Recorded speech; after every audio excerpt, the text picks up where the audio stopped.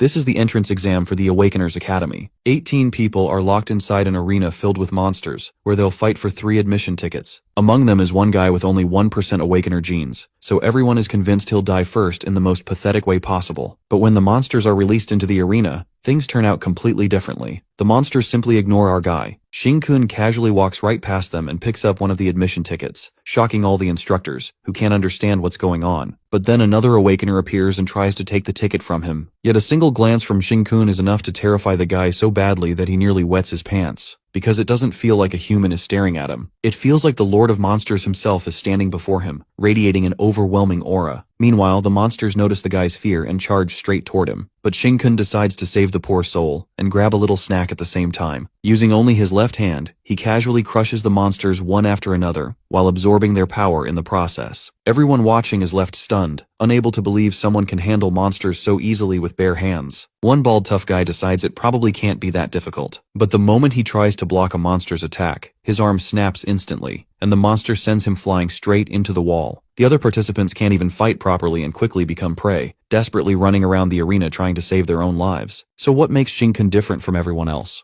And why is he so insanely strong? 10 years ago, monster genes started turning people into mindless creatures driven by hunger, and our boy Shin-kun became one of them. But not just any monster. He became the lord leading entire armies of monsters. He destroyed cities one by one until suddenly, one brave girl stepped in right in front of him. Instead of attacking, she calls out his name with tears in her eyes, begging him not to let the mutation take over his mind completely. And then something shocking happens. Xingqian doesn't attack her and actually hesitates. Zhu immediately realizes a mindless monster would never stop like that. Which means Shin-kun is still in there somewhere, no matter what he's become. She keeps trying to reach the human side buried inside the monster. Shin-kun clutches his head, roaring in pain, before suddenly charging at her with a devastating punch. But Zhu doesn't move an inch, and right before the punch reaches her face, it stops. Zhu bursts into tears, convinced that Shin-kun finally came back to his senses. But the truth is way worse. He's already at his limit. The voices of the other monsters start flooding his mind again, dragging him back into madness. Even while Zhu smiles at him and cheers him on, Shin-kun completely loses control. His fist comes crashing down and sends her flying into the rubble. As he holds her dying body in his arms, Zhu still smiles at him to the very end, begging him not to let the monster inside consume him completely. The moment Shin-kun sees her lifeless body, his human consciousness finally breaks through again. But it's too late. She's already dead and the other monsters swarm in, trying to devour her corpse. Enraged, he turns against the monsters and starts shredding them to pieces. But in the end, there are just too much of them, and his own kind tears him apart piece by piece. As he dies, Shin-kun is left with only one regret. If only he had regained control sooner, Zhu might still be alive. And then suddenly, Shin-kun wakes up in his human body. He stares into the mirror in complete shock. He's human again. Just then, his eyes land on the paper, and he gets to know that it's the 15th of June, year 2025. He immediately catches on that it's the 6th day after the college exams entrance, the day before his genetic entrance. That means it's the day he'll find out that his genome contained the monster gene, and then he will have a locator installed on his body. Our boy vividly remembers that it will be the day when he will be discriminated against, caused fear, and as well as excluded from society as some kind of ticking time bomb. Suddenly his thoughts are interrupted when he hears a girl in the shower, saying that she can hear him saying the names of other women. Finally getting a new chance at life, Shin-kun is kinda ashamed of himself for the things he did in the past, and he can't really be called a good guy. As he thinks about Jiu, he gets a message from Jiu who proudly informs him that his 6 side chicks now know that he brought a girl back to a hotel room for his 18th birthday, adding that they're probably right in front of his room. Looking at her profile, he recalls how she was killed in the past and is determined that he will protect her in this life. While he can't change the fact that his body contains the monster gene, our guy seems pretty serious, as he promises to control it completely in this life. Having one more year left till he becomes a monster, Shin-kun decides to be fully prepared when his monster gene fully awakens, and this time he becomes adamant about making those monsters pay who controlled him and destroyed this world. He's confident now that he has got it all planned out. But things take an unexpected turn when the mutation begins crossing over his hand, and Shin-kun is baffled, thinking that the mutation was to be awakened a year later from now. As his hand transforms into that of a monster, our guy seems to know the main reason for the awakening, and that is when one's emotion crosses a certain threshold, assuming that he's crossed it when he woke up. Just then, the girl he slept with in the hotel room emerges from the bathroom and asks him what's wrong, while our boy, who's now turned half-monster, thinks of bringing his plan forward a little earlier. Meanwhile, the girl walks out with a towel wrapped around her. Our guy somehow manages to repress his monster's genes, to the point where other people won't notice as long as he satisfies it before it goes on a rampage. Acting mushy, the girl clings to him while Shin-kun makes up his mind to get rid of all the love debt that he got himself into and clarifies to that girl that she's just an intimate friend like the other girls, calling himself a scum who's not worth any of it. Well, it looks like our boy is setting his priorities right in this life. Walking out of the room, where his side chicks await him, that seems like a lot, he makes a clear announcement that everyone will go their separate ways. One of the girls objects and obsesses over his abs. She lets out that she's waited for him to reach his legal age for so long while all the other girls start cuddling with him, dying to get his love. As all of them kinda go crazy and agree to share his love equally, complimenting his irresistible charm, poor Shin-kun seems to regret his life decisions as he always had a thing for elder sister type girls previously. So he finds himself a bunch of the same type of girls that are ready to give all their love. At that moment, our guy runs for his life and reveals to them that he's a carrier of the monster gene, adding that he'd accidentally kill all of them. Breaking up with all of his side chicks, he leaves the girl hanging while they regret that Shin-kun hasn't even tested yet, and some of them don't mind him being a monster. Dodging the bullet, he escapes out of the hotel and knows that these stalking women are all liars, as he remembers that back then, when all found out he was a carrier, they all left just as quickly as they came. All of them left except the girl Jiu, who seemed to be waiting for him outside the hotel, and Shin-kun realized that even now she was waiting for him. Meeting him, Jiu guesses that he got his heart torn by his 7 lovely friends, and hands him Yunnan Biao to cure that promiscuous nature of his. Suddenly, our guy leans towards her, confessing to her that he won't make her wait any longer and won't let her have any regrets this time. Flustered, the girl gets confused as to why he's acting so weird and touchy. Just then, Shin-kun is about to kiss her, but then his monster gene kicks in. Freaked out, the poor guy suddenly transforms into a monster as the genes get anxious with hunger. Jiu, getting saved from the kiss, asks if he's okay while our boy represses the genes once again and scampers away as he needs to take care of his monster's hunger first. He tells her to wait for him at home. After that, he stops by a shop and stares at a cloak. The guy then narrates that according to statistics,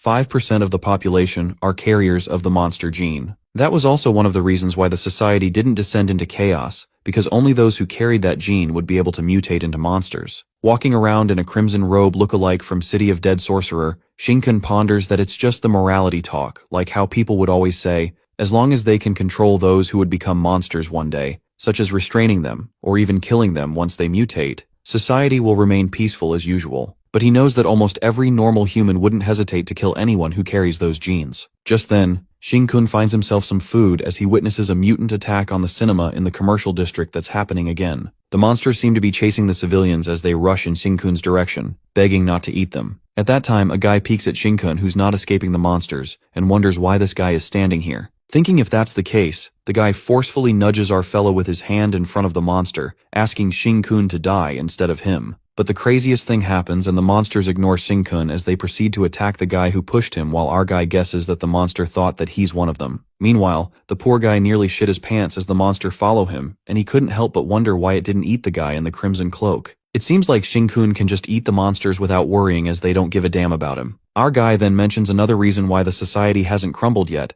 and that it is the extermination department, those people who had awakened powers from within, the transcended ones who had established a department of their own. It appears that the fighters appear just in time as they strike a stone wall to stop the monsters, and Shin-kun leaves the monsters for them to take care of. On the other hand, one of the guys in the extermination department asks his team member if the people in the district safely evacuated, but the other member informs him that Lynchy is still in there. Seeing the level of damage, the guy deduces that it's a rank 2 monster, but he believes that Lynchy is a gifted fighter, so there shouldn't be much of a problem for him. On the contrary, the guy Lynchy seems to have lost his arm in exchange for the lives of 3 children. Thinking that it's a huge loss for him, Lynchy's way is again blocked by the monsters. With a child in one hand, he strikes metal flame power with his lost arm and burns one of the monsters. At that moment, another monster stretches its hand to attack Lynchy, who can't seem to believe that he's lost his arm to rank 2 monsters, making his reputation as a fighter is won the line now. With less time to attack, as he is about to use the metal flame, someone jumps in between and hits the monsters. Well, it turns out to be our boy Shin-kun, hidden in a cloak, and Lynchy is more than astonished to see this guy beating the monster with bare hands,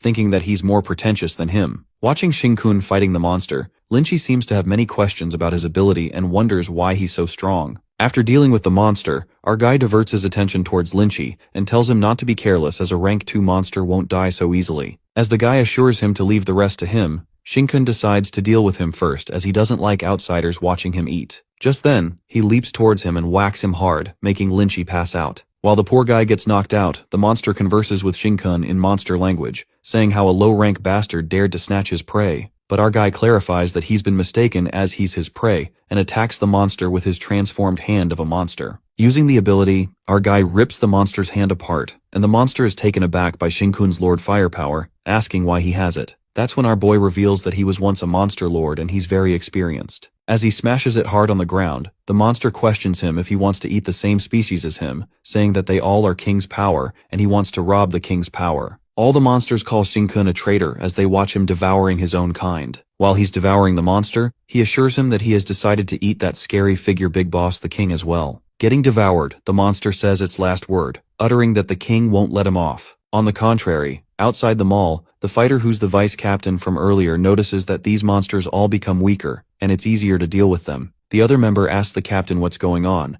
and the vice captain elucidates that only when there's a high-rank monster, the lower-rank monsters will show a tendency to cooperate. Now that the monsters stop cooperating, this leads the captain to conclude that Lynchy has killed the mall's rank 2 monster. Dealing with the monsters in their area, they decide to check on Lynchy. Reaching inside, to their expectations, the rank 2 monster is killed, and they see Lynchy lying there with 3 children, with his one arm ripped off. Rushing to him, the guy compliments Lynchy for saving 3 children, fighting the monsters, and defeating rank 2 monsters. Holding his arm, he reveals that he didn't do it, and with a pissed-off face, he informs them that after a dumb idiot defeated the rank 2 monster, he knocked him out. Fortunately, Lynchy vaguely watched that guy eating the monsters when he woke up, and his left arm had blue fire. While the guy is certain that he remembers the face he saw under the hood, and assures his members that he can definitely recognize him. But his team member doesn't seem to care about that as he gets terrified after hearing that he eats monsters, which makes him wonder if that guy is a monster. That's when the vice captain states that there have been cases where monsters eat monsters, but he finds it strange as if that person would have a monster. Lynchy would have been eaten. Seeing that it's a serious matter, the vice captain orders to issue a warrant and describes Shinkun as an unregistered metal-type user, suspected of having bone strengthening, might also have special fire ability, has Pika, and a suspected antisocial personality.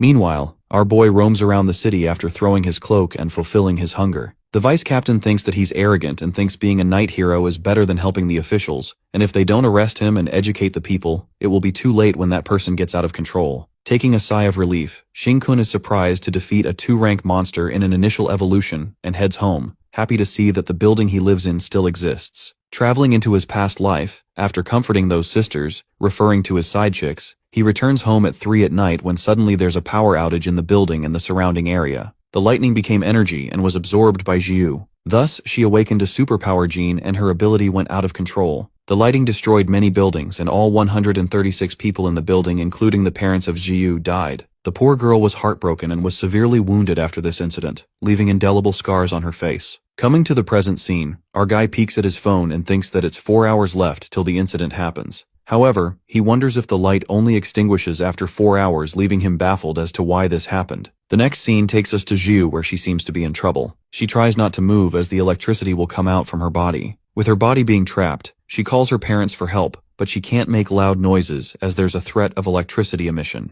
Assuming that it could be the rumored ability going out of control, the electricity keeps entering her body, and the girl can't seem to take it anymore because if it goes out of control, her parents will be implicated by her. In the meantime, as she struggles and helplessly asks someone to save her, at that moment, Shinkun shows up at her window and tells her not to be scared. Asking why he's at her window, the guy assures her to believe him as there's no time to explain. He instructs the girl not to scream no matter how panicked she is and not to wake up her parents. With that, he grabs Wei Yu's hand, charged with electricity, while she gets low-key shocked to see his black hand and witnesses the electricity in her being entered into his arm. Saying that he has no time to explain to her, he informs her that they are going to the rooftop and throws her outside of the window. Panicking, Jiu falls in the air and tries not to scream as she is about to fall. However, Shinkun grabs her at the time and asks her to hug him tightly. Flying, Shinkun gets away from that building and finds a rooftop. Using the tail of the devoured rank 2 monster, he uses it like a spear gun, and they safely land on the roof. After that, our boy asks her to release her electricity towards the sky, and that's when Wei releases immense electricity from inside her. Smiling with relief, Shinkun is happy that he just made it in time, and now those bad things won't happen like in the past.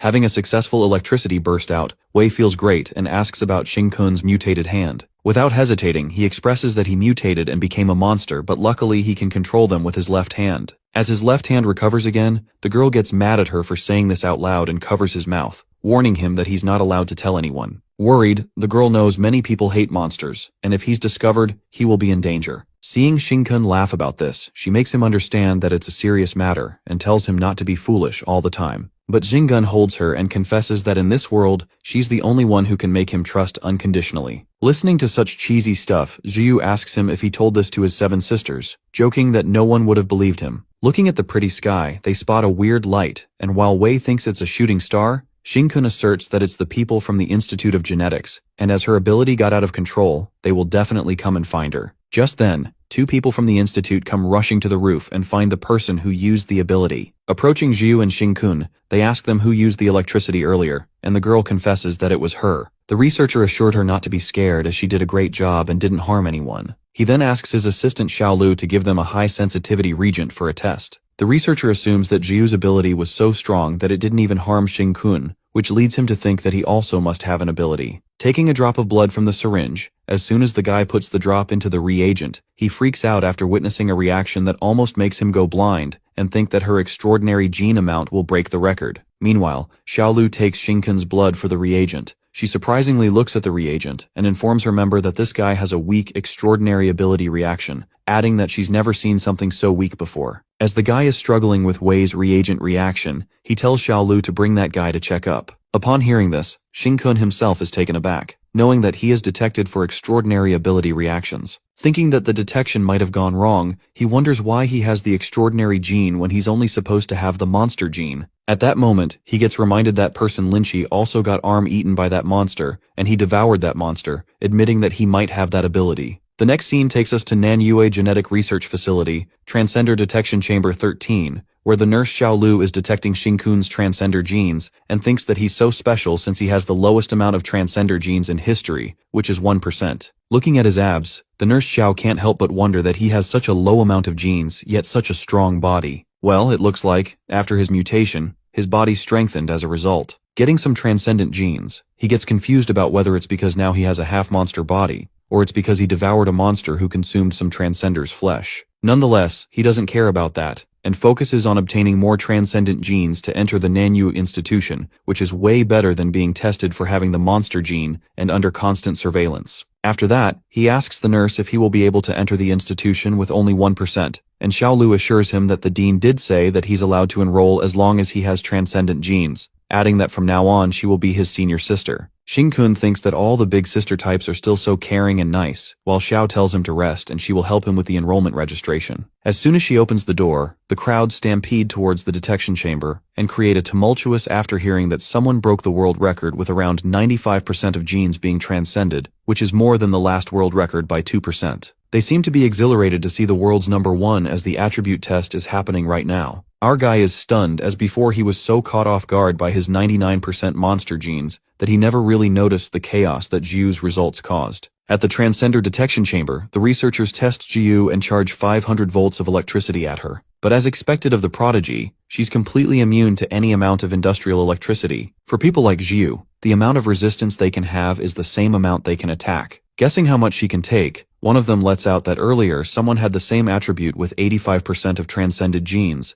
and he could only take 1000 volts back when he awakened. While the researchers seem certain that this will be the case with Jia, the guy keeps increasing the number of volts, which doesn't seem to have any effect on Jiu, as she remains unbothered. Taking 1000 volts of electricity, she astonishes all the people and makes them wonder if she's even a human as it reaches 2000 volts. The researcher who's increasing the volts asks Jiu if she's okay, and the girl confidently responds that she doesn't feel anything. Meanwhile, Shin-kun watches her with a proud face. The researchers jaw-droppingly watch her and are left awestruck to know that she just awakened, believing that once a person has more than 90% of the genes, their power increases exponentially for each 1%. Taking in 3000 volts, Jiu tells the guy to stop, who asks her if she has reached the limit. But the girl discloses that she has not fully released all the electricity from back then, and now that she's absorbed all of this, she feels like she could lose control if they continue, adding that she might accidentally destroy the place. The guy stops immediately and records the data that shows 3000 volts with no upper limit. After that, Shin-kun asks the worker to let him in the chamber, but the guy refuses and says that he can't enter right now, as Jiu still has a large amount of electricity with her, so she might hurt him, asking him to wait until she releases most of it. Abruptly, 2 people barge in from behind and order the workers to let them through.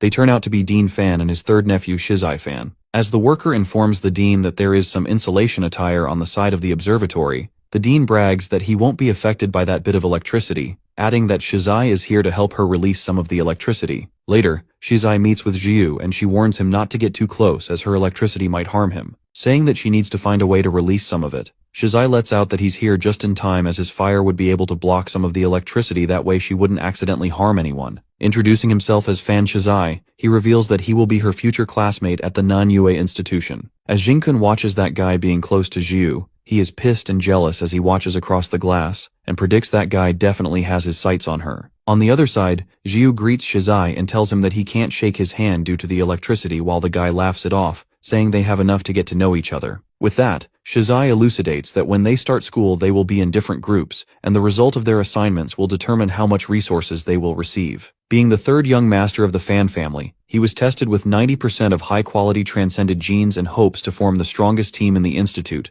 proposing Jiu to join his team. Listening to this, Jiu expresses her gratitude for inviting her, but she respectfully refuses, uttering that she already has a groupmate. While Shizai guesses that she's talking about Shin-kun, during this, our boy finally enters the chamber. Shizai reminds her that his test results were too weak, deducing that the strong will remain strong and the weak will remain weak. He hopes for Jiu to reconsider his offer later, while she excitedly meets with Shin-kun and looks forward to being classmates and teammates in the future. In the meantime, Assistant Dean Fan calls his nephew as they still have to do other things at the institution. Shizai waves Jiu goodbye and hopes that she'll think about the proposal. Later, the nephew informs his uncle that Jiu is a genius who has transcended 95% genes, insisting that he has to take her into the family. However, Shizai clarifies to his uncle that he won't be able to succeed in taking her into the family no matter how hard he tries. That's when the Assistant Dean Fan lets out if there's an obstacle they should remove, and shortly, he receives a call from a guy who informs him of Shin-kun's test results, revealing that he has 1% of transcended genes, the lowest in recorded history. Listening to this, Assistant Dean makes it clear that a person with 1% genes is the same as the normal person, adding that it would be a waste of their resources to enroll him in the institution. As the guy on the phone responds, the headmaster has this rule that as long as one has the genes, they can enroll. Assistant Fan gets pissed and asks if his words mean nothing,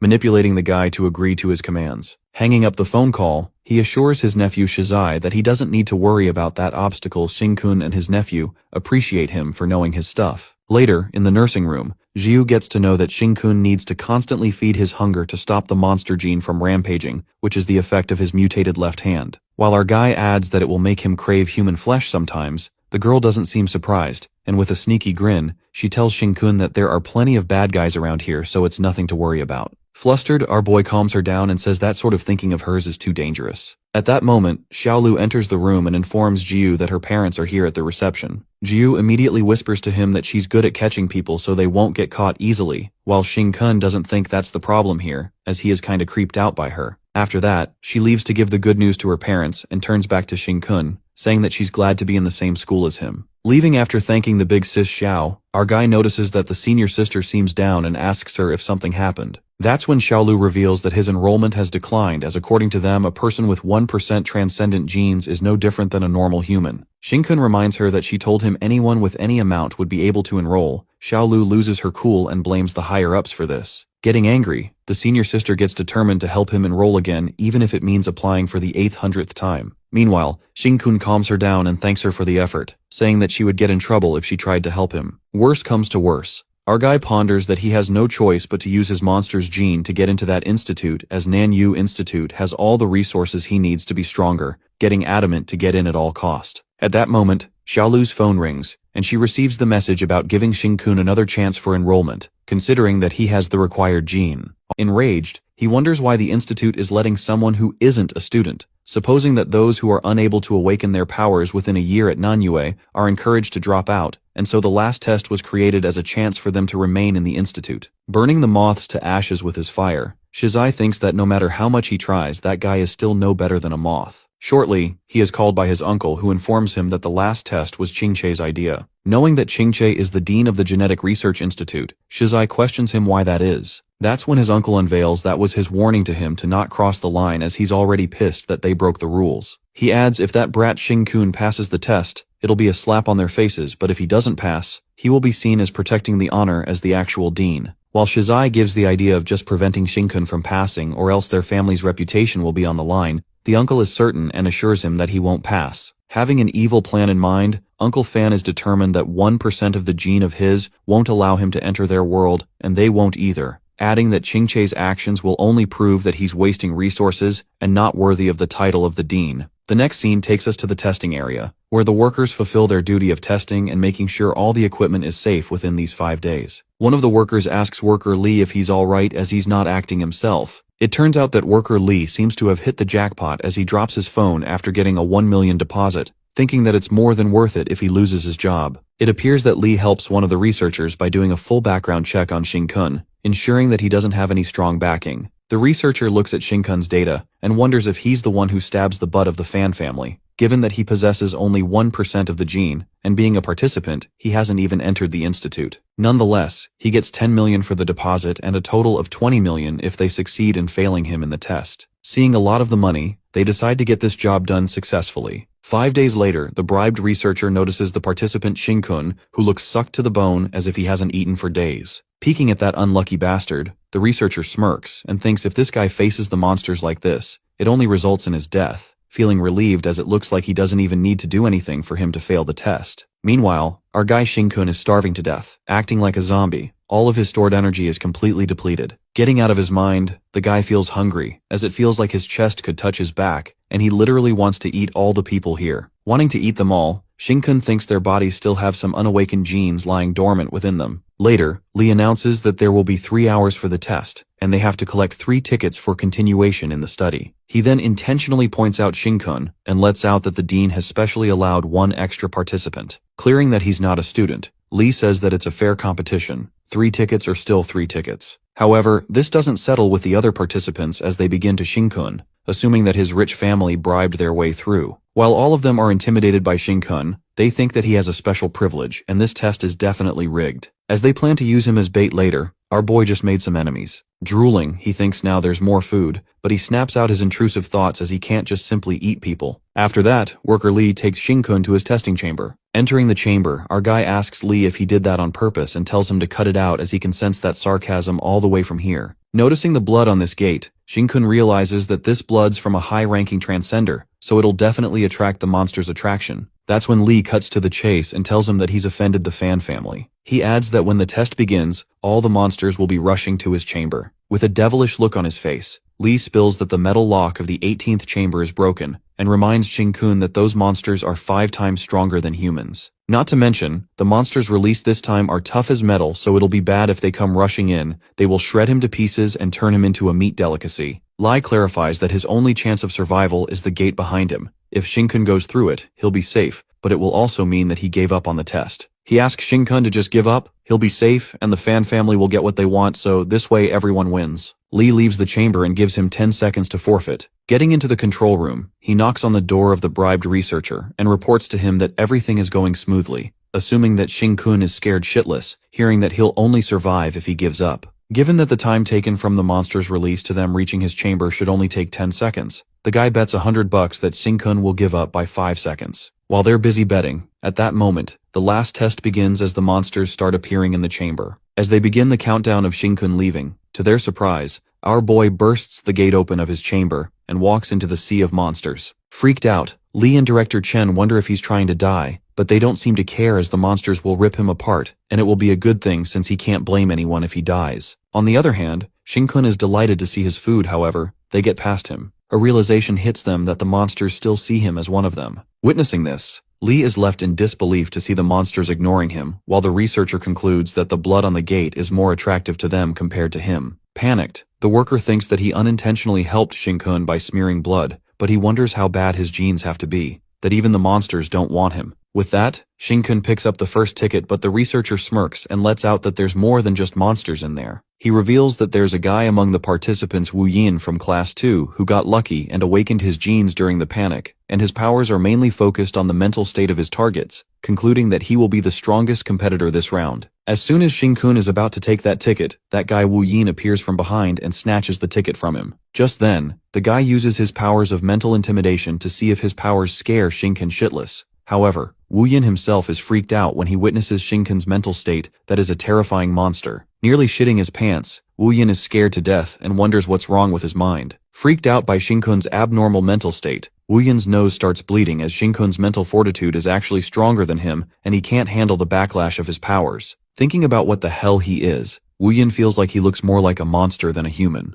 Just then, the monsters divert their attention towards Winyu as they don't consider Shinkun as a human. Our guy speaks to the monsters in their language, affirming that he knows they want to eat that person behind him, but he's getting really hungry here, begging the monster to let him feed on him first. Looking all gaunt and absolutely deprived, Shinkun assures his fellow monster that he will be careful and transforms his left hand a little. Inserting the tentacle from his mutated hand into the monster, he cleverly consumes the monster's blood, and relief runs through his body after finally receiving a good meal of the monster's gene. As he thanks his brother for the meal, the monsters instantly attack him, and Shinkun is kinda upset as they already see him as an enemy, even though he just ate a little bit. Meanwhile, the two of them watch Shinkun from the control room and find that Wu Yin kid useless, but they still believe that this brat Shinkun is going to get killed by the monsters anyways. On the other hand, Wu Yin screams at Shinkun and warns him that he can't kill a monster like that, but he stops when he sees our boy fighting the monster with his bare hands. While our guy is actually fighting with his left mutated hand, Wu Yin notices him and reckons that he's strong and moving as if the attacks mean nothing to him, making it look like he's playing with them. Watching him with such astonishment, Shinkun effortlessly attacks them based on his instincts like he knew them at the back of his mind. Wu Yin analyzes that one hit from the monster and he's done for, yet our guy still had the mind to attack every weak spot of the monsters. Wondering if he's really able to kill them, to his surprise, the guy gets his answer when Shinkun strikes one down and goes on to kill another one. Witnessing him incredibly killing monsters, the guy realizes the reason why his mental fortitude is so strong, which leads him to think that Shinkun must have killed a lot of monsters in the past. The bribed guy, Lee, watches him with his jaw dropped, disbelieved as he didn't know one could kill monsters like and seemed to be losing their mission,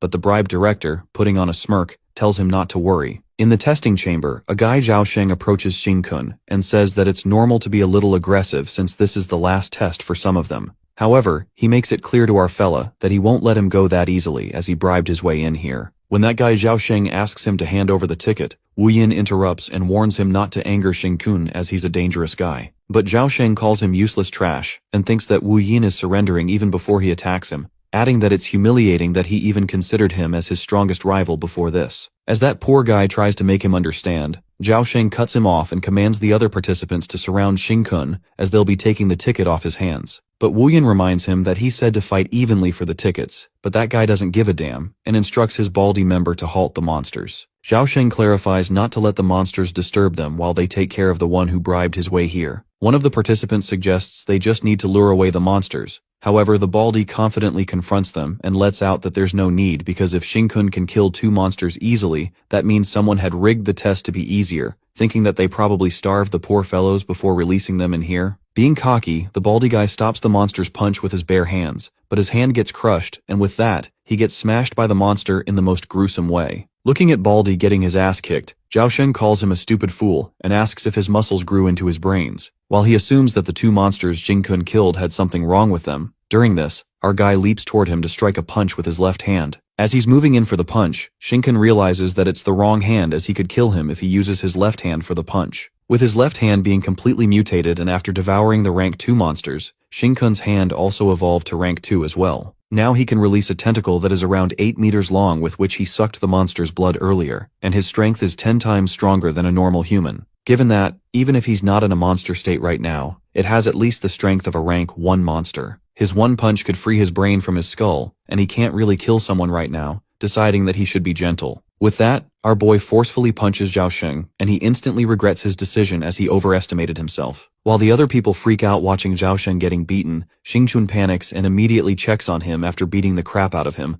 pleading not to die on him. After being relieved that Zhao Sheng is still breathing, our guy asks everyone if they still want that ticket from him. In the meantime, the guy carrying Baldy in his arm rushes to Brother Zhao, who's already in a weak shape, and asks for help, saying that Baldy has been broken by that monster and he can't hold it back much longer. Watching his mates in trouble, Zhao pleads with Xingkun to help them and gets ready to pay 50,000 for it, apologizing to him for saying that he bribed his way in here. As Zhao gives up on the ticket as well and our guy agrees to help him, the real bribed guys in the control room realize that all the participants have backed down, calling them useless. The researcher guy immediately calls the control center and asks them to pressure the participants a little bit more, commanding them to throw in monsters 21 to 23. Listening to this, the guy on the phone hesitates, but the researcher commands him to release them. Knowing that the monsters above number 20 are peak rank 1 monsters and stronger than regular rank 1, Lee shows his concerns about that brat Shin-kun that won't survive the encounter with them. But the director Chen assures him that he's not going to die, deducing that Shin-kun probably awakened his powers, or is maybe halfway there, so putting in the strong monster now will only aid his awakening. That's when the director discloses his ultimate evil backup plan. He goes on to explain that the M monsters numbered above 20 are in the experimental zone of this facility, and the door separating the experimental and release zone has already opened. Coming to the point, he instructs worker Lee to open the release gate on level 2, then destroy the main and backup power supplies of the participants' testing ground. Meanwhile, Lee processes the information.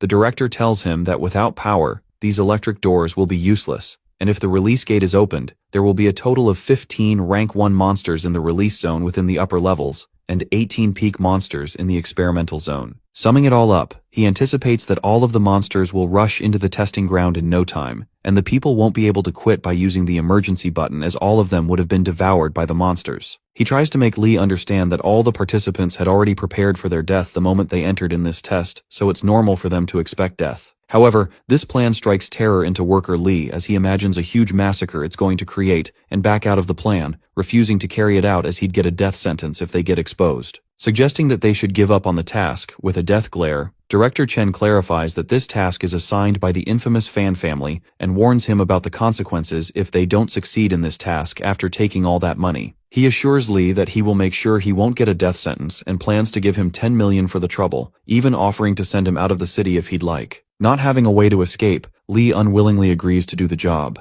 On the contrary, in the testing ground, Shin-kun annihilates the monsters while Win-yu cheers for him and promises to pay 50,000 even if he and his sister have to work their butts off to pay his money. At that moment, Zhao's sister smacks him from behind and asks him why he's bringing her into this, breaking the poor guy's neck that was half hanging. She then apologizes to Shin-kun for the trouble they caused them and thanks him for saving them. Meanwhile, Broken Zhao treats them to supper together later. Suddenly, our guy yells at them to watch out. It appears that a monster unexpectedly lands on them from the upper zone, and to save his sister, Zhao pushes her and gets crushed by the monster himself. As his sister witnesses Zhao being killed, the guy Wu Yin gets confused as it hasn't even been half an hour and they're releasing the second round already. The participants complain that they would have given a heads up if they changed the rule, and the loads of monsters keep bursting into the testing ground that seem like rank 2 monsters. That's when a realization hits Shin-kun that they're going all out to prevent him from passing the test. The monster grabs Zhao Sheng from the leg while his sister Xiao Tao can't seem to leave his brother. The other guy tells her to get it together, or else they will be in the same shape as him. Apologizing, the guy has no other choice but to run away, leaving Xiao Tao alone, and she rushes to the monster to release his brother. Weeping, she gets hit by the monster and loses hope.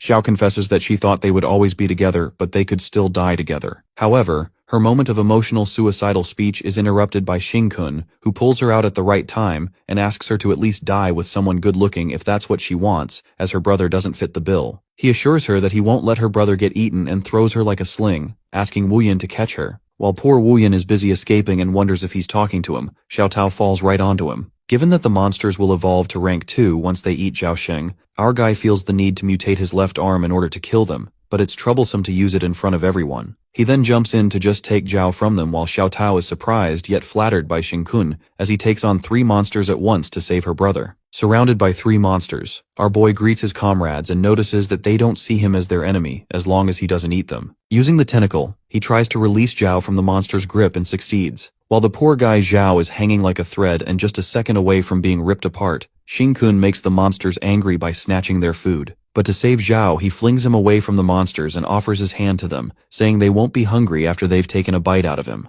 During this, Zhao is luckily alive as he opens his eyes and witnesses Shin-kun saving him from the monsters. But then pain starts to kick in as the guy rolls on the floor as he's dying from the pain, and just then, Xiao Tao rushes to him out of joy. As Xiao tells him that Shin-kun saved them, Zhao decides to pay this huge debt of favor and asks Xiao that they should pay it together, but again he gets smacked by his sister. On a serious note, Zhao Sheng instructs participants to get out of the training ground immediately, and while they run, they spot the ticket left on the ground and try to get it. But Zhao warns them that they need to stop participating in this test as the situation is getting weird, leaving the ground along with his sister. On the other side, Xing Kun fights off the rank 1 monsters, and is aware that if he uses the Lord's Flames, he can every one of them every 10 seconds, but the cost is a bit too much for him, plus he'll need to devour around hundreds of them if he wants to evolve to rank 3. Thinking about why it's hard to evolve, he requests the monster to let him eat them all. Abruptly, he notices that the release hatch is opening again to advance the test further. Meanwhile, Zhao and the others reach the chamber's gate and are about to escape as the risk is a lot greater this time. Suddenly there's a blackout and Xiao Tao gets panic-stiffed when she witnesses the endless monsters being released into the testing ground, where the other participants are present as well. In the testing grounds, the participants create a ruckus over the ticket as they snatch it from one another, desperate to go back to the academy. While some of them want to be awakened and some of them want to be rich to take revenge on those bastards who look down on them, the mayhem comes to an end when they are overwhelmed by the load of monsters released from the hatch. The monsters grab the participants and the blood spills everywhere as the monsters rip them apart. In the meantime, Xing Kun comes to the area, and Li, standing on the upper level after doing the blackout by destroying the backup electrical source and releasing the monsters, utters that there's no going back now, and all of them can blame Xing Kun for this. Thinking that he wouldn't have risked the death sentence for releasing all the monsters if it wasn't for him, Li catches Xing Kun smiling as their eyes meet, and being on the upper level, he tells him that it's the safest place right now. Showing him the middle finger, Li thanks our guy as he was able to earn 10 million to get rid of him, and spills that he will be leaving the country and living his carefree life. But his sweet plans are crushed in a second when Xing Kun tosses a monster on him. Thinking that he missed the shot, Li bashes him for not throwing it properly. However, the monster's arm returns like a frisbee and hits Li in the back, making him fall into the sea of monsters. Freaking, the guy begs for help as he stumbles right in front of the monsters and begs Xing Kun to help him, offering him a share of his money. But our guy refuses as there are too many monsters, and he couldn't even save the other participants, so there's no way he can save him. As one of the monsters comes at Xing Kun, he tells Li that he'll be lucky if don't accidentally toss one of them at him, and just then, he sarcastically pushes the monsters towards him. While our guy smiles like a weirdo as it looks like Li will be turning into one of their delicacies soon, the monster devours the guy and evolves to rank 2. Ranking up, the monsters smell a traitor who's Xing Kun, and all of the monsters around him are known of the traitor, saying that traitors should be perished. As expected of rank 2 monsters, our guy knows that they are smart enough to sniff out that he's devoured their kind before, and asks them not to gang up on them. Meanwhile, Director Chen watches Li being murdered in the process and realizes that the task given by the Fan family wasn't truly easy to accomplish. Putting things to an end, Chen ascertains that those monsters who are able to evolve have already eaten more than 30 participants, and is certain that not even a 3-star transcender would make it out alive. Getting out of the control room, he decides to close the final door connecting the second level and bring his plan to an end. He then enters the entrance to the second level control room and peeks at the operators lying unconscious. Creating a fuss, he wakes them up and puts on an act. Yelling, he asks what the hell happened and why there's a blackout in the testing ground, not to mention the power source being cut. While the 2 operators in the second control room are clueless and reveal that it's not their fault as worker Li knocked them out earlier,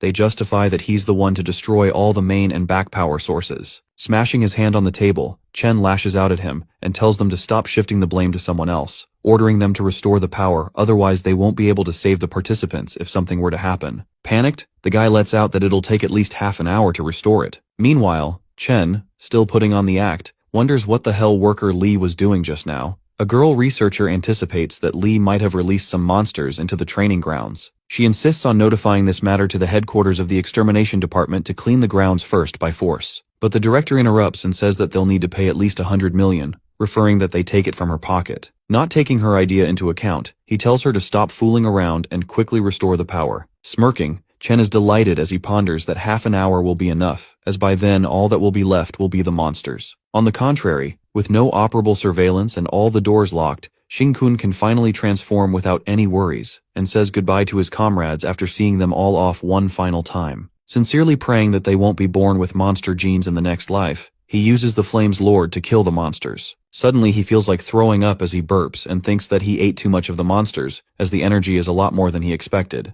Wondering if it's because the monsters ate a lot of unawakened participants, our guy indirectly consumes those transcendent genes from carriers. Deciding not to feel bad for those people now, Xing Kun gets determined to cultivate enough strength to enter hell and defeat the demon god, regardless of monster or transcender genes. They are still human genes to him, so he plans to eat it even if it tastes like shit. While the monsters call him a traitor, our boy tells them to shut up as when he mentioned comrades, He was referring to the original owner of their bodies, calling them foreign intruders who stole the bodies of his comrades. Our guy smirks and utters that he will destroy them and their demon god. At that moment, his left hand starts evolving again, and realizes that he does have enough energy from all the monsters and transcendent genes. From his past life experiences, evolving into rank 3 involves the brain first. Every single monster is connected like the internet. Evolving into rank 3 now is like upgrading a 100 yuan phone to a 1000 yuan phone and being able to control all the 100 yuan phones. Evolving, Shinkun needs to cut off the connections to the other monsters, because being able to search them only means that they will also be able to find them. Losing control,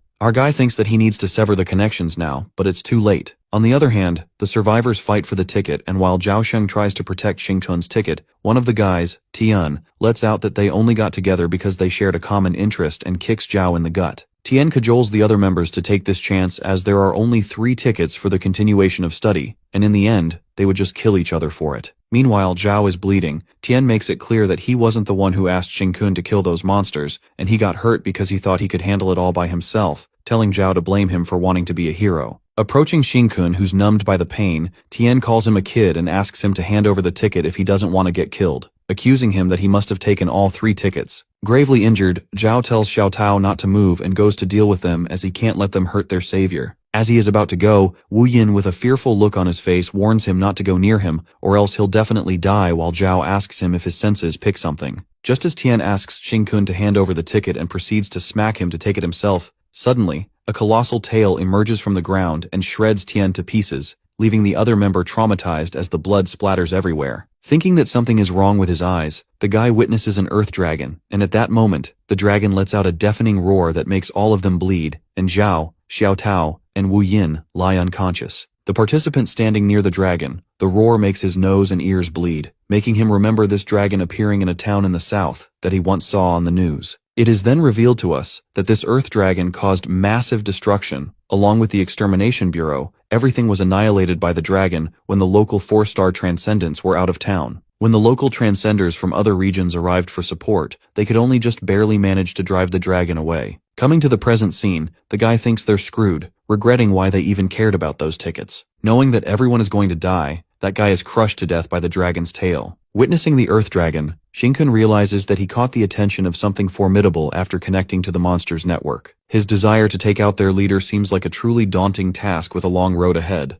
As the dragon comes towards him to attack him, Shinkun stops it with his mutated hand. However, his hand is damaged due to the vast difference in the level of muscle strength that he can't withstand. He tries to figure out a way to gain something of advantage, and notices that this Earth Dragon is just a tentacle. 2 minutes ago, at the Guardian's waiting area, Xiao Tao's mother prays for her to pass the trial. A father seems to be regretting their son letting him retake the exam, as this trial has a mortality trait. Knowing that it's not the same era as 20 years ago when they didn't have monsters roaming around, the father concludes that the people will be in danger if they don't have supernatural abilities nowadays. Meanwhile, Jiu also seems to be in the waiting area. She immediately senses something, aware that the power inside suddenly went out, and it's been more than 10 minutes, but the power hasn't returned. Feeling dubious, she approaches the guards standing at the gate of the testing ground, and lets out that she's an upcoming student at the Academy for the Transcended, expressing that she's sensed there's something abnormal with the power inside the trial ground. Panicked, the guard wonders how she knows, while a wave of terror strikes among the parents as they get to know about this. While the guards assure her that everything is operating as usual and threaten her to be removed from the waiting area if she doesn't get seated,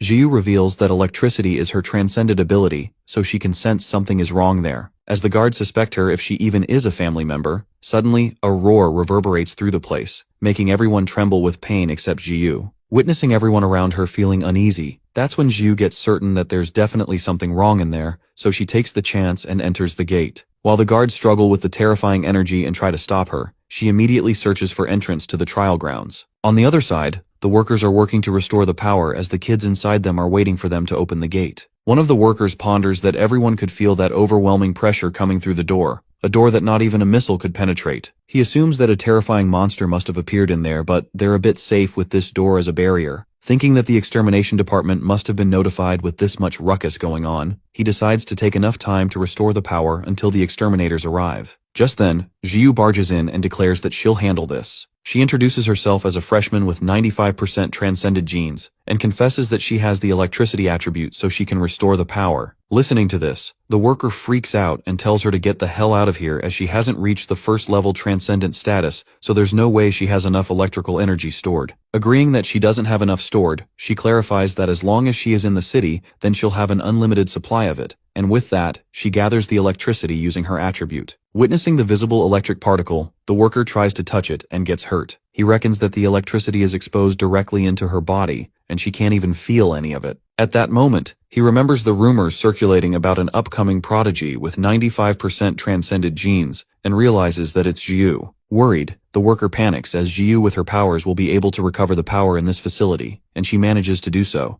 She'll try to open the entrance gate, and the thought scares the hell out of him to think what kind of dangerous monsters must have appeared in the trial ground. Not risking his life, the worker asks her to stop this immediately, coming up with an excuse that her power is unstable, and she will destroy the equipment here that is the government's property, and refuses to accept her recklessness. Accusing her of hindering their work and trying to damage the equipment, the worker commands the maintenance team to remove this pest instantly, and makes it clear to Jiu that she won't get away with this just because she's some kind of prodigy. The team aims the guns at her and threatens to shoot her if she takes one step ahead. The scene then switches to Shin-kun, who's fighting the Earth Dragon, and it seems those teeth of the dragon aren't even weak against the Lord's flame. While the teeth damage his hand, Shin-kun realizes that the teeth are so sharp, which makes him wonder what kind of black tooth is that has high offense and high defense. What surprises our boy is the fact that it didn't even hit him once just now, and yet the dragon can still devour some of my genetic power. If this continues, Shin-kun deduces that his evolution to rank 3 will be halted, and feeling the instant need to find the way to evade those black teeth. With that, our boy stretches out his tentacle from the left arm. Even though it can't pierce its skin, he manages to catch a hold of it.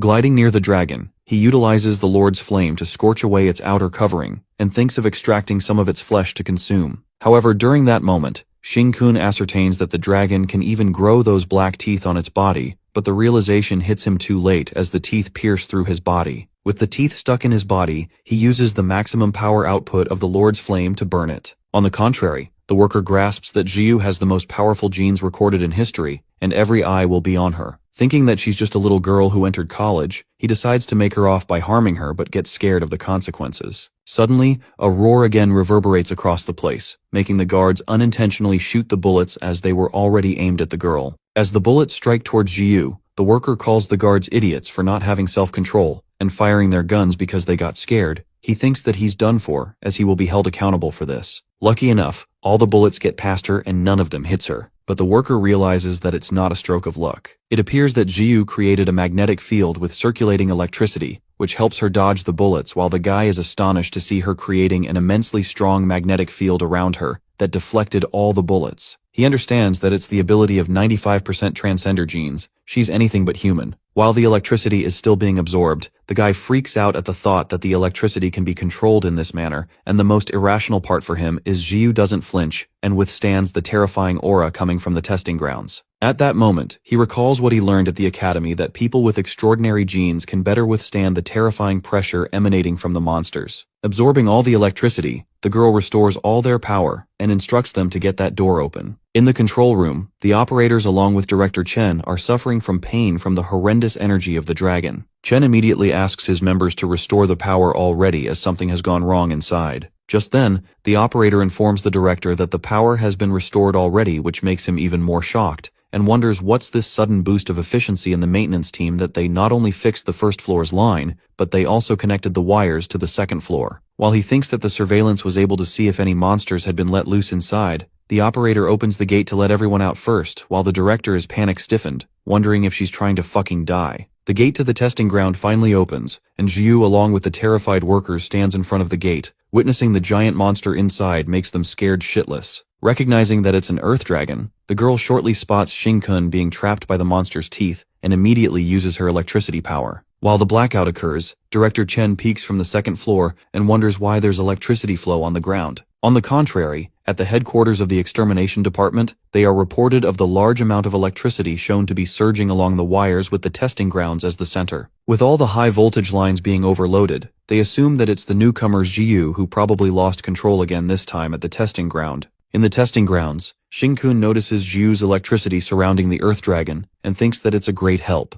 Before he does anything else, he takes a bite of the dragon first, jabbing his monster's hand, forcefully ripping a piece out of it. Releasing himself, he rushes to Xiu, who seems to have blacked out after losing control of her powers, while Chen, watching from above, ponders that the task from the Fan family was not as straightforward as they thought, suspecting that this boy Xing-kun is hiding something. However, he presumes that things finally come to an end here, as the appearance of the Earth Dragon is a lucky stroke for him. Now he doesn't need to figure out how to shift the blame, as the sudden appearance of this monster has erased all the evidence he has against this student for him. Taking that the scene is chaotic enough, he estimates that the exterminators will take another 3 minutes to arrive at the scene, and in that time, he plans to kill Xing-kun so that no one will know a thing. With that, Chen, trying to be a hero, calls out all the individuals with transcended abilities and asks them to block the Earth Dragon for him before the exterminators arrive to prevent the harm the dragon might cause to the outsiders, also giving a chance of survival for the remaining students. With an evil plot in mind, the director jumps into the ground. Meanwhile, our guy carrying Xiu hides for a while due to his mutated hand, as the Earth Dragon has blocked everyone here from view. Suddenly, his hand begins to evolve again, and the evolution becomes more intense, with the flow of energy getting abnormal, making it hard for him to maintain his human form. Abruptly, someone tries to attack him with debris, but our guy reflexes work just in time as he catches it. While it turns out to be Director Chen who attacks him, he is stunned to see Xing-kun's mutated monster hand, as he doesn't appear like a human to him. Recalling the 5 major attributes, metal, wood, fire, earth, and metal, he becomes certain that none of the transcended powers from these attributes wouldn't cause such a transformation of the arm. Asking if he's really a transcender, Chen doesn't give a damn, and with his powers, he strikes the metal rods at him to kill him. However, the metal rods pierces through Xing-kun's mutated hand, making Chen deduce that a human arm cannot do something like this. Flabbergasted, he looks at the metal rods he flung at him, getting melted by the blue flames erupting from Xing-kun's hand. He analyzes that maybe our fella is a fire-based transcender, but then thinks of a possibility where a monster possesses an attribute, concluding that it only applies to monsters ranked 4 or above. While he's stuck in the thought, our boy attacks him with his colossal mutated hand that cracks up the ground, but Chen manages to get back. Unable to identify if he's a monster or a human, Chen realizes that he can't kill him quickly, and it doesn't matter because he's a monster through and through with that appearance. Rampaging, Xing-kun seems to be going wild, while the director waits for the exterminator to arrive so that they can kill him when they see him in this form. Meanwhile, our guy tries to return to his human form, but evolving into a 3rd rank is harder than he thought, as he even ate the part of the Earth Dragon. Abruptly, the power of the black tooth similar to the dragon emerges from his hand, and going berserk, Xing-kun reckons if he doesn't tame it now, he will never return to his human form. On the other hand, Chen does not seem to be backing down as he strikes his golden shield, which is not vulnerable when it comes to defense. However, his golden shield is shattered to pieces as our boy's black tooth powder pierces through it and even hurts Chen. Thinking that he was just scratched by the black spikes earlier, to his surprise, the blood begins to drip as it also manages to rip his skin. Wondering what kind of monster he is that can do that much damage, his shield is not enough to block those black spikes, and Chen can't even seem to hold for a minute, thinking he'll die here. After that, he gives Xing-kun heart-to-heart advice and asks him to stay here given his current condition. If he goes out now, everyone will hunt him since he's a monster, not to mention the exterminators arriving soon. Manipulating him, he goes on to blabber that he's still a monster, an enemy to the race, and no one will help him out here,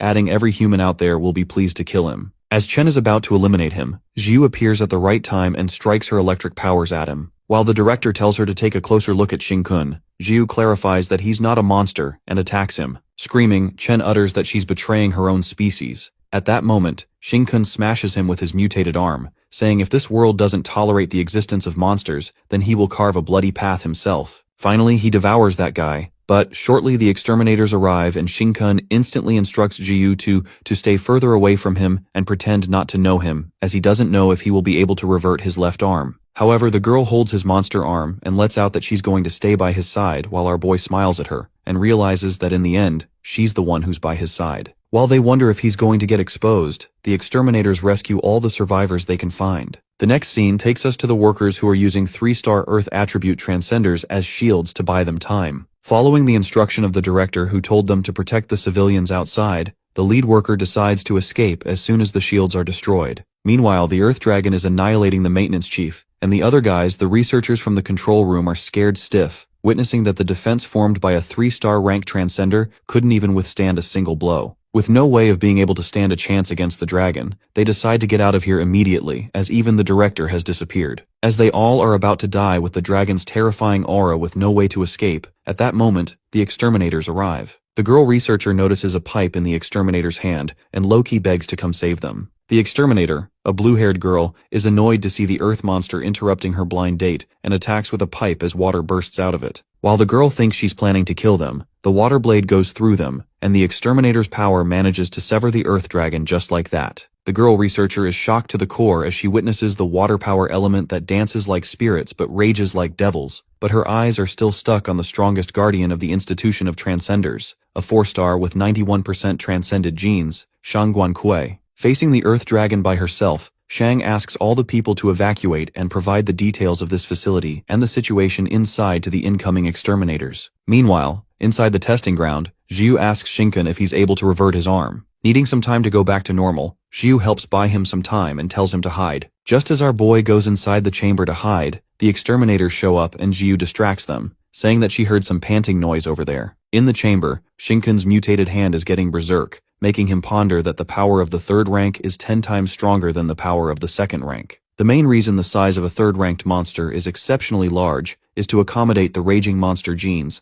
and our guy tries hard to compress his power to regain his full human form. As he lets his bones evolve even stronger, suddenly, he peaks at the 1% transcended genes he received on the first day of his reincarnation. Wondering if they are absorbing transcended genes from that guy he devoured earlier and they're both of the metal element, our guy plans to stabilize the monster gene with the help of those transcended genes and direct their development in a controlled manner. Evolving his bones, suddenly, the earth dragon's black tooth loses control as it penetrates across the roof. As the exterminators find 3 survivors, Wu Yin, Xiao Tao, and Zhao Shen, they thank Zhiyu, who seems to be trying too hard to distract them, but then they hear a noise from the chamber and think that it's a monster. Panicked, Zhiyu becomes certain that Shinken is about to be discovered now. She makes a noise as the exterminators make their way to the chamber and tells her to keep quiet as any sound will attract the monster's attention. While the girl is determined to accompany Shinken even if he's discovered and forced out of the society, the exterminators reach the chamber from where they heard the noise and find Shinken. Fortunately, our guy appears to be in his full human form and lets out that he just woke up after being knocked out. The exterminators are relieved to see a human and inform their team that they have found a total of 5 survivors. Our guy, who seems to be fine, reckons that he managed to evolve all the bones in his body to be similar to the black tooth of that earth dragon, but it's still a real deal. After that, the rescue team gets to know that the earth dragon has retreated, and this makes Shinken think how weak humans are, because what they don't know is that this earth dragon that only a 4-star transcendent would be able to deal with is just a small piece of tentacle protruding from the main body of the demon god. After connecting with the network of monsters through his evolution, he knows that the monsters hidden deep underground are beyond what humans can comprehend. That's when our guy gets adamant about acquiring more strength as soon as possible, but he must save himself before saving others. Planning to get into the institution for the resources and gene power, he decides to be invincible in this world first, along with Xiu, but before that, he must hide amongst the transcenders. The next scene takes us to Shinken's past life, where he is completely transformed as a monster and causing destruction in the city. Snapping out of his thoughts, our guy realizes that only a year is left until his monster gene discovery, which is not much time. Interrupting his moment of contemplation, Xiu asks him how long is he going to think, as he's been staring at people ever since he stepped onto school grounds, referring that he's staring at girls. But our guy clearly tells her that he has repented for his sins long before, and that's not what he meant when he said there's not much time left. Making an annoyed face, the girl believes him while Shinken reveals that this world will go under tremendous change a year from now, and before that, he stresses on Xiu to evolve herself into a 5-star transcender before all of that goes down. Hearing this, she is surprised to know that there's only a year left, and from what she knows, a 4-star pinnacle rank is the highest and strongest in the world, and Shinken assures her that he'll help her with that, making her blush. Xiu trusts him for this, except that he has repented for his promiscuous ways. Nonetheless, our guy states that she first has to evolve herself into a 3-star transcender within a month, and Xiu kinda gets cocky as she currently has 95% of transcended genes within her. But Shinken reminds her that the more transcended genes she has, she will need more resources during the initial stages, which makes him wonder where they are going to find many resources when they don't even have a strong background. In the meantime, Zhao Sheng along with his sister Xiao Tao and Wu Yin approaches Shinken, calling him Big Brother. With so much enthusiasm, Zhao expresses his gratitude to him, saying the three of them managed to survive the final test because of his aid, and even got a chance to continue their studies at the institution, as the school made an exception and rewarded everyone who survived as if they had passed the trial itself. Owing him a great debt, he calls Xingkun their leader from now on until death does them apart, making Xiao and Wu Yin forcibly bow their heads.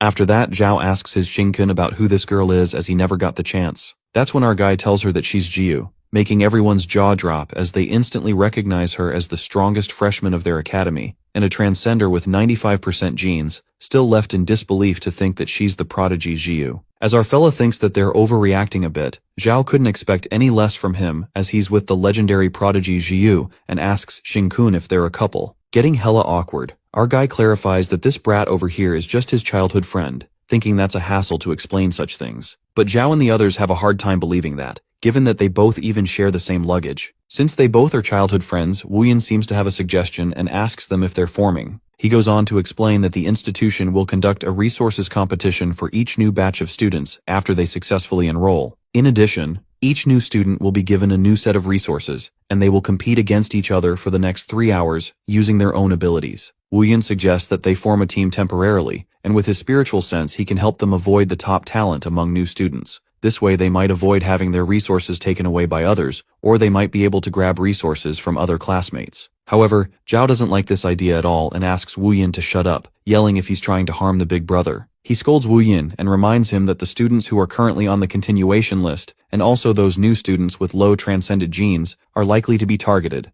especially for this generation. Zhao further reveals that the prodigy who was tested to have 88% of the transcended genes during this high school graduation is already the leader of the newcomers, and they aim to steal all the resources from those who have less than 50% of genes. That's because it's hard for those who have less than 50% transcended genes to become awakened. They are certain that they hold no chance because Zhao himself has 39% transcended genes, Xiao Tao has 41%, and Wu Yin passed the bar with 50%. Coming to a conclusion, he decides not to burden big brother Xingkun. On the other hand, Jiu and Xingkun seem to love the idea of their first batch of resources that even comes with little cuties, referring to Zhao, Xiao, and Wu Yin. While the girl thinks that they can nurture them into capable assistants which will save them a lot of effort, our boy agrees to help them become powerhouses. That way, they can also reach the pinnacle of their lives and be also willing to help them remove any obstacles. Using them for their cause, Jiu calls this motive as binding them using the chains of friendship, while Xingkun asks him to team up with them. Shocked, Zhao clarifies that he doesn't need to pity them like this, but our guy clarifies that he's willing to team up with them because they're loyal. He says that they are all top-notch and mistakenly spills how useful they are, immediately covering it up by calling them reliable partners. Meanwhile, Zhao cries tears of joy, and Xingkun informs them that their goals have changed a bit since they joined them. Thrilled, Zhao promises that he won't let him down and they'll follow their lead in everything. Suddenly, Xingkun and Jiu, with a cunning look on their faces, think of a possibility as he asks them if someone accidentally obtains all the resources from everyone,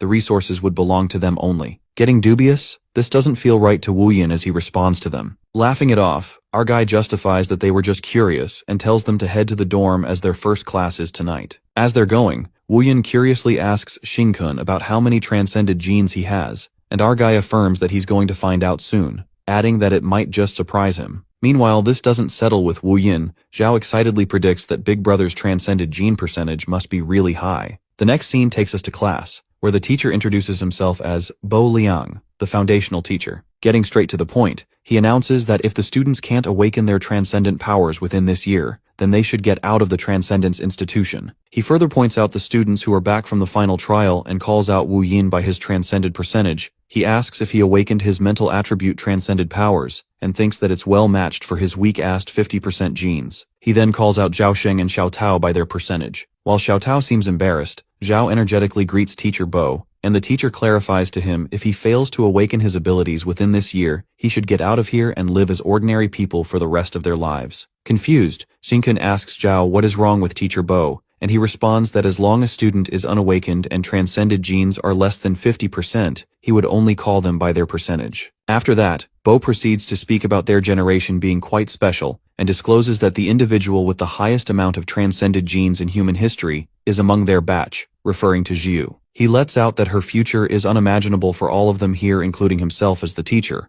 However, what surprises him the most is the fact that there's someone in this class with the transcended gene percentage of only 1%. Elaborating, Teacher Bo declares that students are no different from ordinary people and asks that person to stand up. Meanwhile, the students are curious who it might be with that low percentage, and Zhao gets worried about that person bound to be targeted by all the students. At that moment, our guy, confident as ever, stands up and informs Teacher Bo that he has already awakened with the transcendent power of the metal element. Upon hearing this, Zhao is left in disbelief to think that Big Brother is the one with the 1% gene, while the teacher is amazed, as he wonders if even a 1% transcended gene holder awakens. In that case, the teacher calls Shinkun to come up on stage and assist him in a lesson. Getting to the stage, our guy confirms if there are rewards for assisting the teacher, and Bo assures him that he'll get an extra share of resources during the post-class resource competition. After that, Shinkun begins explaining about the transcended powers that refer to elemental abilities, and as long as they are awakened, they can harness the power of the elements through their transcended genes. While one of the students lets out these elements temporarily reside within their transcended genes, Teacher Bo elucidates that they just need to control their extraordinary genes and store elements that are external from their body within them. When they can prevent elements from dissipating and mold their transcended genes into a perfect battery, they'll successfully become a one-star transcender. Showing a demonstration, Bo pulls out a big metal block and reveals that the elements that the transcended genes can accommodate are limited. Giving an example of someone with 1% genes, he breaks out a metal piece from the block and elaborates that in this lifetime, they can only control a small amount of metal. Throwing the metal piece towards Shinkun, Bo tells him to play with this for a while, and our guy drowns in the thought about transcended and elemental power, which is also strange, yet so familiar to him. He reckons that these are the things that a high-level monster gradually acquires after a while, making him wonder if the peak of the evolution is to become a transcender. After that, Teacher Bo explains how each of them has a mysterious genetic chain. Whether they become a monster or a transcender depends on whether the genetic chain mutates into a monster chain or a transcended chain. Believing all of the students have transcended genetic chains, he reveals that the content of their genes within their transcended genetic chain determines your future achievements. Hence, the more the transcended genes one has, the more sensitive their elemental perception becomes, making it easier for them to cultivate. Knowing how unfair this world is, he lets out that starting at 90% genes,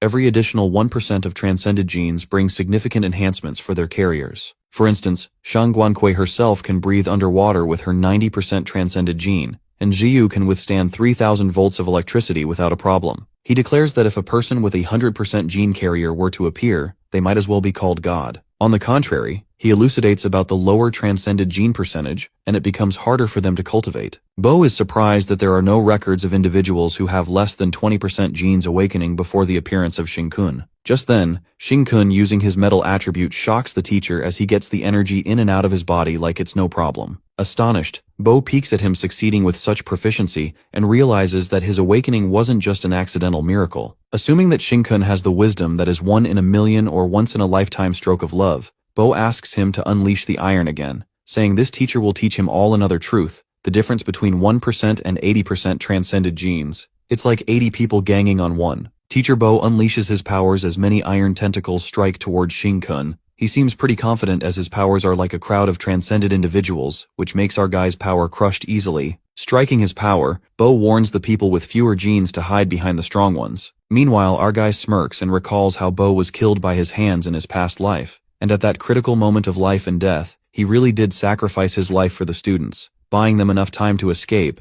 concluding that he's indeed an admirable teacher. Suddenly, Bo begins to sweat profusely, and Shinkun feels a bit of pressure, noticing that he's trying to pressure him into submission with his transcended genes. Having no effect, our guy reckons that his transcended genes that devoured that dead fatty's genes before have already become the big fatty now, not to mention that it also has his 99% big brother monster genes behind it. Certain that Bo can't pressure him into submission, our guy decides to go low-key, and being a dramatic ass, he starts acting as if he loses on purpose and tells the teacher he can't hold it any longer. As he acts a bit too much, the teacher himself is flabbergasted, knowing that Shinkun lost on purpose as he couldn't pressure him. At that moment, the students cheer for Teacher Bo and call Shinkun a weakling, while Bo dodges a bullet with him for nearly loses his reputation. Concluding that this child has some secrets and it's interesting that he knows what he's doing, he thanks Shinkun for demonstrating, and the lesson ends. Abruptly, a blue-haired guy speaks up about survival of the fittest, revealing the philosophy of the school that the winner takes it all. Commencing the freshman resource competition, the blue-haired guy, looking cocky, gets curious about where that 1% carrier gene guy got his confidence from, as he says he wants to knock them all down and seize all their resources, thinking it's truly audacious. What surprises him even more is that Xing-kun managed to awaken with only 1% of genes,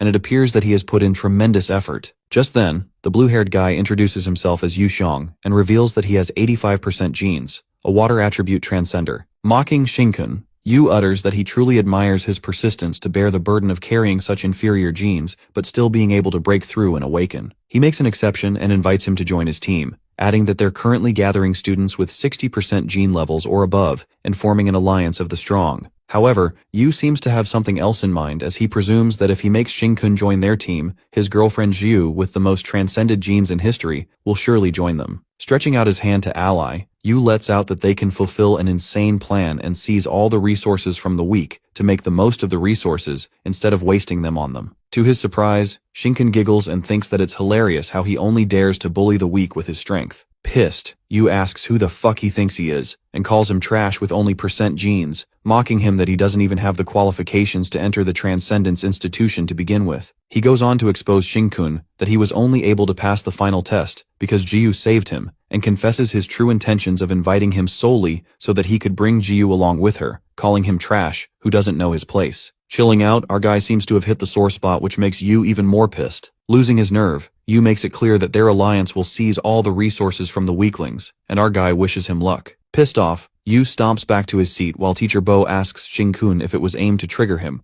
but our guy ensures that he was just sincerely encouraging him. After that, the freshman resource competition begins, and Teacher Bo calls the students to receive their resource exchange tokens, and instructs them to gather in the forest outside school for further instructions. Xing-kun gets 2 tokens as he assists in the lesson. The scene then takes us to the forest outside the school, where the teacher informs them that they have 1 hour to do whatever they'd like, and everything will be up to their abilities from here. Later, Zhao waits to meet with big brother Xing-chun, but Wu Yin refuses to go with them, saying that he still has to think for himself. While Zhao Sheng lashes out at him, Wu Yin expresses his concerns and lets out that even with his 49% of genes, they made an exception and let him into the alliance since he's awakened. Furious, Zhao tries to convince him that Big Brother will bring them further in life, but Wu Yin still refuses, given that Xing-kun is indeed very strong, but he's only at 1% plus. He's up against the entire alliance and provoke them right from the start, which makes him even more scared. As Zhao calls him a traitor, Xiao Tao calms him down and tells him not to force him as everyone has their own ambitions. Being watched by 10 transcended powerhouses, Xiao gets why Wu Yin backed down. On the other side, Zhu and Xing-kun arrive in the forest when one of the guys approaches them and tells them to laugh for now. Keeping a close eye on him, the guy threatens Xing-kun that there's nowhere he can go, adding that brother Xiong will be back soon to turn his laugh into a cry. Smiling, our guy responds that bullying weak people doesn't take much time after all, and the guy gets pissed, justifying bullying by saying that it's utilizing resources efficiently. On the other hand, we see a girl running into the forest and hiding under a tree,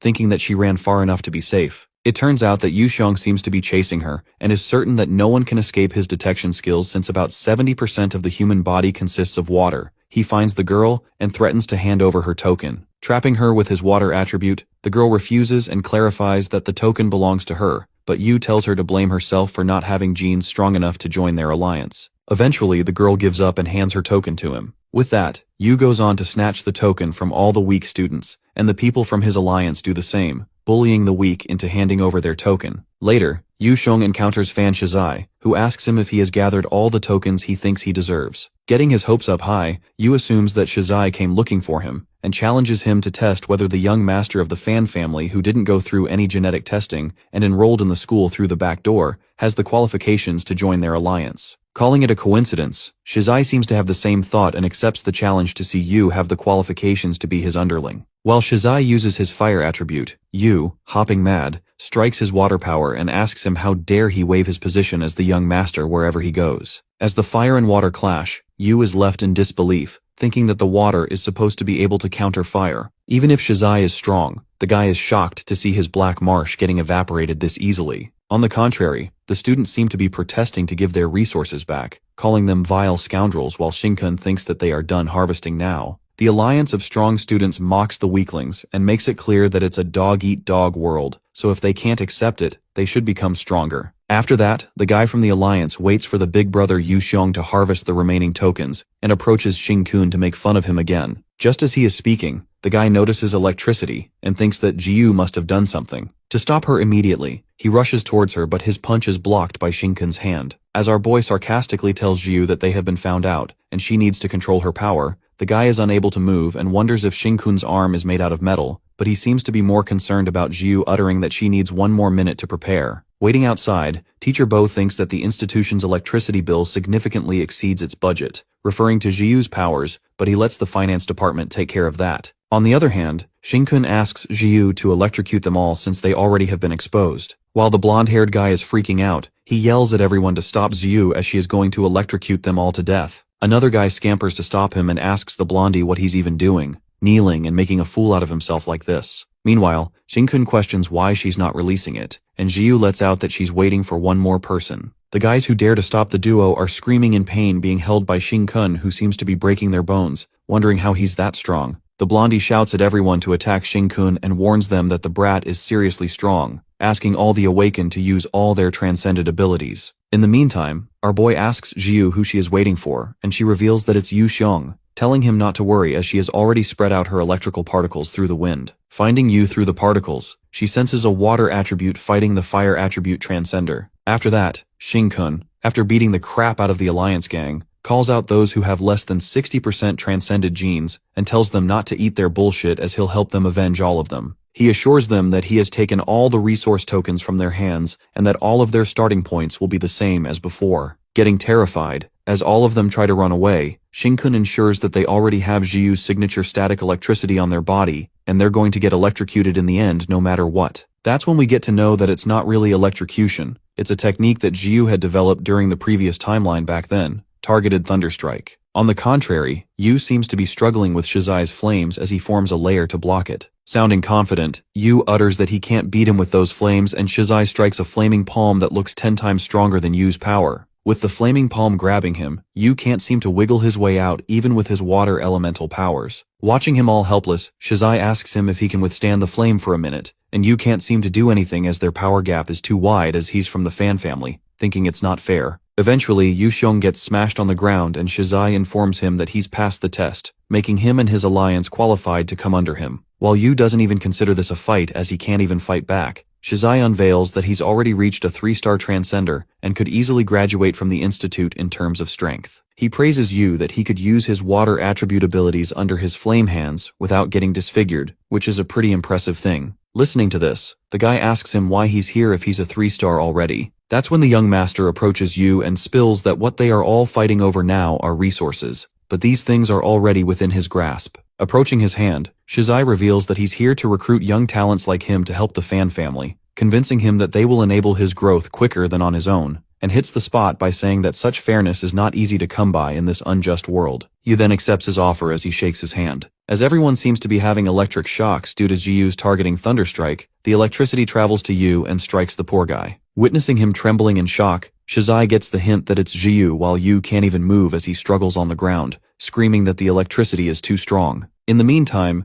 Jiu and Shinkun, along with their team, arrive at the stop while our guy greets Fan Shizai and tells him that he's not easy to disarm, as expected. After that, Jiu approaches him and clarifies that they don't need to talk as she is never going to join his group. But Shizai seems to have something to say and affirms that he respects her decision and decides to wait until she makes the correct decision herself. With that, he strikes his flaming palm towards them, and Shinkun asks Jiu to rest for a while as he's not an opponent she can defeat right now. Our guy plans to test out his transcended abilities while they are at it. In the blink of an eye, Shinkun emerges from the flames and asks the young master if he's feeling nervous, guessing that no one has ever had the chance to get this close to him. While Shizai calls him an arrogant fool and creates another flaming palm, our boy witnesses him conjuring 2 massive and energy-consuming flames, and it doesn't surprise him as he expected this from someone who possesses 90% of genes. Blocking him with 2 flaming palms, he makes sure that Shinkun has nowhere to run as he merges the flame, trapping him into a palm of flames. Meanwhile, Yu, who's still in shock after the electric current, witnesses the young master's true powers and gets concerned that Shinkun is going to get killed. But Shizai seems certain that he won't be killed because deep down he knows that our boy managed to survive in that final test. However, his flaming palms fail to capture Shinkun, and at that moment, Shizai scatters 1,000 flaming palms, but our guy doesn't get intimidated, given that they're smaller. Using a transcended gold blade, he incredibly slashes the flames, and even Shizai is utterly astounded, as it appears that Shin-kun is extremely familiar with real-life combat, to the point that it doesn't seem like he just awakened. Looking at moving like a shadow, the young master wonders who the hell is he, as the golden blades he's controlling are extremely sharp. But still, Shizai decides to keep it low, as it's not a good idea to cause casualties at school, and his one wrong move can result in irreparable damage. As Shin-kun's golden blades strike his flames, Shizai sees the clash between the two transcended powers, and plans to use his power to directly attack him to overpower his transcended genes, thus destroying Shin-kun's genes from within. Planning all in his head, he manifests that once Shin-kun's transcended genes are ruptured within, it'll take a year or more to recover, then he won't be a thorn in his path. Thinking to destroy him, Shizai halts for a second as he senses that his genes are unbelievably strong, and he even resembles his 4-star ranked transcender uncle. Meanwhile, our guy gives a weird-ass look to Shizai and kind of reads his expressions. Abruptly, he trips to the ground on purpose, muttering that Fan Shizai is so strong. Acting at its peak, Shin-kun decides to back off and praises Shizai, saying that he's truly the strongest among them in this generation, and the guy gets the gist that he should not continue this anymore. In the meantime, Teacher Bo arrives and announces that the competition is over, asking students to hand over their tokens, and he'll have the resource department allocate these resources to them. The guys from the Alliance seem annoyed as tickets were taken by someone else, and Shin-kun moves forward, informing the teacher that he accidentally got a hold of all the tokens, which are 78 in total. While Bo thinks he's quite audacious for this, he also tells Shin-kun that his group has officially become the target of many, and our guy assures him to get along harmoniously with his classmates. Soon after, the teacher assumes that Shizai's token is still with him, and Shizai looks for his ticket, wondering where'd go. That's when our fella, making a freaky face, lets out that when Shizai defeated him just now, he saw a resource token left on the ground, and picked it up.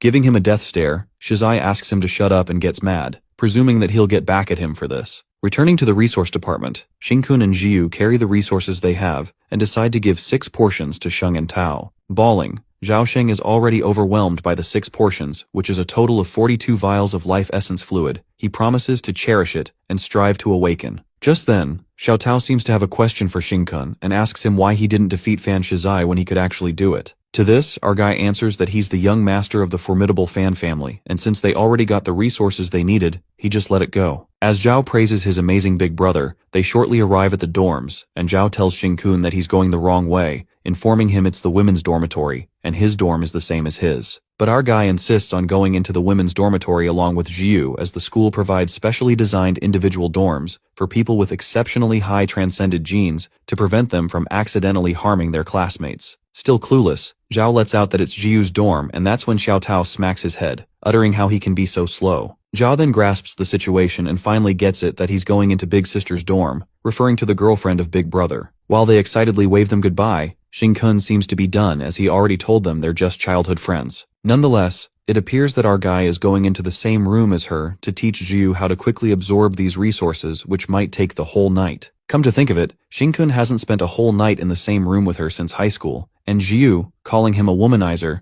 reminds him that he was always so chaotic in his relationships, so who would have wanted to stay with him? But our boy justifies that he has turned over a new leaf and he's doing better now, which kinda makes Jiu think that he really does seem a bit different than before. In the dorm, Shin-kun explains after large numbers of transcenders started to appear in this world, the humans began to study their powers and attempt to replicate them. But as humans are still unable to artificially create those powers, they use biological sources, such as animals, and extract a substance called life essence from them. The substance life essence is used to replace the consumption of elemental power in superhumans. While it sounds like man-eating monsters, Shin-kun lets out when they drink this essence, it's totally useless, and does not satisfy the hunger at all. According to people from the resource department, it's better to have 1 vial a day, as it aligns with the body natural's absorption and repair rate, offering the best usage. However, our guy assures Jiu to take multiple vials and go all out. Assuring her not to worry about saving electricity bills, he asks her to drink them all and advance herself to 1-star rank as quickly as possible. Just then, Shin-kun creeps closer to her and asks her to give him a jolt to know if there's any trace of electricity from back then being processed in her body. Making her flustered, Jiu couldn't help but think that he's really changed a lot and has stopped seeing those girls anymore, assuming he even deleted their contact information. She feels that Shin-kun hasn't been this focused on her like that since high school. Her contemplation gets interrupted when Shin-kun asks her to jolt him and pinches her cheeks, telling how violent she usually is. Meanwhile, the girl moves back and our guy kinda leans onto her, asking what she's daydreaming about. Leaning closer, Shinkun bends over, and as their lips are about to meet, Zhu immediately turns her face away and wonders what this bastard is doing, making her think that the reason he doesn't see other girls is because he has found a closer target. She asks Shinkun to get up already as she's feeling weird. Instead, the guy tells her that she smells good, and he just wants to eat her up. Suddenly, he begins transforming into a monster, and at that moment, Zhu attacks him with electricity, saying she will send him to hell for trying to eat her. As the electricity jolt even moves out of the dorm, Xiaotao understands that it's necessary to give people with high transcended genes their own rooms. Coming back to his human form, Sinkin is impressed to see that her abundance of transcended genes is truly overwhelming, and the scent she's emitting is a deadly temptation for a mutant like him. While Zhu finally gets it that he was trying to trigger her powers,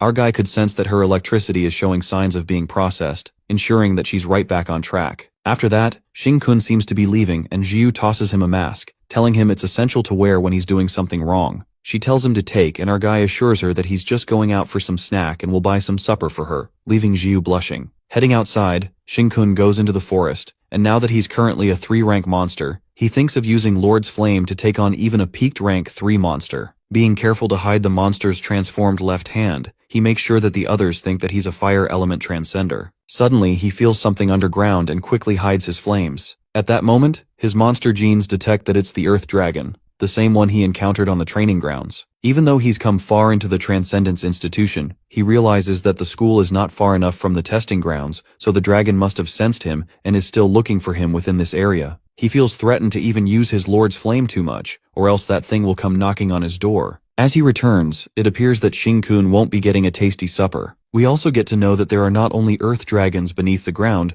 but many undiscovered monsters that humans have yet to find. Apparently, humans don't know that the monsters that were once human are still alive. Moreover, the death of these monsters will release their genetic energy in the form of smoke, which will flow continuously into the bodies of these underground monsters. After a year, when the monsters gather enough power, it will trigger an apocalypse. That's when we are revealed that Xing-kun in his previous life happened to stumble upon a clue about one of those underground monsters. The scene then takes us to a place where we see a masked man kidnapping a guy and tying him inside the car. Along with that guy, these masked people seem to have kidnapped many other people who are freaking inside the car as to what they are planning to do with them. The masked man driving the car asks his partner Falcon if he used less medicine, as it looks like he did not control the dosage well this time. While the guy, tied down by ropes, is panicking to let him go and tells them that kidnapping is illegal, Falcon assures his partner that's not possible as he administered the medicine with precision, assuming that the guy is different from the rest, perhaps stronger than others. Believing that they got a big one this time, the masked guy deduces that the guy has more monster genes in his body, that's why he woke up earlier, and asks Falcon how much more valuable he is compared to the regular stock. Well, it looks like these guys are kidnapping people with monster genes in order to get something out of them. Meanwhile, the poor guy is bawling his eyes out. Falcon guesses that his monster's gene is 80%, which means he's a grade A stock that's 7 times the amount of life essence fluid compared to a normal D grade, concluding it's a huge profit. The guy mutters that it will be troublesome if that guy turns into a monster and asks Falcon to shut him down, when abruptly, someone blocks their way, punching their car screen. Smashing the car from the front, the guy disappears after making the vehicle stop.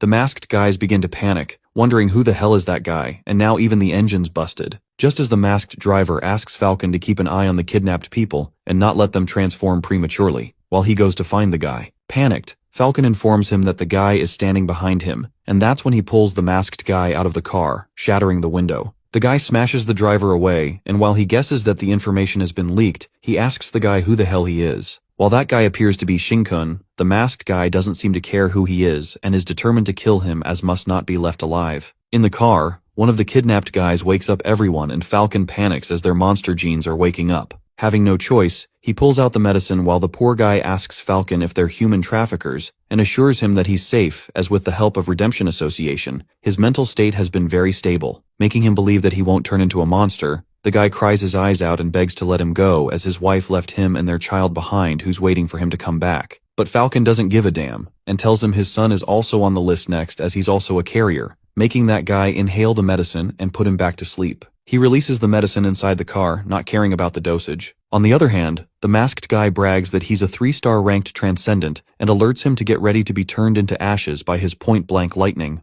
The masked guy strikes his lightning and notices Xing-kun emitting blue flames, which makes him realize that electricity and fire won't cancel out each other, so both of them will be affected in the end. But he believes that since that blue fire is just a small spark, he'll be fine, but the guy is proved wrong in the other instant, as Jing-kun's blue flames burn his hands, low-key screaming what the fuck power that is. Burning his hands, the guy wonders why it hurts so much when it is just a blue spark, and witnesses Jing-kun who doesn't even get a scratch. As our guy seems to be walking towards him, the masked guy asks if he's trying to save all of them, and warns him that those people carry monster genes, which means they could turn into monsters at any moment, adding they're going to cause chaos in the world. He justifies that killing them is an act of justice, and using them for good is a service to the public, suggesting Jing-kun leave quickly as he has no idea who he's dealing with. Kicking that scum right in the face, Jing-kun clarifies that it's human trafficking while the guy tries to reason with him, uttering that someone has to do the dirty work. While the guy asks him how he knows about human trafficking, our boy lets out that he'll help figure out the ins and outs of their redemption association. Listening to this, the guy keeps denying that he's not from any association, while Jing-kun elaborates that these guys find the right time to modify the location trackers implanted in the neck of the carriers, and make them appear as if they were legally killed by their people after they were monsterized. He goes on to expose that these guys will secretly sell them to the fans' family experimental base,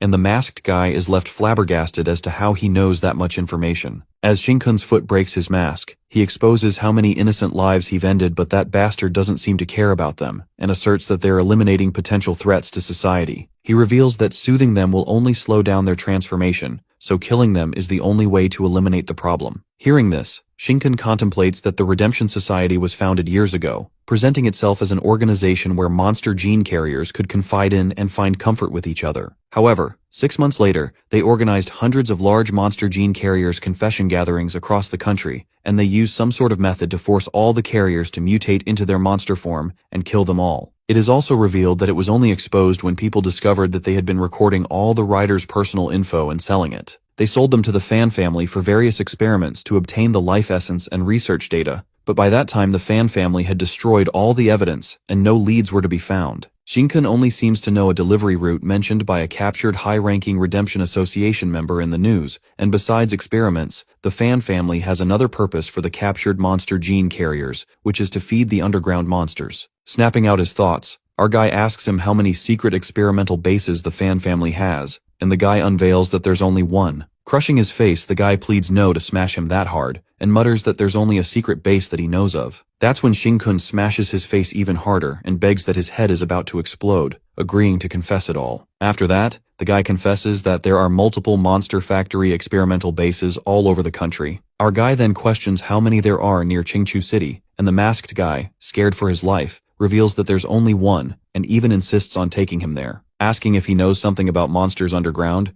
the guy seems to be clueless about this, and Jing-kun thinks that he is not high-ranked enough to receive the confidential information, ordering that guy to take them to that location. With that, Jing-kun moves forward and the guy agrees to lead him on the way to meet those dead carriers. Not learning his lesson, the guy uses his lightning powers, assuming that Jing-kun believes that he is unable to use his hands. Planning to blow his head right off, he leaps towards him to attack him with the lighting as he can't let him live after seeing his face. Our guy holds his lightning hand like it's no big deal, and since their car is not far from them, he believes that his screams would be loud enough that his companion can hear it. Scared shitless, the guy is shocked to the core, questioning how he could possibly grab his palm grenade with his left hand directly, the fact that he hasn't even used that blue flame transcended ability of his. Suddenly, he witnesses something wrong with Jing-kun's hand, and our guy transforms his left arm, making that guy realize that he was a monster after all. And now he can't make it out alive from a monster who has a hide of copper and bones of iron, as even his electricity not nearly enough to deal with a monster like him. Meanwhile, that guy has been taken care of. The scene flips to the car where Falcon is struggling to put that guy to sleep due to his high-value monster genes. At that moment, he watches Jing-kun approaching the car and gets the hunch that his partner, the electricity eel, has been taken down. Knowing that there's danger, Falcon immediately scampers out of the car to save his life, and refuses to take the blame in the future if the cargo gets exposed. After that, the guy in the car coughs after being exposed to fresh air and thanks Jing-kun for saving them. However, our boy informs us that they are all already dead. The location trackers have been maliciously altered to register as monsterized and killed. Jing-kun then reveals that the Redemption Association is the one to set them up, and advises him not to let anyone know that they're still alive and warns them not to go back to the city. The guy gets worried for his son and asks what he should do, but our boy has some other things to take care of. Our boy then narrates that the Transcendence Institution is located on an island just outside the Nan-Yue city. But 20 years ago, monsters and transcenders first appeared in a world where the transcenders were weak, and monsters were mercilessly destructive. 5 years later, humans paid a tremendous price to finally exterminate all the monsters and restore stability to society. However, Nansha City had already died by then, and later Nan-Yue City's exterminators established various facilities here, including the Transcendence Institution,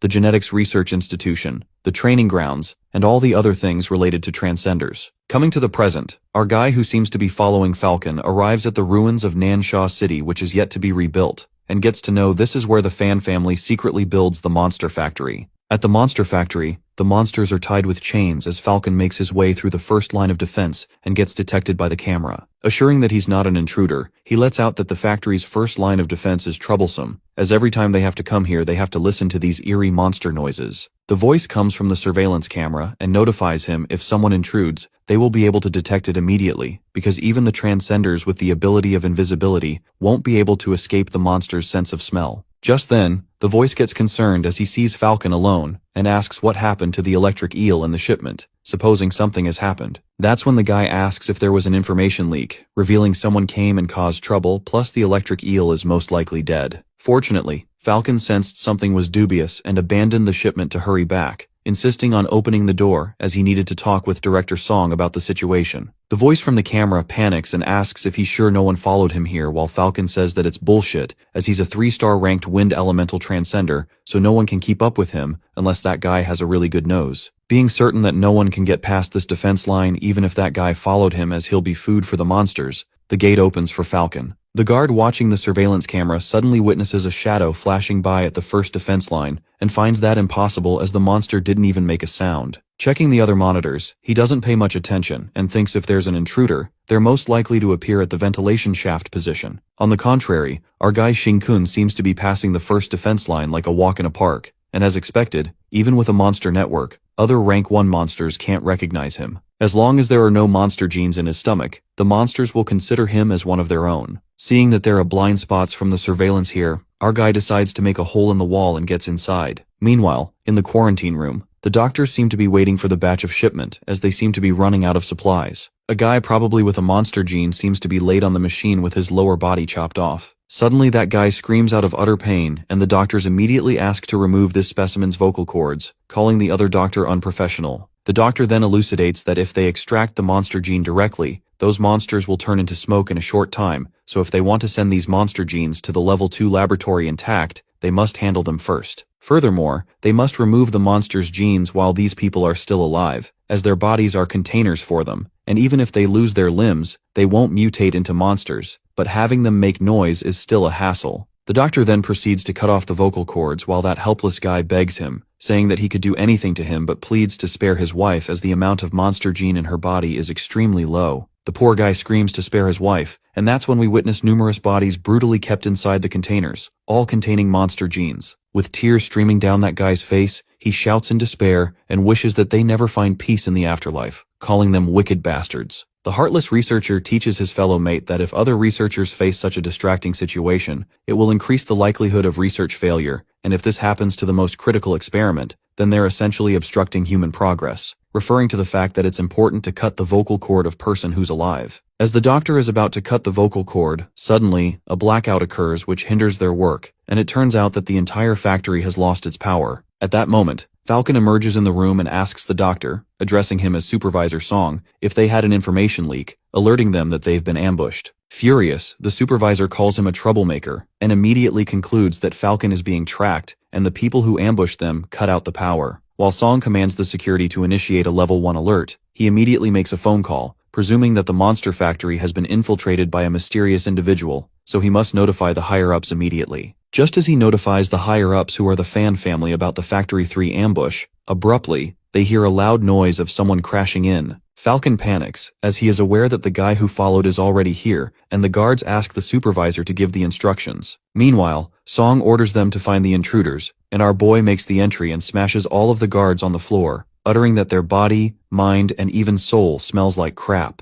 Calling his late-night snack disgusting, Shin-kun barges into the quarantine room, and Supervisor Song calls him ignorant for saving these monster gene carriers. Calling them a threat to society, Song justifies that they make them useful, since Shin-kun barged in to obstruct them. He suggests him to stay and be their subject. Saying the security guards don't serve much purpose, he lets out that the real security is here, and that's when two powerful transcenders leap to attack Shin-kun, with one being Falcon, who comes to avenge his partner Electric Eel. During this, the supervisor gets curious about this intruder, assuming that he's an exterminator or Dean Ching-che's people. He reckons that this guy is too arrogant to dare to come alone and wreak havoc in his monster factory, but he gets a bit relieved as they have a 3-star ranked wind elemental transcender and 2 3-star ranked special security personnel, plus they even possess that secret medicine. He believes that even if the intruder is a 4-star transcender, he will have to stay here for him to extract his transcended gene chain. In the meantime, the transcender strikes with flaming staff, and Falcon attacks with a lighting whirlwind. Our guy uses his blue flames to block it. They notice that Shin-kun's blue flames are absorbing their powers. The transcenders freak out as the guy seems to be absorbing their abilities and assume that he must have learned some kind of self-destructive elemental star chart. Witnessing the power of his self-destructive ability, Falcon, who's been crashed into the wall, lets out that he's too familiar with this type of move as it's in the transcended genes, provoking Shin-kun by saying this power is similar to showing off by sacrificing his life. Shin-kun responds that he'll admit if he can use it twice in a row, and Falcon shows him the middle finger. The guy gets a powerful punch that even the blood splatters all over the wall. As the two transcenders witness that wind elemental guy being taken down, they are scared to death as it looks like half of his body got struck by a truck. Looking as if the monster is beating up a human, the security transcender guy assumes that he must be at least a rank 3 monster, and thinks that he has some tricks up his sleeves to be able to use such intense moves in succession. Pointing out his weakness, they notice that Shin-kun can only explode in a small area, and as long as they keep their distance, they will be able to beat him. While they proceed to strike the flaming staff from a distance, Supervisor Song is flabbergasted, contemplating that those transcenders are wrong, as only those who successfully cultivate an elemental star chart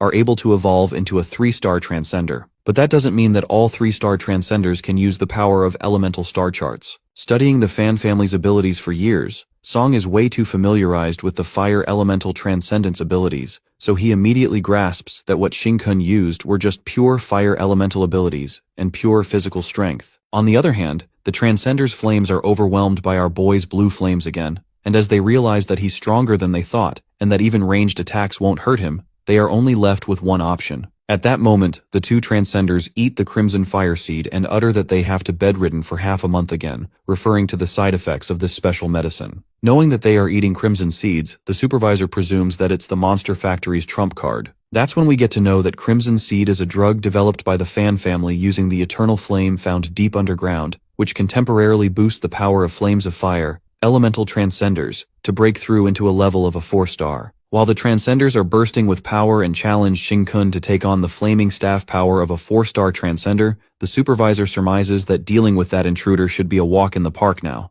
However, if he's not mistaken, that intruder seems to possess a flame that's very much likely what the Fan family has been seeking. After continuous research of the Fan family in an attempt to fully master it, they hope to use it to break through the power of the 90% transcended gene, the eternal flame that exists underground. At that moment, our guy annihilates the two transcenders even after increasing their powers, and Song watches all of this from inside the room. Soon after, Shin-kun makes his way into the quarantine room where Supervisor Song analyzes that his transcended gene amount must be extremely high to the point where his flames changed quality, even showing enhanced physical properties like that of a 90% transcended gene. Given that his flames also underwent evolution similar to the underground eternal flame, the guy calls it a devouring property. Curious, our guy asks the supervisor about the underground eternal flame and tells him to take him where it is. Not seeing a problem in taking him, Song keeps one condition and asks him to join them, assuring that with his powerful transcended genes, he'll be highly valued by them, adding that they could even use him to unlock the secrets of the eternal flame to make a significant contribution to the world. As Song insists on joining them, Shin-kun lets out that he already has his people. Not giving a damn about security personnel, Song affirms as long as the researchers are fine, there is no problem, and the Fan family wouldn't mind losing a few low-rank grunts. However, our guy interrupts him and confesses that all of them are dead, including the researchers, revealing that he just released all the monsters from their captivity and sealed all the doors leading out so the monsters could only hunt within. Approaching the doctor, our boy thinks that it's equal retribution, as all of them forced these people to mutate into monsters, so it's only fair that they are devoured by monsters here. Frightened to death, Supervisor Song utters that he's a human too, and justifies that those monster gene carriers are the scum of society, and that what they do by researching them is recycling. Quivering with fear, the doctor asks Shin-kun how helping these carriers will benefit him, and our guy says that it's only right to seek revenge for his fellow companions. Closing the eyes of that guy who died begging to spare the life of her wife, Shin-kun tells him to rest well and promises that he will get revenge for them against the Fan family. Calling him fucking crazy, the supervisor reminds him that the Transcenders are his companions, while our boy grabs him by the neck and asks him the location of the Eternal Flame, warning otherwise he will regret being alive. Being choked, the researcher agrees to spill the location and discloses that the underground Eternal Flame is at Nansha Scarp Cotton Factory. Knowing that he's spinning lies, Shin-kun seems to have hit the nail on the head as he spills some truth and clarifies that his knowledge of Qingchu City is deeper than he'd thought. Assuming that after weakening havoc in this place the Fan family couldn't possibly be in the dark,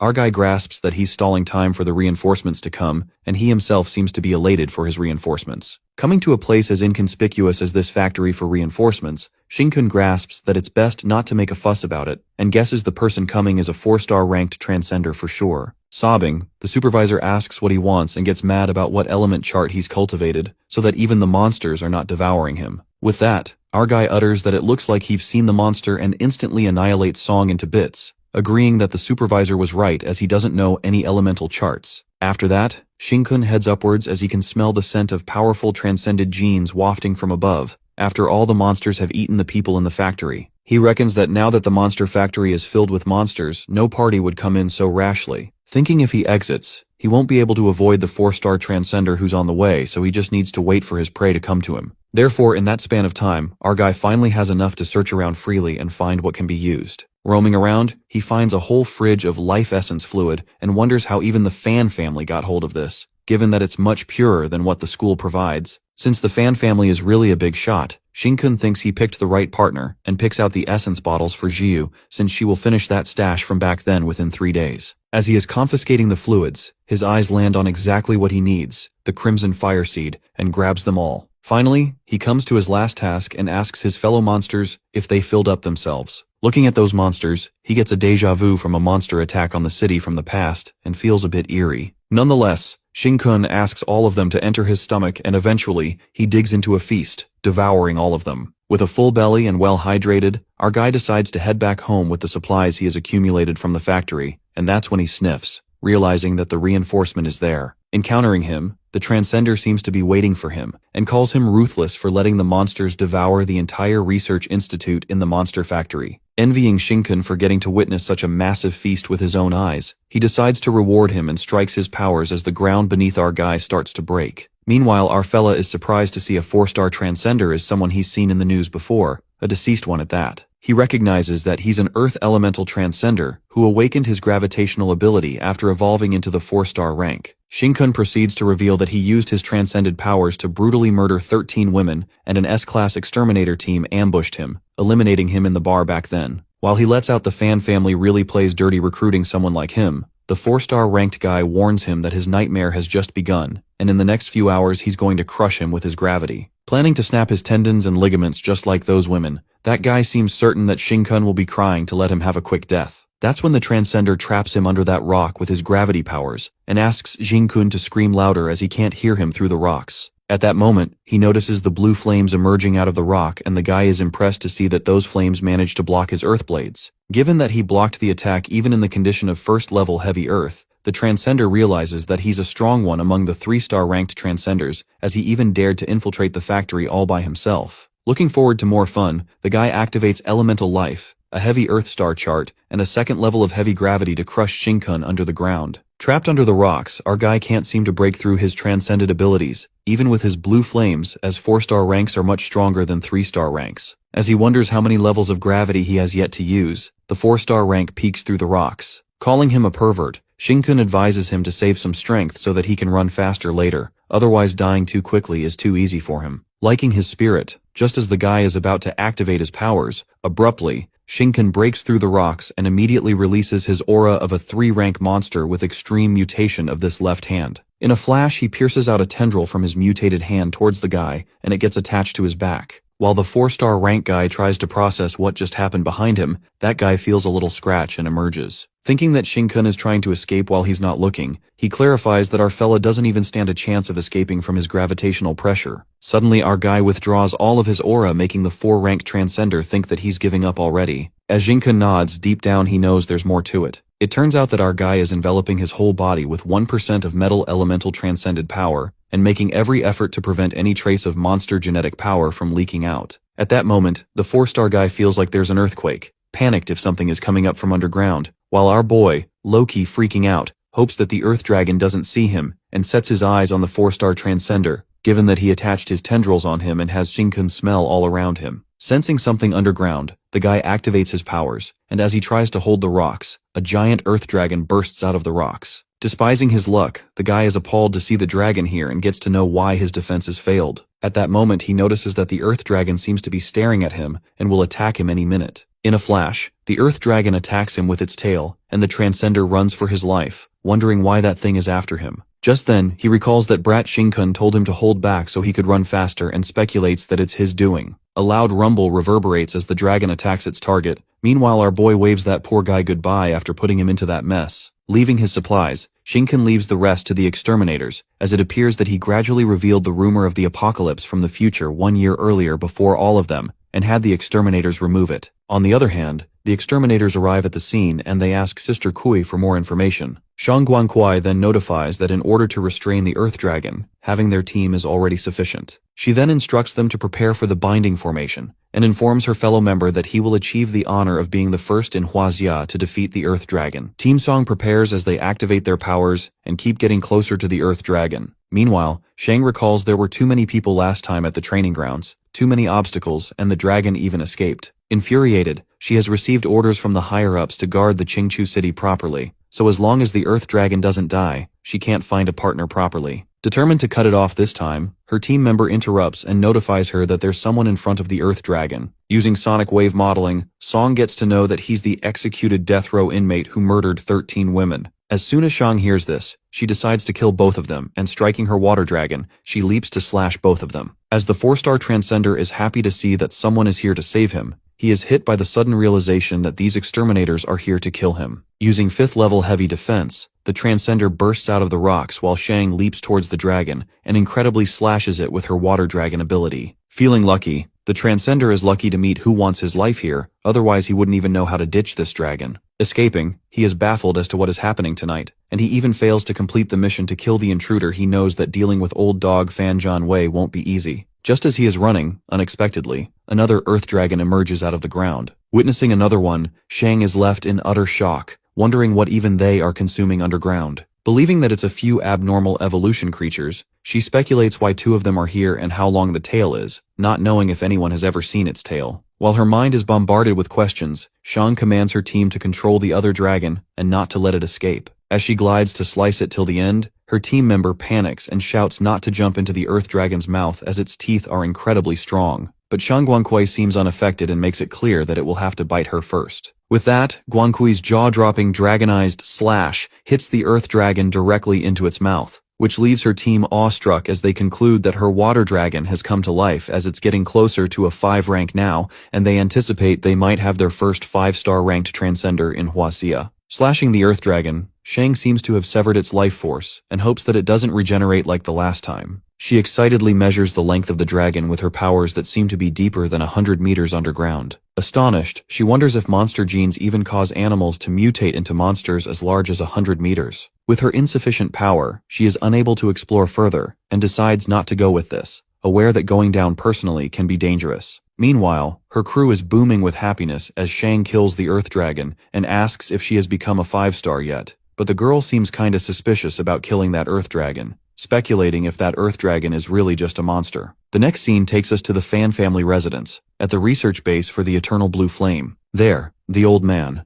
uncle of Fan Shizai, asks for a report on the situation at the monster factory from his worker, who reports to him that the monster factory facilities in the ruins have been completely destroyed, no researchers survived, and the Redemption Association members who were responsible for transporting the goods have also been reported dead. He further reports that their assassin, the 4-star ranked Transcender, is currently missing in action, but according to the information provided, he is eaten by the Earth Dragon. Although the existence of the monster factory has been exposed, the researcher affirms that their emergency measures have been activated as the critical data within the facility has been destroyed automatically, and as per his instructions, they have reported to the Extermination Department headquarters, covering that it was just an ordinary monster research institute. While half of the higher-ups in the Exterminators Department will be speaking for them, currently they are discussing the punishment for their unauthorized construction of a monster laboratory, but he assures the old man that it will be a verbal reprimand. After that, Uncle Fan asks the researcher about who's behind all of this, and the guy opens up about the last message sent by the director of the monster factory before he was killed, which said he possesses blue flames, has a devouring characteristic, and suspected to be transcender, with an extremely high-powered fire-attributed transcended gene, to the point of approaching the level of eternal flame. Releasing his flames toward the big everlasting blossom extracted with its root instilled in the underground laboratory, Shizai grasps that the blue flame guy is the key that would open the everlasting bloom and allow them to obtain the key to the eternal blue flames. Feeling betrayed by the heavens, the fire-attributed transcended powers has been in their family for generations, and the Fan family worked hard to research and obtain the most powerful fire element star chart. They even excavated the everlasting blossom containing the eternal flame, yet none of them have transcended above the 90% threshold, and for that reason, the Fan family has to strive for it themselves. Assuming that the research on artificial transcended genes has been completed, Shizai plans to isolate the transcended genes of this blue flame guy, and being pretty confident use this key himself, the legitimate son with the largest amount of transcended genes in the Fan family, to open the everlasting blossom and enable their family to become the absolute dynasty of flames. While Shizai dreams of creating a flame dynasty, the researcher lets out that their key is to find that blue flame guy and gets concerned about how they even begin the investigation. That's when Uncle Fan utters that he's just a transcendent, so they should seek from the exterminators. He commands the researcher to report everything about that blue flame guy to the extermination headquarters, including their monster laboratory being destroyed by that guy that they were pursuing with their valuable materials and resources being stolen. Plus, he might be the mastermind behind the appearance of the Earth Dragon. After that, Shizai touches the everlasting blossom, nurturing it. He becomes adamant to open it one day and retrieve the eternal flames. At that very moment, we are taken below the research base for the eternal flames where the roots of the blossom seem to be extending 5,000 meters under the ground. To our surprise, those roots seem to be connected by a terrifying monster that seems like an Earth Dragon.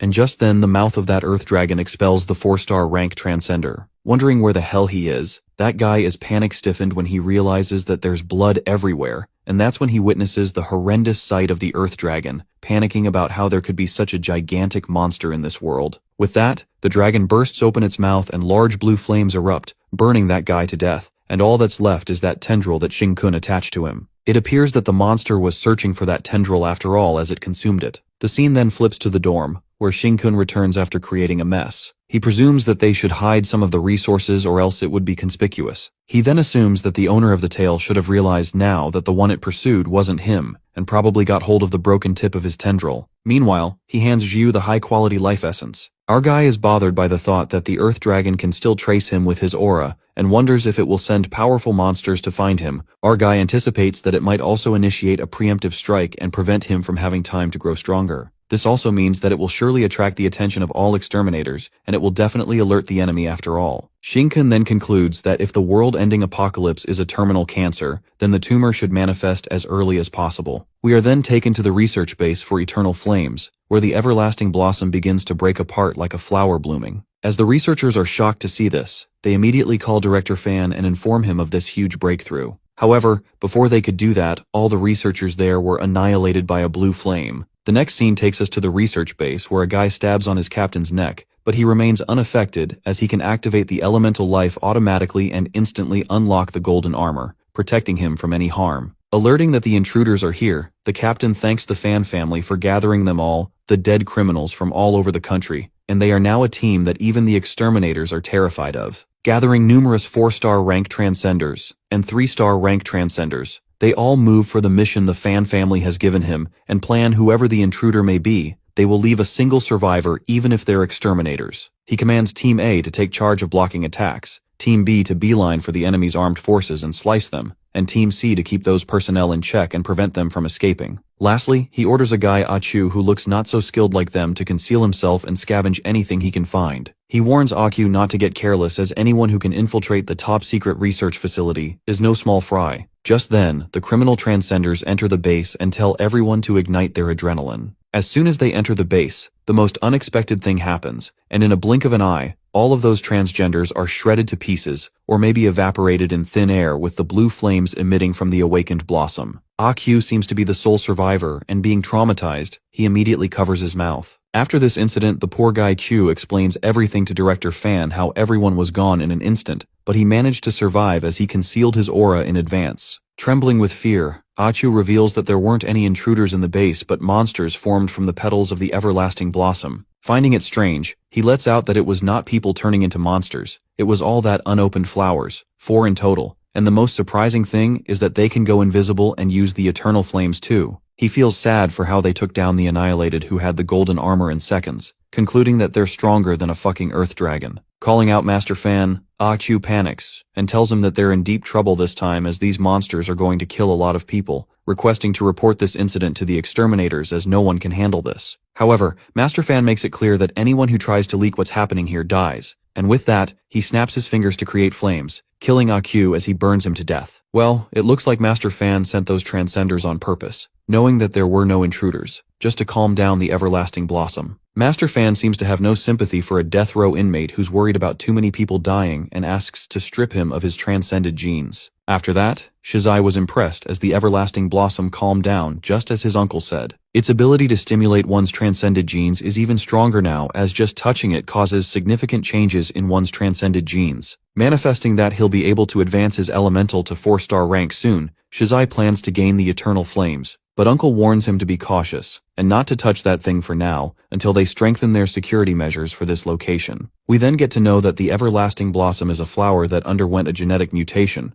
and Director Fan had some suspicions earlier, but he didn't expect the blossom into mobile monsters. Nonetheless, he doesn't care about that, because what matters to him the most is that the monsters are able to stimulate transcended genes, and in the meantime, he predicts that the number of powerful transcendent members in the Fan family will be able to crush the entire world. He also concludes that this everlasting blossom is a treasure exclusive to their family. The scene then switches to the dorm, where Zhiyu asks Xing-kun if he wants to eat her again, as he's staring at her like a weirdo. Our guy refuses and affirms that he ate his fill for the day. Not to mention it'll take about 10 days to digest everything, and by then, the monster genes in his body will reach the peak of rank 3. Before evolving to rank 4, Xing-kun plans to advance his transcended genes, rank to 3 stars first, and then stabilize the monster genes with his transcended genes that will allow him to control his size within the human range. Knowing that he has fewer transcended genes, our guy believes that to reach the 3-star rank requires some special means. Just then, Xing-kun touches Zhiyu's face and transforms his left hand. Giving it a shot, a small tentacle emerges from his hand and Zhiyu asks him to be gentle. Alerting that it will hurt momentarily, the tentacle hits her neck and abruptly, her transcended genes become very active. Impressed to see the results real quick, based on Xing-kun's experience, refining electricity gathers energy, absorbs all the power from the transcended genes, and then refines them all. He asks Zhiyu to keep absorbing and assures that the cost associated with a breakthrough from students in terms of energy sources is covered by the institution. He insists she keeps absorbing the electricity and affirms the institution will cover tonight electricity's bill. On the contrary, the assistant runs to Principal Ching Che and informs him that the institution's circuits are malfunctioning, adding that there's a power outage everywhere. Sipping the tea, the principal seems to be calm as ever, and after an awkward silence, the assistant again asks him to give instructions. But Ching-che asks her to stay calm as they've got a most talented transcended genius in history within the institution, and is aware that she's likely undergoing a breakthrough. Impressed, the principal is amazed by the speed of her breakthrough, which is a bit beyond his expectations, concluding that Zhiyu is more of a genius than he imagined. Concerned, the assistant lets out that the electricity bill will be quite high, but Principal Ching-che laughs it off, saying even if the electric bill costs a few million or more, talent is priceless after all. He believes that the exterminator headquarters will reimburse them later if the expenses are high, and at that moment, the phone rings despite the situation as the phone lines are separated. It turns out to be the exterminator headquarters on the phone, and as Ching-che answers it, he gets informed of the power outage in the city, and all the electricity is surging toward the institution. The principal then assures them that it's just their student Zhiyu undergoing a breakthrough and requests for the electricity expense reimbursement. It is revealed to us that Nanyue Transcendence Institution, located in Qingchu City, which is in a special clearing zone of Nanyue City, spanning both sides of the main river. Qingchu City is the third largest city in Huaxia with an electricity consumption of 200 million kilowatts per hour. Now, with the Nanyue Transcendence Institute as the epicenter, extending to the entire city center, there's a major power outage as all the electricity flowed into Zhiyu's body. Although the power plant is supplying at full capacity, 3 hours of that intense absorption is equivalent to half a day's electricity consumption in the city center of Nanyue City, and it's all equivalent to the energy reserves of a 4-star rank transcendent.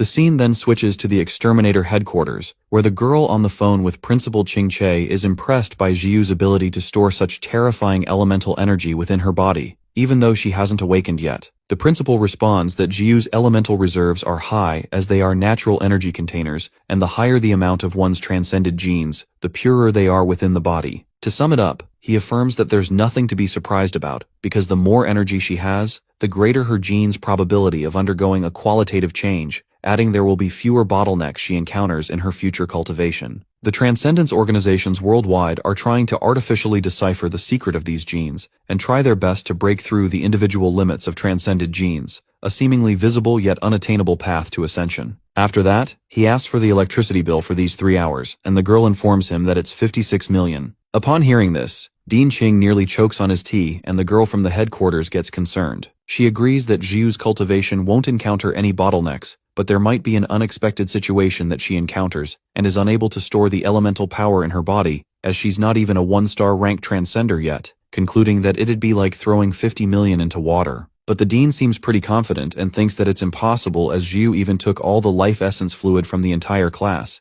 anticipating that advancing to a 1-star rank transcender will be a piece of cake. While he goes on to utter that if she hasn't transcended yet, she wouldn't let all of it go to waste and instead be in a hurry to find help. At that moment, Jiu arrives at the principal's door. Jiu, along with Shinkun, greets the dean and apologizes for consuming enormous amounts of electricity, justifying that she only realized after finishing her cultivation practice. Laughing it off, Ching-Chi ensures that they're just nurturing talent and proceeds to ask her if she has become a 1-star rank transgender yet. As the girl refuses, the dean seems to be questioning his life decisions right now, and yet still believes in her. That's when Jiu reveals that she's a 2-star ranked transcender, making the principal stand from his seat as he is astonished to hear this. Based on his estimation, she should have advanced to 2 stars in a couple of weeks. He gets worried even though she might not encounter any bottlenecks. Having too many transcendent genes requires time for elemental refinement. Checking her elemental refinement, Ching-Che uses his powers, and suddenly several branches appear around them. Surprised, Jiu presumes these branches must be formidable, given that they were wholly invisible, not even a wisp of movement let out as if they posed no threat. With that, the principal ascertains that her transcended genes are exceptionally active, thus greatly accelerating the speed of her elemental refinement. While the branches retreat, the dean lets out that there are 2 reasons for heightened transcended gene activity, the first one being battling monsters, and the second one being intense emotions. Making a weird-ass face, Jiu confirms that her emotions are intense right now, and Shinkun backs up the situation, uttering she has a mug stiff as ice but her chest houses a hearth. Nonetheless, our guy clarifies that they just came here to express gratitude to him and the Institute, requesting a cultivation method star chart, and revealing their aim to advance Jiu to a 3-star transcender. As the principal guesses that Shinkun is already thinking about graduation just after he enrolled, he informs them that for Jiu, the Institute has already prepared the most suitable star chart. However, as for Shinkun, it's different, and elucidates that achieving 3-star transcendence is about scientifically constructing an elemental star chart using those genes, much like the Fan family's flaming palms. After completion, he'll be able to develop more powerful uses for basic elements. However, the principal unveils that Shinkun's genes have a defect, elaborating that they're too little to construct a star chart. Trying to act calm, our guy reminds the dean that the Institute has robotic exoskeletons for artificial transcendent enhancement assistance. Deep down, Shinkun seems to know that this technology has never been completely successful, and it wasn't until the impending apocalypse that these exterminators brought it out for other people to use. He thinks that it was of no help to prevent the apocalypse, but it did aid him in breaking through to 2-star transcendence. Shocked as to how Shinkun seems to know about this, the principal assumes that it's reasonable to keep tabs on news about transcenders, and reveals that there was brief news about artificial robotic transcendence research being a success, but it was quickly removed. Not because they wanted to hide it from the public, but because the technology was fundamentally immature. The dean unravels that the exterminators could have replaced transcended genes with machinery, but it only worked for those with less than 40% genes, and the effect was marginal at best. Moreover, the thing is that it requires enormous energy consumption, which means that enhancing even a bit of strength for those with few transcendent genes requires a massive amount of life essence fluid. Listening to this, Shinkun concludes that it's perfect for him as massive amounts of life essence fluid are easy to come by, covering it by saying that all of his classmates are helpful and generous. Clearing his throat, Ching-Che tells him not to make stealing sound so elegant, and clarifies that the robotic thingy is not much cheaper than the electricity Jiu consumed tonight. Meanwhile, the principal busts their hopes, and Jiu plays along with Shinkun to strong-arm the old man. Jiu threatens the principal by saying that she can't contain the electricity in her body anymore and decides to release it later so she can absorb it again tomorrow. As both play along, surprisingly, they succeed in their drama as Ching-Che calls them back and tells Shinkun that he'll give him a chance. He informs them that the institution is about to hold selection for supernovas, so if Shinkun's team can make it, he'll provide him with a robotic transcendent enhancement armor allocated to their academy by the exterminators. Exhilarated, our guy praises the headmaster and makes sure to lead his team to become supernovas, while the headmaster reminds them that there are only 3 days left until the registration. After they both leave, the assistant expresses her concerns and lets out that they can't achieve the supernova status as the National Transcendent Championship selects the strongest team from institutions across the country, and Shinkun's team consists of first-year freshmen, and even with the talented Jiu, they can't compete with other students. Not to mention, the 2 other members of this team have not even awakened yet, and they can't possibly win just because of Jiu's unparalleled talent. But Principal Ching-Che affirms that Shinkun can make it possible. He reminds her assistant when old man Fan Jianwei wanted to stop him from enrolling, citing his 1% almost negligible transcended genes. The assistant recalls that he still gave him a chance to participate in the last trial, and everyone was puzzled due to his genes being practically indistinguishable from naught. Reminding her that Shinkun passed the last trial, he agrees that his transcended genes are on the verge of existence.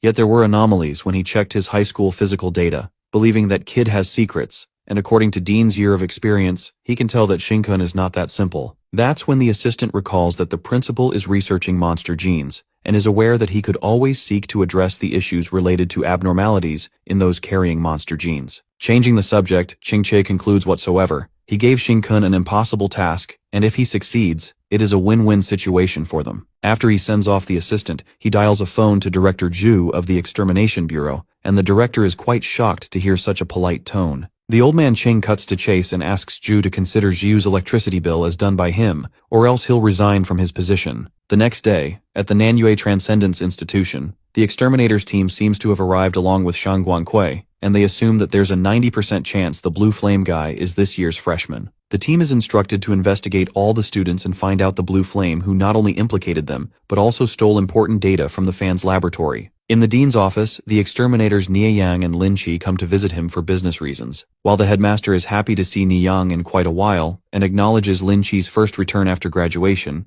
Lin Qi makes a nice remark about the institution, saying that it hasn't changed in the past 10 years, but the headmaster is probably running low on funds. He is shocked to see how that's even possible, as the headmaster himself mentioned that if the institution were led by Fan Jianwei, it'd be rolling in riches. Slamming Lin's face, Nie Yang laughs it off and clarifies that he must have heard it wrong, calling him a tactless idiot. Affirming that they don't need to act nice, Ching-Che tells them to get down to business as that's the truth anyway. The atmosphere gets serious when Nie Yang informs him that besides serving as a judge for the supernova selection, they also bear the responsibility of investigating the Blue Flame. The headmaster questions what made the Extermination Bureau think that the Blue Flame is at their installation, and Nie points at Lin to explain the rest. Standing up, Lin Qi reveals that on the night of the 25th of June around 10:30, while he was clearing monsters at the Shen Market, he encountered the Blue Flame. Due to a sudden situation, his arm was bitten off by a monster, and it was then that Guy appeared out of nowhere and helped him. But for some reason, he knocked him unconscious, and when he woke up, all the monsters were already dead. Surprisingly, in his haze, he saw the Blue Flame absorbing the black smoke left by the monsters, and as the lighting was dim, he couldn't see his face clearly, but based on his overall judgment, he's certain that Guy is a young male. Li Qi further adds the captain's speculations about the Blue Flame that he's a teenager who suddenly awakened a strong transcended power, someone mentally immature, impulsive, and seeking excitement. After that, Nie Yang asserts that they wouldn't be in a hurry if the situation hadn't worsened, and spills the Blue Flame's recent pursuit of excitement that escalated significantly. According to fan family reports, the Blue Flame appeared and attacked one of their crucial laboratories, even stealing its vital fluids, and resulting in the death of all personnel within. Nie Yang speculates that he's getting more dangerous, so they must haste and apprehend him. Moreover, considering his age, he first appeared when the institution opened, and coincidentally the institution was in Qingchu City at that time, so it's possible he might be a newly enrolled student. Pissed off, Lin Qi is determined to catch him and won't hesitate to knock him out himself. Judging by Lin's expression, the headmaster assumes that he's pretty certain that the Blue Flame is from this institution, and that's when Lin opens up. Ever since the day he knocked him unconscious, he felt a strange connection between them. Confused if it's some bizarre transcendence resonating from the bump on his forehead he has his remains to be seen, Lin Qi is confident in what he's feeling and sensed it the moment he entered the school that Blue Flame is here, curious to find what connection they have. Soon after, Nie Yang sums it up that they must apprehend Blue Flame, clearing that the Extermination Bureau isn't just investigating the institution, but also all the new students will be checked thoroughly. Seeming to have no problem with it, the headmaster informs them that it's the best time for them to check the students as they're all currently training in the elemental field. On the contrary, in the elemental field, Teacher Bo elucidates the different courses on element training and the installation below here that establishes the cycle of the 5 elements. Under this installation, the students' transcended genes will become more active for those who have already awakened.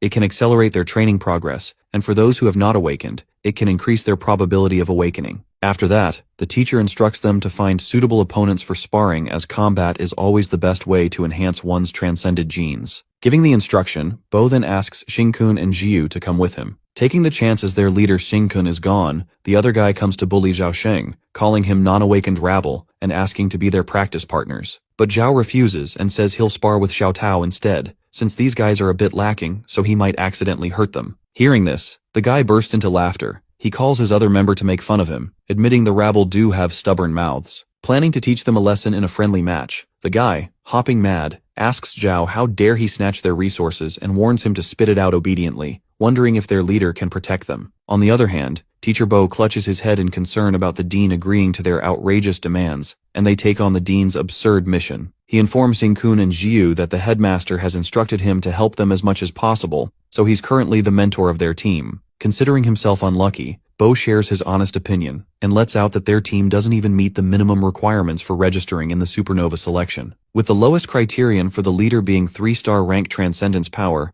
Bo expresses that it's all thanks to Shang Guankui, otherwise the standard would have been the same, and they wouldn't even have stood a chance. He then reveals that back in the day, Shang joined a team of second-year students during her first year, and with her 2-star transcendence, she successfully overturned a 3-star examiner, and since then, the standard changed. While the teacher suggests they can join a second-year team like Guankui and clarifies that a low amount of transcended genes might lead them to be excluded, Xingkun refuses and affirms that he's fine with his current team. The teacher kinda makes fun of the team with 3 burdens, 2 non-awakeners, and 1 with 1% transcended genes. Suddenly our boy feels a strange sensation, and in an instant, he identifies that the exterminator whose arm he indirectly bit off is here. Low-key freaking out, he presumes that it's a complete resonance between identical transcended genes, which means the exterminator can also sense him. Not letting him discover Xingkun by any chance, our guy decides to wrap the transcended genes with his monster genes to block the connection between him and that exterminator. After that, the teacher is aware that the headmaster gave Xingkun the Starry Sword Star Chart,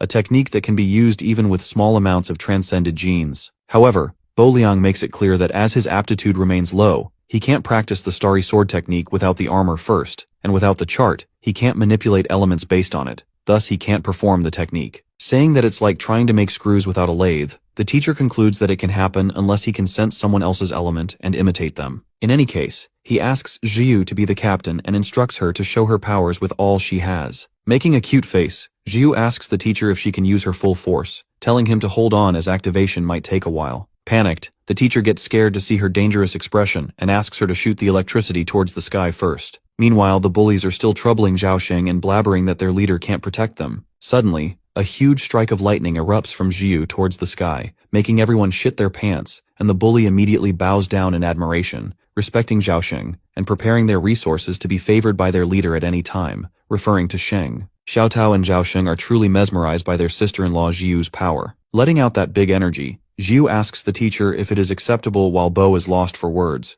pondering she's a demoness, and it's crazy she can achieve this much by relying solely on her elemental outbursts, which leads him to a concern if she practices the star chart given by the dean, she will become a human nuclear power plant at that point. At that moment, Secretary Yang calls out Bo Liang and Jiu asks Xingkun if he's alright, to which our guy responds that the exterminators are here. Gathering everyone in the ground, Nie Yang asks Lin Qi if he sensed that person yet, but Lin, certain that he's in the elemental ground, lets out that resonance disappeared just now. However, Lin is adamant about finding him no matter what, and plans to smoke him out using his metal transcendent abilities. The next scene takes us 2 months ago, when Lin Qi arrives at a place that seems to be in ruins, and asks the guy from the exterminators team about the situation. Seeing Lin's uniform, which looks like a captain from another district, the guy, mistaking him for the captain, reports to him that the vice captain successfully lured the monster into this rundown building, ensuring that it won't pose a threat to civilians. Just then, Lin Qi asks him to order his vice captain to evacuate, and the guy informs the vice captain through the radio that there are orders to evacuate immediately. As soon as he informs, Lin Chi, using his metal transcended abilities, draws in iron around him,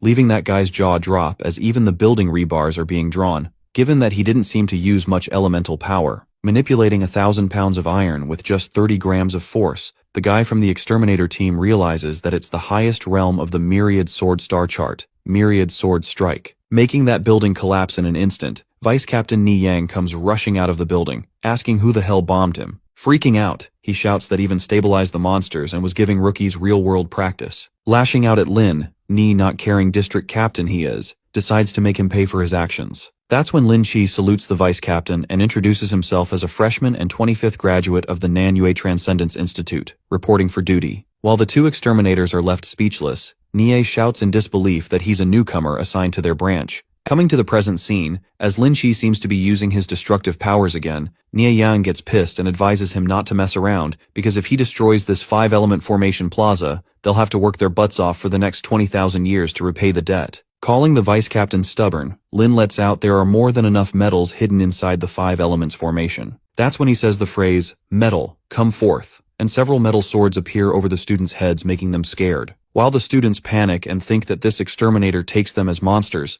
Shinkun realizes immediately that Lin can sense the metal element in his body, embedding his own metal elemental power in them. Trying to sense him out forcefully, suddenly, our guy's transcended genes, which is the metal ability, start getting stirred up. Although his monster genes can suppress them, he wonders if we'll not be able to use the transcended genes as long as that shorty Lin is around, concluding that it's unavoidable. But then Shinkun thinks there's a possibility he might have sensed someone else, and not him. He then warns Jiu not to act recklessly and maintain distance from him. Shortly, his confusion evaporates when Lin finds the blue flame and the metal sword glides towards Shinkun. Trying to panic, our guy decides to test his acting skills to act as an ordinary freshman who knows nothing. With several metal swords soaring in his direction, Lin leaps towards him, muttering that he attacked an exterminator at the cinema in Yuepiao Commercial District and sabotaged the Fan family laboratory. He then puts Blue Flame under arrest by orders of exterminators. Upon hearing this, all the students are shocked to hear that the Blue Flame is Shinkun, assuming the wanted Blue Flame is a fire attribute transcendent, but Shinkun is a metal attribute. Meanwhile, our guy keeps panicking as the metal swords get closer, and he tries to reason that he has metal ability. Abruptly, our guy drops his act and discovers that he can clearly sense the movements of these elements, even see their structure, and surmises that he can imitate it with ease as he recalls what Bo said about him using the sword technique if he can sense and imitate someone's elements. Just then, Shinkun uses a bit of metal element and says the phrase Lin was saying earlier, making fun of his silly phrase and calling it an 8th grader syndrome who has grandiose delusions. Using the Celestial Star Strike sword technique, our guy stabilizes that metal sword in no time, while Bo Liang witnesses this and realizes it's a technique from the Myriad Star Chart that can be used with small amounts of elements. He analyzes that Shinkun was able to learn it after seeing Lin use it, just like that, and speculates that it's not something he can learn by simply spectating. He doesn't even have a star chart. On the other hand, Nie Yang reminds Lin Chi that the blue flame guy has a fire attribute and this guy Shinkun has a metal attribute. But this guy Lin clung to his senses, certain that it couldn't be wrong, gets determined to prove that using fire doesn't mean he has a fire attribute. He elaborates that even a bit of skill, even one from the metal attribute, can create fire just like him who uses extreme velocity and his burning star ability, making the metal sword soar with high velocity that it ignites fire. Witnessing this, Bo Liang is amazed to see Lin ignite a single sword while mastering the essence of the Myriad Sword Star Chart, believing that Lin's control has become even stronger after graduation.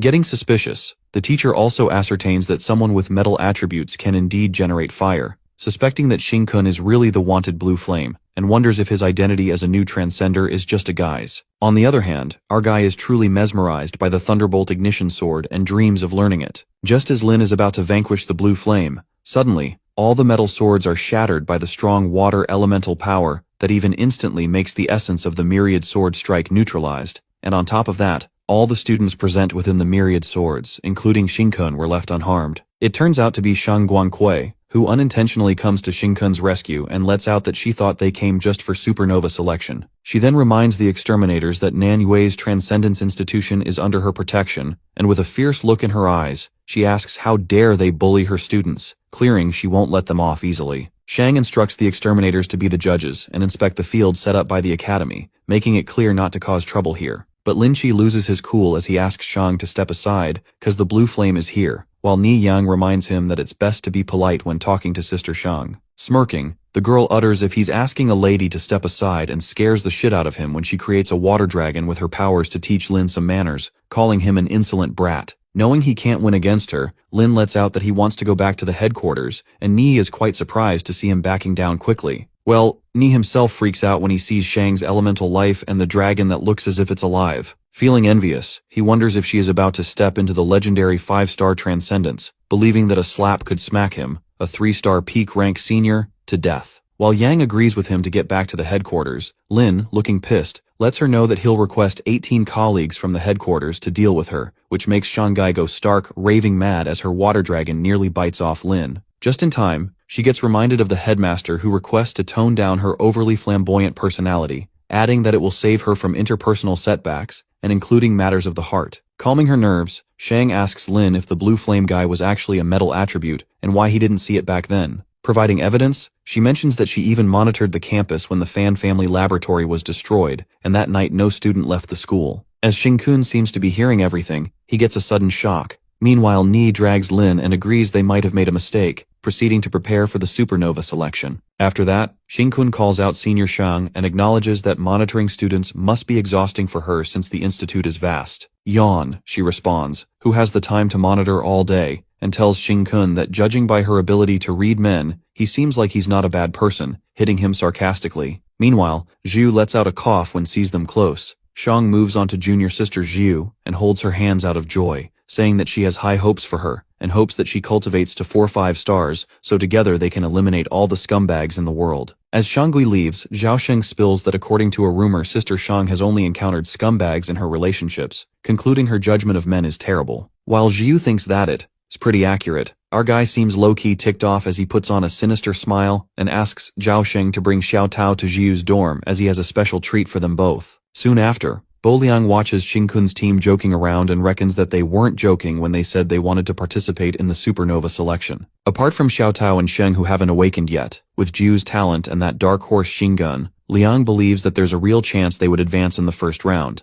However, winning the final victory is unlikely. He thinks of winning some money from his colleagues. The scene then switches to the group of teachers who are registering for the supernova selection and seem to be talking about leading them. One of the teachers gossips about the news that Bo Liang was personally requested by the principal to lead a first-year team to compete against them. While they wonder if the first years even qualify to register, Bo bursts open the door and asks them if they would like to make a bet. The scene then takes us to Zhao's dorm, where his roommate, the bully guy, is praising him for his luck. Well, it looks like the Fan family wants to recruit him and his sister Xiao Tao into the 4th team of the Fan family. The guy goes on to reveal the benefits they offer, like 1,000 vials of life essence per year. That's twice as much as that bandit Xing-kun stole from them combined. Feeling jealous, it seems like that guy is cajoling Zhaosheng into accepting that offer as he opens up about the amazing benefactor, something beyond his wildest dreams. He lets out that young Master Fan has a method of initiating awakening, and this is what Sheng needs the most. Saying that it's good fortune earned by his ancestors over generations, his roommate tries to point out every weak spot and knows that her sister Xiao Tao is repeating the grade for the first time,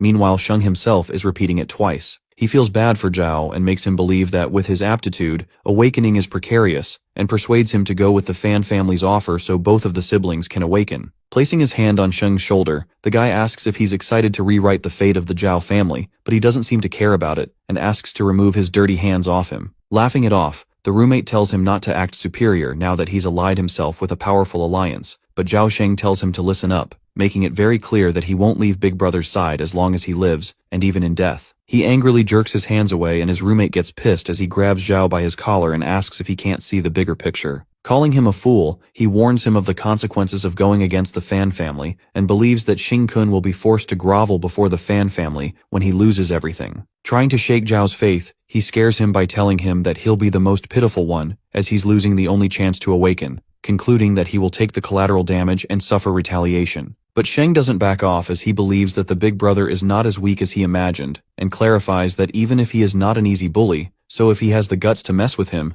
he'll admit defeat if the guy manages to get him to say anything. He then hits his roommate right in the guts as he smashes right on his bed and the guy gets pissed, warning Zhao not to be obstinate or else no one can guarantee what might happen while he's sound asleep, asking if he's prepared himself for a year without a peaceful night's sleep. Calling him a mad dog, His roommate punches him as he activates his powers and mocks him by saying he's trash with such aptitude, yet acting all protective. Getting that fiery punch, Zhao smiles and lets out that without his big brother, he would have died a long time ago, so he'll spend the rest of his life repaying him. Informing that he has urgent matters tonight, Zhao utters that he'll be on his way if he can't beat him to death, while his roommate calls him a coward for running away. Calling him a soft, worthless piece of garbage, the bully blabbers that he'll die along with his sister. On the other hand, Shizai, who seems to be walking with Yu Xiong, gets to know that Zhao Sheng didn't accept the offer. Yu tells the young master that guy Zhao Sheng is a waste who's nothing more than Xing-kun's loyal dog, and it seems trying to approach anyone around Xing-kun is not feasible. But Shizai responds that he has countless ways to deal with people, and will have to use a ruthless method as the lenient approach is not working. Later, Xiao Tao and Sheng knock on Jiu's door when suddenly Xing-kun drags them inside, and our guy with a freaky look on his face asks little Sheng if little Tao is ready for the hellish special training.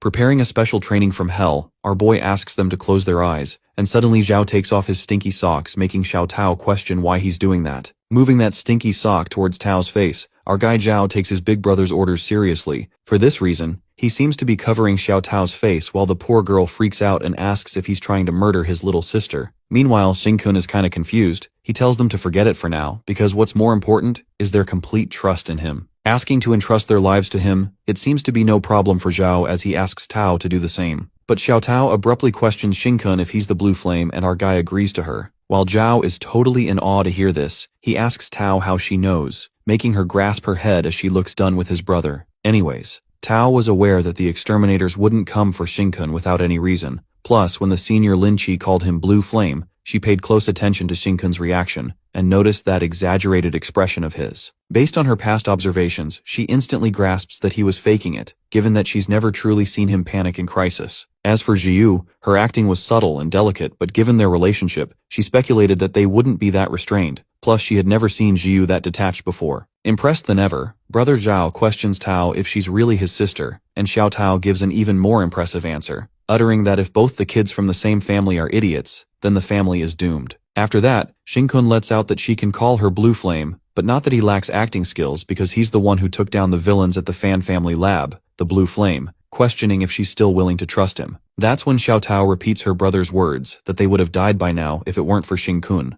Though with hindsight, she ascertains that the final time from back then was special, because of the target the Fan family placed on his back. As this all makes sense to Zhao, Tao believes that this proves that the Fan family had something to hide, and that what they were researching in the lab was definitely not something ethical. Not having any other choice, since her idiot brother chose to follow Xing-kun, his decision will never change. She proceeds to say that even if his opponent is a family as cunning as the Fans, they will do everything in their power to help them. Zhao seems to be proud of his sister, and Xiao seems prepared for the special training. Just then, Xing-kun hands them big bottles of life essence fluid for each of them, and asks them to drink this. Eventually, Sheng and Tao finish up their bottles, and Tao feels like her stomach is going to explode soon. Assuring that it will be absorbed soon enough, Xiao Tao questions if this was all the life essence fluid, and Xing-kun with an evil smirk confesses that he snatched it from the fan lab and all the high-grade stuff, informing that they'd drink the half of what their classmates generously gifted to them before. Crying tears of joy, Sheng can't seem to get over the fact how extravagant the big brother is,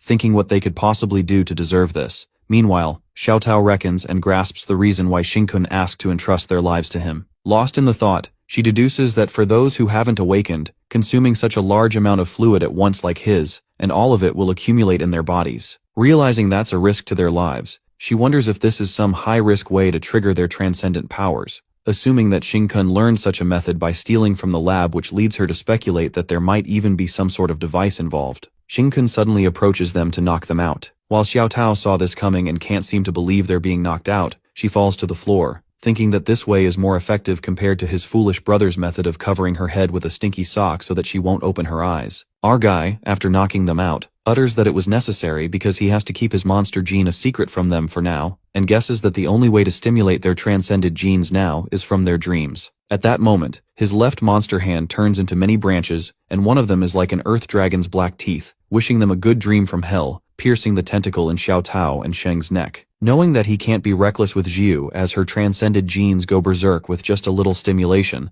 but it's not the case with the siblings, so Xing-kun can be a bit more aggressive on them since they have fewer transcended genes. Meanwhile, our guy's monster genes attack their transcended genes. He plans to directly weave the monster gene into their transcendent gene chain. As for now, they both should be experiencing nightmares and fear from the depths of the soul. At the same time, their transcended genes will try to self-preserve and become active like never before. After that, we are taken to Xiao Tao's nightmare where she wakes up with her hand covered in blood and encounters a monster bear with big fangs, making her think that her dream has changed, and it's even more revolting. On the other side, outside the door, Lin Qi senses something off and becomes certain that something's off with Xing Kun. However, Lin is interrupted by his fellow mate who decides to follow the vice captain's orders to stick with him. Joking, his team member asks if he was not planning to peek into their junior sister's shower. Intimated, Lin lets out that Xing Kun's room is emitting a strange aura, believing that he's the blue flame. While his mate asks him if he's a dog, Lin Qi gets determined to expose Xing Kun's true colors during the supernova selection. Suddenly, their radio device beeps, and both exterminators are informed of the emergency notice, reporting that the North District supply station has been attacked, and calling all nearby exterminators for relief.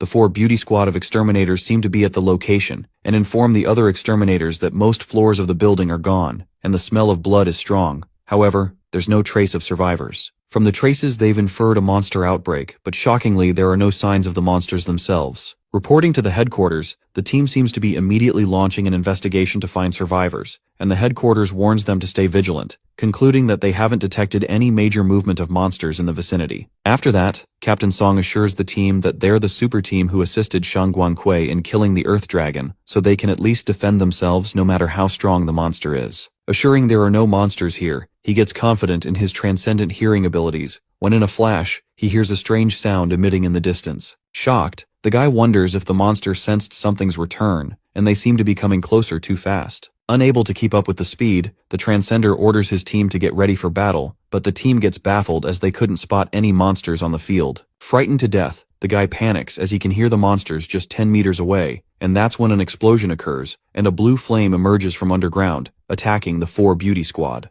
With his headphones falling to the ground, it cuts off the connection from the headquarters as they ask for the situation. But the situation seems to worsen, and the headphones get crushed under the monster's feet. With some of the squad members being killed, they come to realize that the monster is invisible, and Captain Song instructs them all to unleash the dragon sealing formations in all directions to block the monster and prioritize their safety. While unleashing the seal, one of the member hands accidentally touches that blue flame. As soon as it touches, her arm is completely ripped as she is unable to block it. Terrified, she assumes that this invisible monster is at least the 4th stage. With her arm gone and blood dripping like crazy, the girl Ame activates a mercury dragon trap eruption with blood as a sacrifice, forming a blood prison cage. Witnessing this, the captain asks her to stop this, and affirms they just need to hold a bit longer, as the headquarters have already issued the notice to all nearby exterminators that will arrive soon. At that moment, Ame calls out her team and lets out that her blood prison cage won't last long. She warns them that the invisible monster is at its 4th stage and too terrifying, adding they won't last until they're rescued, and even if someone comes to rescue, it may be a death sentence for them. Saying that she can't hold for long,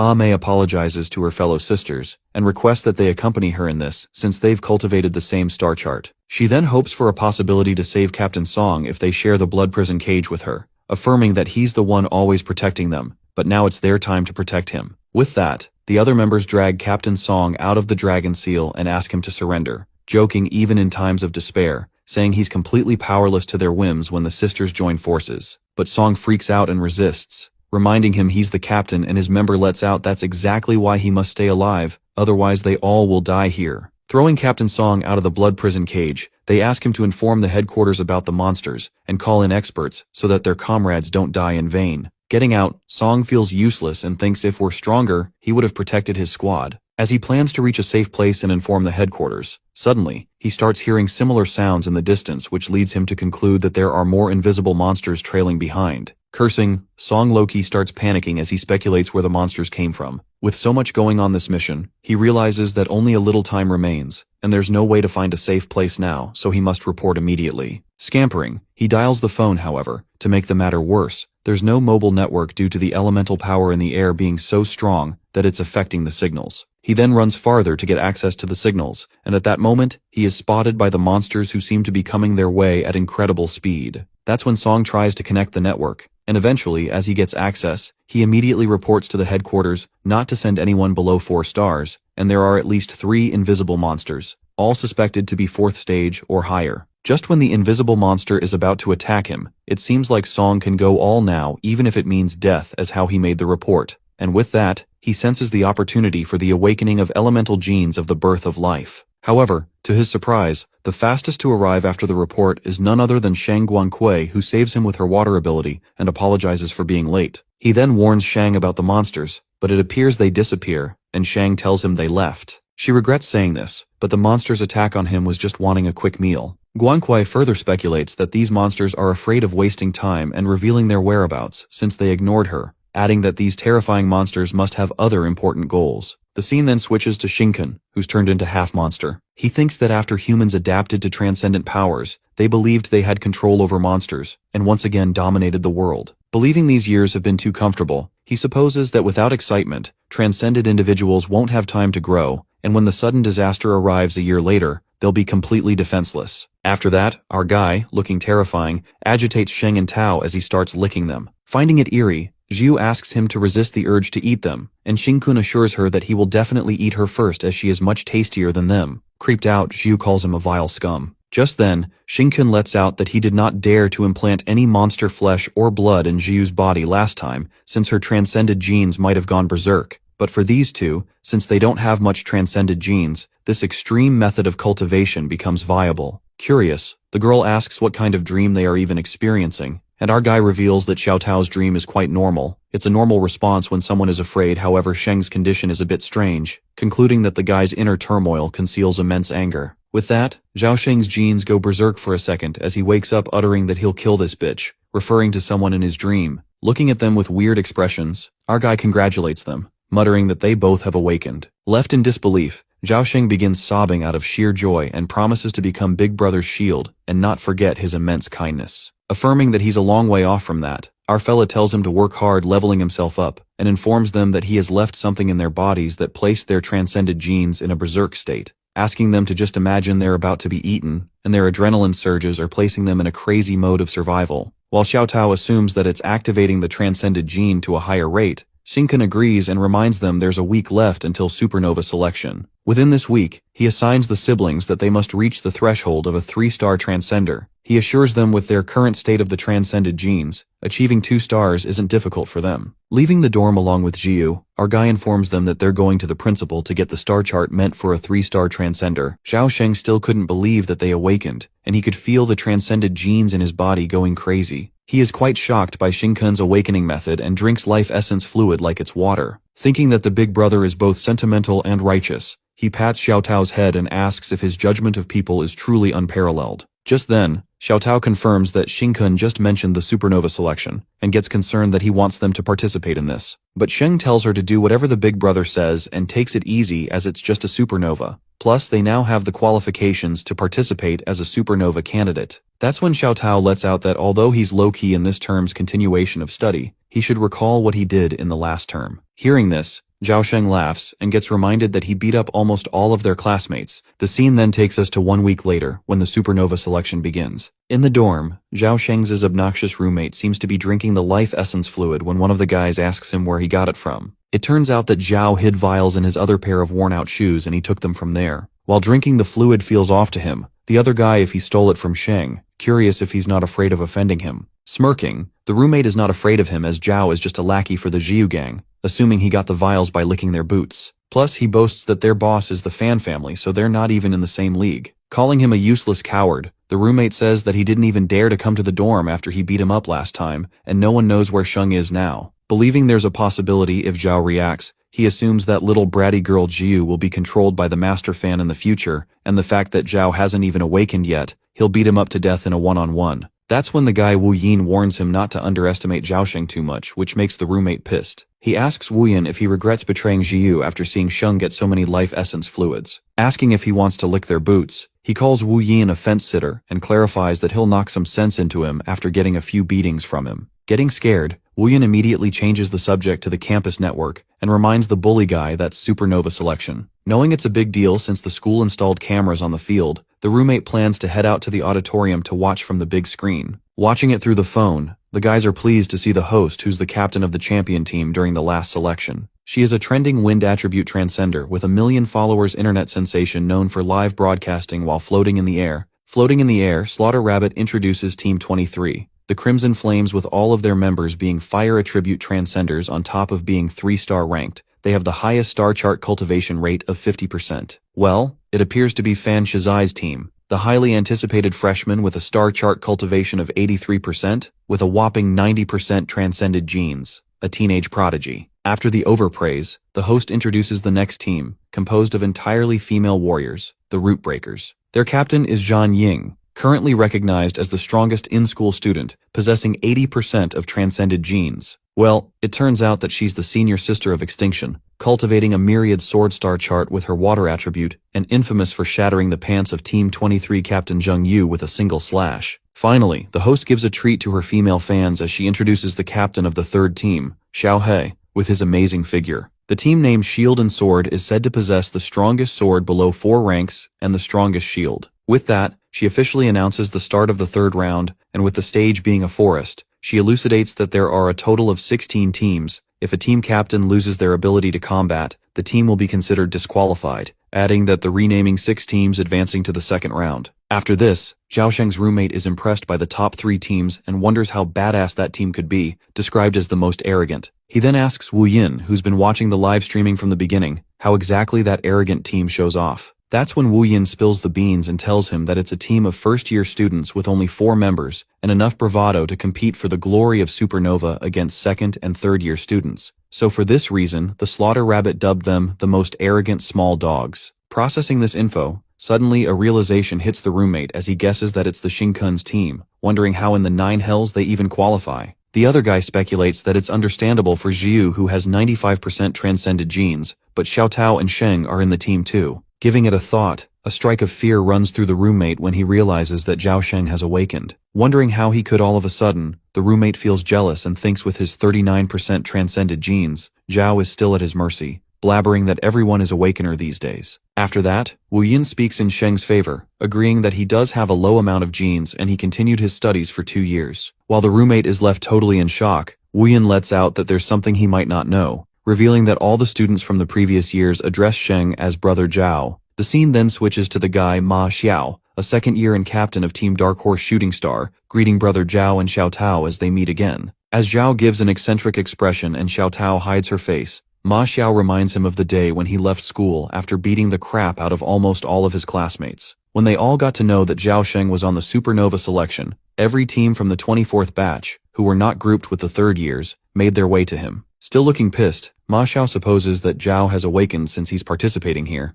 adding their team even took on such an arrogant name. So after careful deliberation, they all agreed to settle the score with a beating, one-on-one battles, thinking it was fair. Just then, Xing Kun, patting his shoulder, is impressed to see Sheng attracting more hatred than him. Seeing all the people who want to beat Zhao, our guy asks if this is all the people they got, as it kinda seems lacking. Meanwhile, on the other hand, Teacher Bo Liang is being questioned by his fellow teachers if he really wants to bet on his freshman team making it through the first round against their strongest teams. With 6 teams formed entirely by the second years, the teacher with the eye patch bet 100 vials of life essence fluid on Liang's team not making it through the first round. While both the teachers keep betting that it reaches the amount of 300 vials, the teachers of the second year ask if he can afford the consequences, and Liang assures them that he can. After that, the teacher gets curious about the meaning behind Bo's team, Doomsday Starlight, believing that it's not trendy to talk about the end in this apocalyptic world. Thinking it's some curse suggesting that the world is about to end and they're the saviors, the teacher concludes they're such arrogant youths and says that it's not entirely unjust to be labeled as the most arrogant small dogs by that Slaughter Rabbit kid. The scene flips to the forest, where Shinkun Loki knows that Starlight kindles flames. He ponders that alone he cannot save the world, so before the apocalypse arrives, he must allow the sparks to ignite, and that's why he needs to add some fuel to the Starlight. Clever indeed. Soon after, our guy refuses to do the single battles, and acknowledges Ma Xiao's team and others not to undervalue themselves too much, suggesting that only by going all out together will they stand a chance against his team. Just as Shinkun planned, these words spark anger amongst the opponents, and they look even more pissed than before, losing their nerves. Calling Shinkun an arrogant bastard, Ma Xiao freaks out for expecting the second years to gang up on them, thinking that it's despicable, as he's about to reveal the reason they came here. But before the guy could complete his sentence, he witnesses Zhao Sheng, who's bracing himself for the fight, and uttering that Big Brother has spoken the word already. With that, Zhao leaps towards him to see what progress Ma Xiao made since they haven't seen each other in over a month. Using martial arts, in a blink, Sheng crashes him onto the ground after a good smacking, while the poor guy pleads with Brother Zhao to listen to him. Confident than ever, our fellow Sheng challenges them to just come at them, assuring them that it's not like before, they can use their transcendent powers now. On the other hand, as the betting finally comes to an end after the teacher adds in the final bet but before he can change his mind, Bo snatches the chit, saying it's too late for that. Nonetheless, the teacher then asks Liang about Zhao Sheng's background. Given that they're only interested in the news about transcendence power, Bo Liang seems certain that if it were those martial arts teachers hired by the school, they wouldn't have betted against him. Although Zhao is a student with only 39% transcended genes, he is sedulous in his studies, having them continued twice. Studying with zeal for 2 years, Teacher Bo mentions that while he was unable to learn any transcendence, he became a genius in the eyes of their martial arts teachers, a prodigy even. The fact that Zhao is also enthusiastic about teaching others after mastering each move, Bo reveals that almost all his classmates have received his guidance. Even considering Zhao as a mentor, he's truly trusted by everyone. Even before the semester ended, since Sheng was uncertain if he'd be able to return to the institute again, he gave the whole class a final lesson, except for some, and everyone got knocked out. Laughing, the eye patch guy thinks that it's just physical combat, compared to transcendence powers. It's like hitting a rock with an egg. When Bo lets out that his student has recently awakened, the teacher becomes skeptical of Zhao's capabilities, awakening after 2 years with low potential. The eye patch teacher then asks who else can live up to their standard other than student Jiu, who won the genetic lottery, and Bo Liang, showing him a middle finger, asks if he should take this another bet. Disbelieved, the eye patch guy asks if he believes that his team will win against the second years and will secure him a place in the second round. He then makes a judgment on the students getting weak with each passing year, except for the few naturally gifted, pointing out that the weak are delicate flowers raised in the greenhouse, nothing but fuel for the strong, and concludes that Bo is simply destroying his team prematurely. The scene then switches to Ma Xiao, who clarifies that only came to welcome Zhao Sheng, and were curious to see who's worthy of being called Big Brother by him. But from what they've seen, it seems that Zhao has followed a fool who's provoking them to gang up on his team. Believing there's a limit to bravado, Ma Xiao gets furious and thinks that they are all just beginners who've recently transcended and called upon their self-destruction. Since Xing Kun insists they fight, he decides to grant his wish and apologizes to Brother Zhao in advance for giving him a crushing defeat. While all the opponents activate their transcendence abilities, and Xiao asks Zhao to be the captain, he calls Ma Xiaolong an idiot, affirming that Big Brother is stronger than him. However, suddenly, a green transcended ability appears out of thin air and knocks out Captain Xiao. That's when the host rabbit announces that Captain Ma Xiaolong has lost consciousness briefly, according to rules, so their team, the Dark Horse Meteor, is eliminated. The Transcender with Wind Elemental ability effortlessly knocks out the captains of the teams as he moves at an incredible speed, thinking these second-year rookies are cute. Having fun, the Transcender knocks out Captain Xia Xiaoran as she is as fragile as a doll. The team flying high is eliminated, and the members of the team are amazed by the Transcender's speed, supposing they don't have the ability to resist at all and assume that it's the third-year team that started mission training. During this, the host is elated and announces that the second grade was completely crushed by the opponent. Well, the opponent emerges to be Chen Xia, a fourth grader, who uses wind-based transcender power like the host. Meanwhile, the guy Chen Xia jaw-droppingly defeats the team as he glides with a light speed, knocking the captains out like a walk in a park. After being done with the second year, Chen Xia moves towards the freshman Xing Kun and lets out that he loves dealing with rookies like him the most. While our guy stands his ground as Chen is leaping toward him, the slaughter rabbit comments that team's arrogant small dogs seem to be in danger. Getting an inch close, Xing Kun moves aside without a flinch and uses his metal ability to gather metal pieces to create star swords like Lin Chi. As Chen processes that the step Xing Kun just did now was to inject his transcendence power into the ground, the guy Chen is hit right in the guts by that star sword directed towards him. With that, the wind-based transcender gets knocked out, and our boy comes up with his new movie name, calling it Kidney Ringer Star Sword. Taken aback, the host hops in excitement and lets the audience know that Captain Xing Kun wasn't defeated at all, but it was Chen Xia who lost consciousness. Just then, our guy senses another transcender and asks him to come out, clarifying that he's not the one who needs training, his team members do, agreeing with the host that the second years were really weak. Slaughter Rabbit calls the freshman team quite arrogant as Xing Kun just challenged the top 3 teams to win, the Wind and Sand team. The captain of the team, who's also a wind-based transcender, emerges from the team and is shocked by the arrogance of the first-year team. While Ma Xiao, lying on the ground, is left in awe by Brother Zhao's captain choice, the Wind and Sand team, creating a whirl, plans to work at the ultimate top speed to eliminate these freshman arrogant fools. Making a sneaky expression, Xing Kun asks the other team to be their little punching bags, and the guy who seems to be coming to attack him presumes that this first year needs a beating, but the fact that he managed to defeat Chen Xia. Overlooking that thought, the guy believes that Chen Xia was careless and kept on trash-talking before making a move on the kid, but he conjectures that Xing-kun is not simple, given that his sword condensation is incredibly fast. With being able to see through the battle situation at a glance, the freshman kid accurately estimated the moment to attack Chen, which makes it look like his battle experience is richer than most of them on the field who have been through actual combat. Wondering if it's talent, the guy decides to take action whatsoever as ordered by the captain,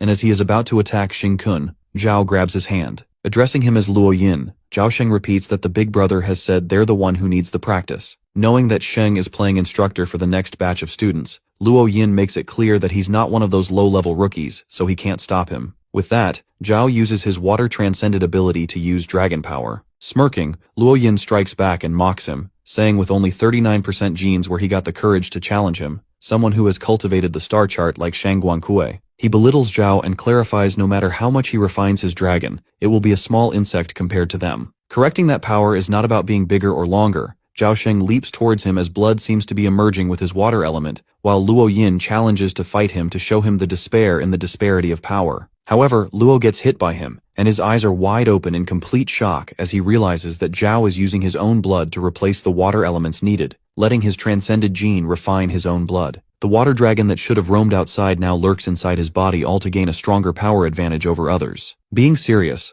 Luo Yin seems to be not joking around, and tries to make him understand that using his blood can make that dragon stronger. However, he'll lose long-range combat power once that dragon is destroyed, and he will be severely injured at the same time. Smirking, Sheng utters a proverb about the importance of effort over innate talent or quantity, admitting that his genes are inferior. Thus, he decides to use his life to fight, and uses the power, Dragon Descent. On the other hand, the opponent girl Transcender confronts Xiao Tao and lets out that she's seen a list of Awakeners for her batch, but her name wasn't on it. Mentioning that Xiao Tao already cultivated into a 3-star Transcendent, the girl thinks it quite incredible, given that she just started learning the star chart, and asks her how she managed to do it. Remembering what Xing-kun taught her, Tao responds that she gets emotional easily, and the girl mocks her, saying that she must be a cultivation prodigy, but it's a pity her transcended genes do not exceed 50%. Getting cocky, she reminds Xiao Tao that she'll remain a small fry even with that talent, ever unable to step onto that stage. Just like that, the girl using the star chart strikes the vines toward Tao and she impressively dodges them. Witnessing her good reaction, the girl assumes that she paid special attention to evasive techniques the past year, when suddenly she catches a glimpse of red peach blossoms. Wondering how this could be, the girl supposes that Xiao Tao's vines should have been severed as she just cultivated her star chart, meaning a completion rate of less than 5%. As those red blossoms begin to bloom, the girl ascertains that these vines like rootless trees, flowers shouldn't be able to bloom, and at that moment, she grasps that these are blood peach blossoms, nourished by her blood. Appalled, the girl asks her if she's crazy and deduces that if she thinks she has infinite blood, she'll soon drain herself dry. That's when Xiao Tao responds that her brother was right and she should stake her life on this since flying first isn't viable. Meanwhile, the captain of the team provokes Xing-kun, asking if he defeated Chen, then why is he hiding behind a woman? Guessing that it was a stroke of luck, the captain tells him to take the chance he's giving him to be a man. Deep down, the captain presumes that they'll get the victory because he's attracting Xing-kun's attention just to let one of his members ambush from behind. Smiling, our guy calls the captain a noob and asks how he has the nerve to say that,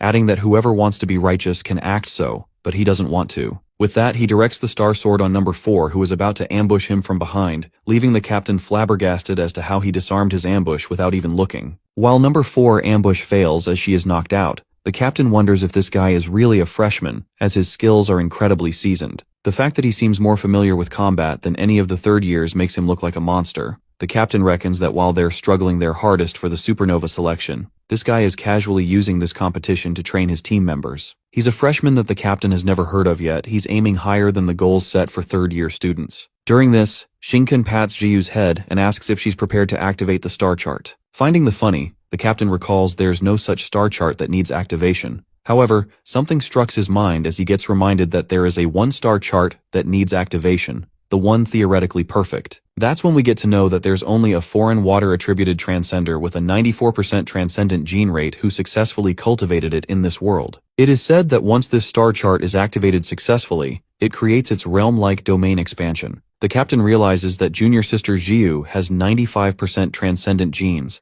the highest record in human history indeed, which also means she's capable of cultivating this true star chart. At that moment, Jiyu activates the star chart, a magnetic star, and an immense energy is released that grasps the attention of the entire students present in the forest. It appears that Jiyu's magnetic star creates an automatic lighting circle that destroys foreign objects. The girl from the Wind and Sand team conjectures that it's just a simple barrier created and is truly impressed to see that a newly trained star chart can have such an effect is enviable. Either way, Jiyu is just a first-year student, and a newly promoted 3-star transcendent after all. Underestimating her power, the girl uses a 44% star chart and strikes feather needles, but it doesn't seem to have any effect on Jiyu's lighting circle as it destroys even the cluster of feathers. Thinking that it's an incredible passive defense, the girl confidently strikes countless clusters of feathers, believing that Jiyu cannot withstand these clusters. But once again, Jiyu's lighting circle manages to block them all as she remains unscratched inside her shield. The girl can't seem to accept her fate and decides to go on another attack, this time with the Ice Cicada, a large ice star sword.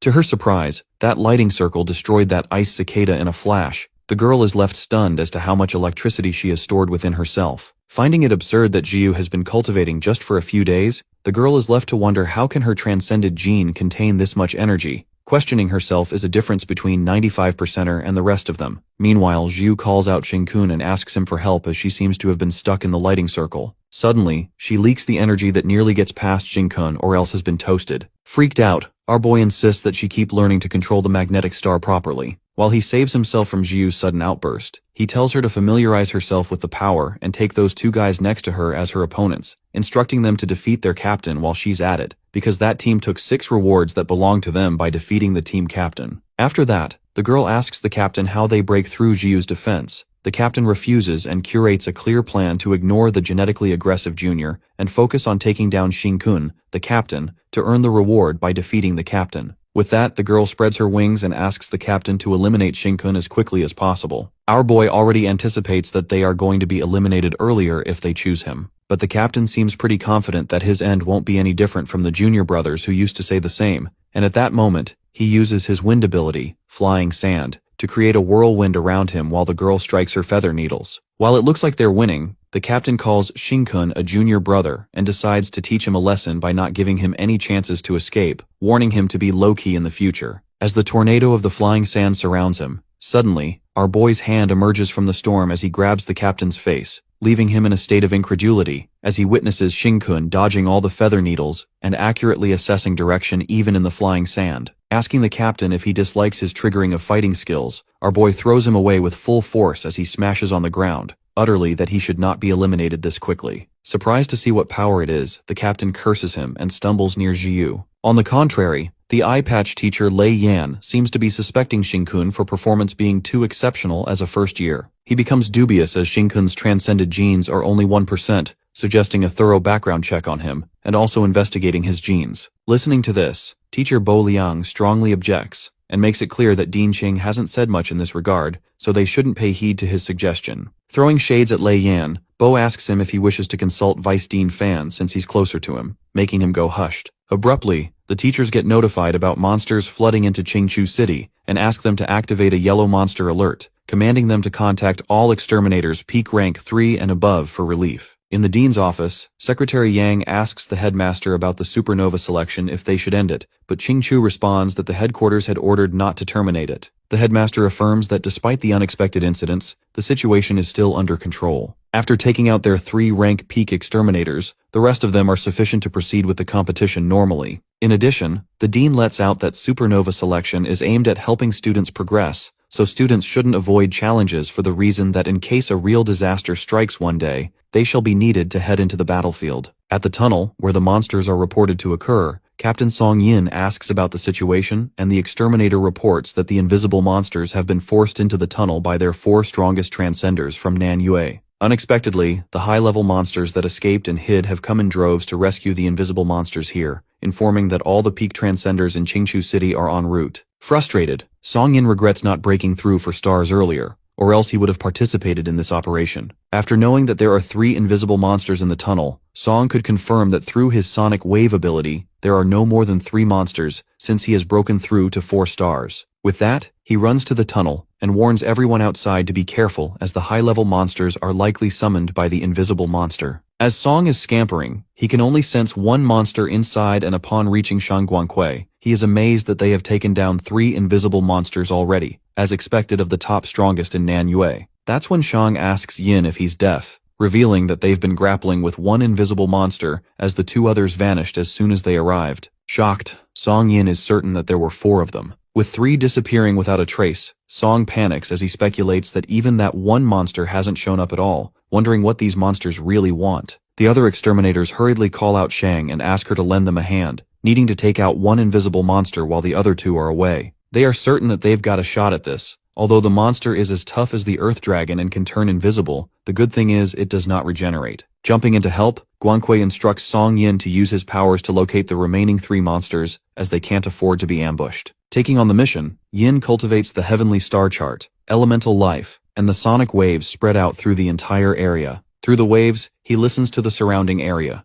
Meanwhile, he ponders that Shang and the others are locked in fierce combat, and the monsters, 2nd and 3rd stages, are pouring in from all sides with mixed-in beasts, transformed into monsters of the unknown ranks, and the support forces are here too. Trying his best, Yin keeps searching for the monsters through his waves to locate the remaining 3 invisible monsters. However, after a couple of minutes, he is taken aback as he cannot find the monsters near the area and wonders where they possibly could be if they are not at this location. On the other hand, at the Nanyue Transcendence Institution, Zhao Sheng seems to be holding up pretty well, which even makes his opponent think that he's incredibly resilient, because given the amount of blood he's lost and endured numerous attacks, Zhao did not lose consciousness. He believes that defeating him is just a matter of time now. However, his opponent notices that Sheng's transcended genes are strengthening somehow. As both Xiao Tao and Sheng are fighting relentlessly, their opponents presume that even though they both are low-level transcenders with fewer genes, they seem to be progressing rapidly, leading them to think if they keep this up, there's a possibility both siblings will soon surpass them,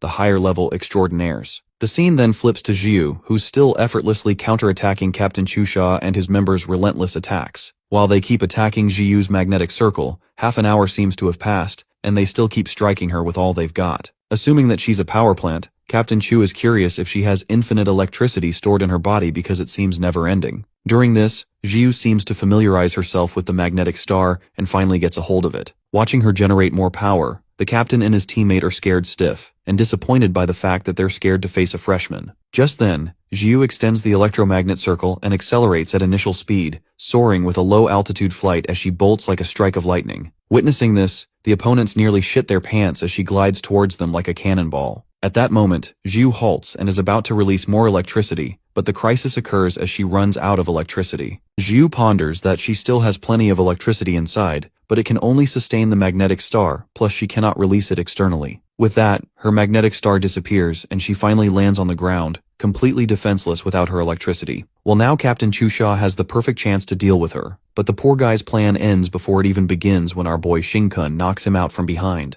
The poor captain realizes that he's been ambushed by the brat. After this, the Slaughter Rabbit announces a surprising turn of events, revealing that Captain Chusha of the Wind and Sand team has been defeated, and Team Doomsday Starlight proceeds to the next round along with the 6 remaining teams. As all the classmates seem to be watching this, the guy tells Zhao Sheng's roommate that Zhao has become popular, reminding him how he called him a useless and timid kid before, even planning to beat him to death. Scared shitless, the roommate begs Wu Yin to help him plead to Zhao Sheng and tell him that he accidentally broke his bottle of life essence fluid and will make up for it in the future. After that, in the forest, it appears that Fan Shizai isn't happy with Shin-kun's victory, while the host announces that the second round has begun. It appears that in the second round, only one team will be victorious. The reward for the victors has been hidden somewhere in the arena, and the first team to find it will be the winners, adding they can also obtain clues by defeating their exterminators. After that, in the forest, Jiu reminds our boy that they need to secure the first place reward to get that artificial transcendent armor he wants. But Jiu's electricity seems to be so depleted completely that it will take a while to replenish naturally. Jiu then suggests that she absorbs all the electricity in the city, but still the new electricity needs to be refined again, so it will take at least 2 hours to restart the magnetic star. In the meantime, Zhao Sheng and Xiao Tao, battered and bruised, approaches them. Shin-kun affirms that their battle is over and asks Jiu to bring Zhao and the others to rest,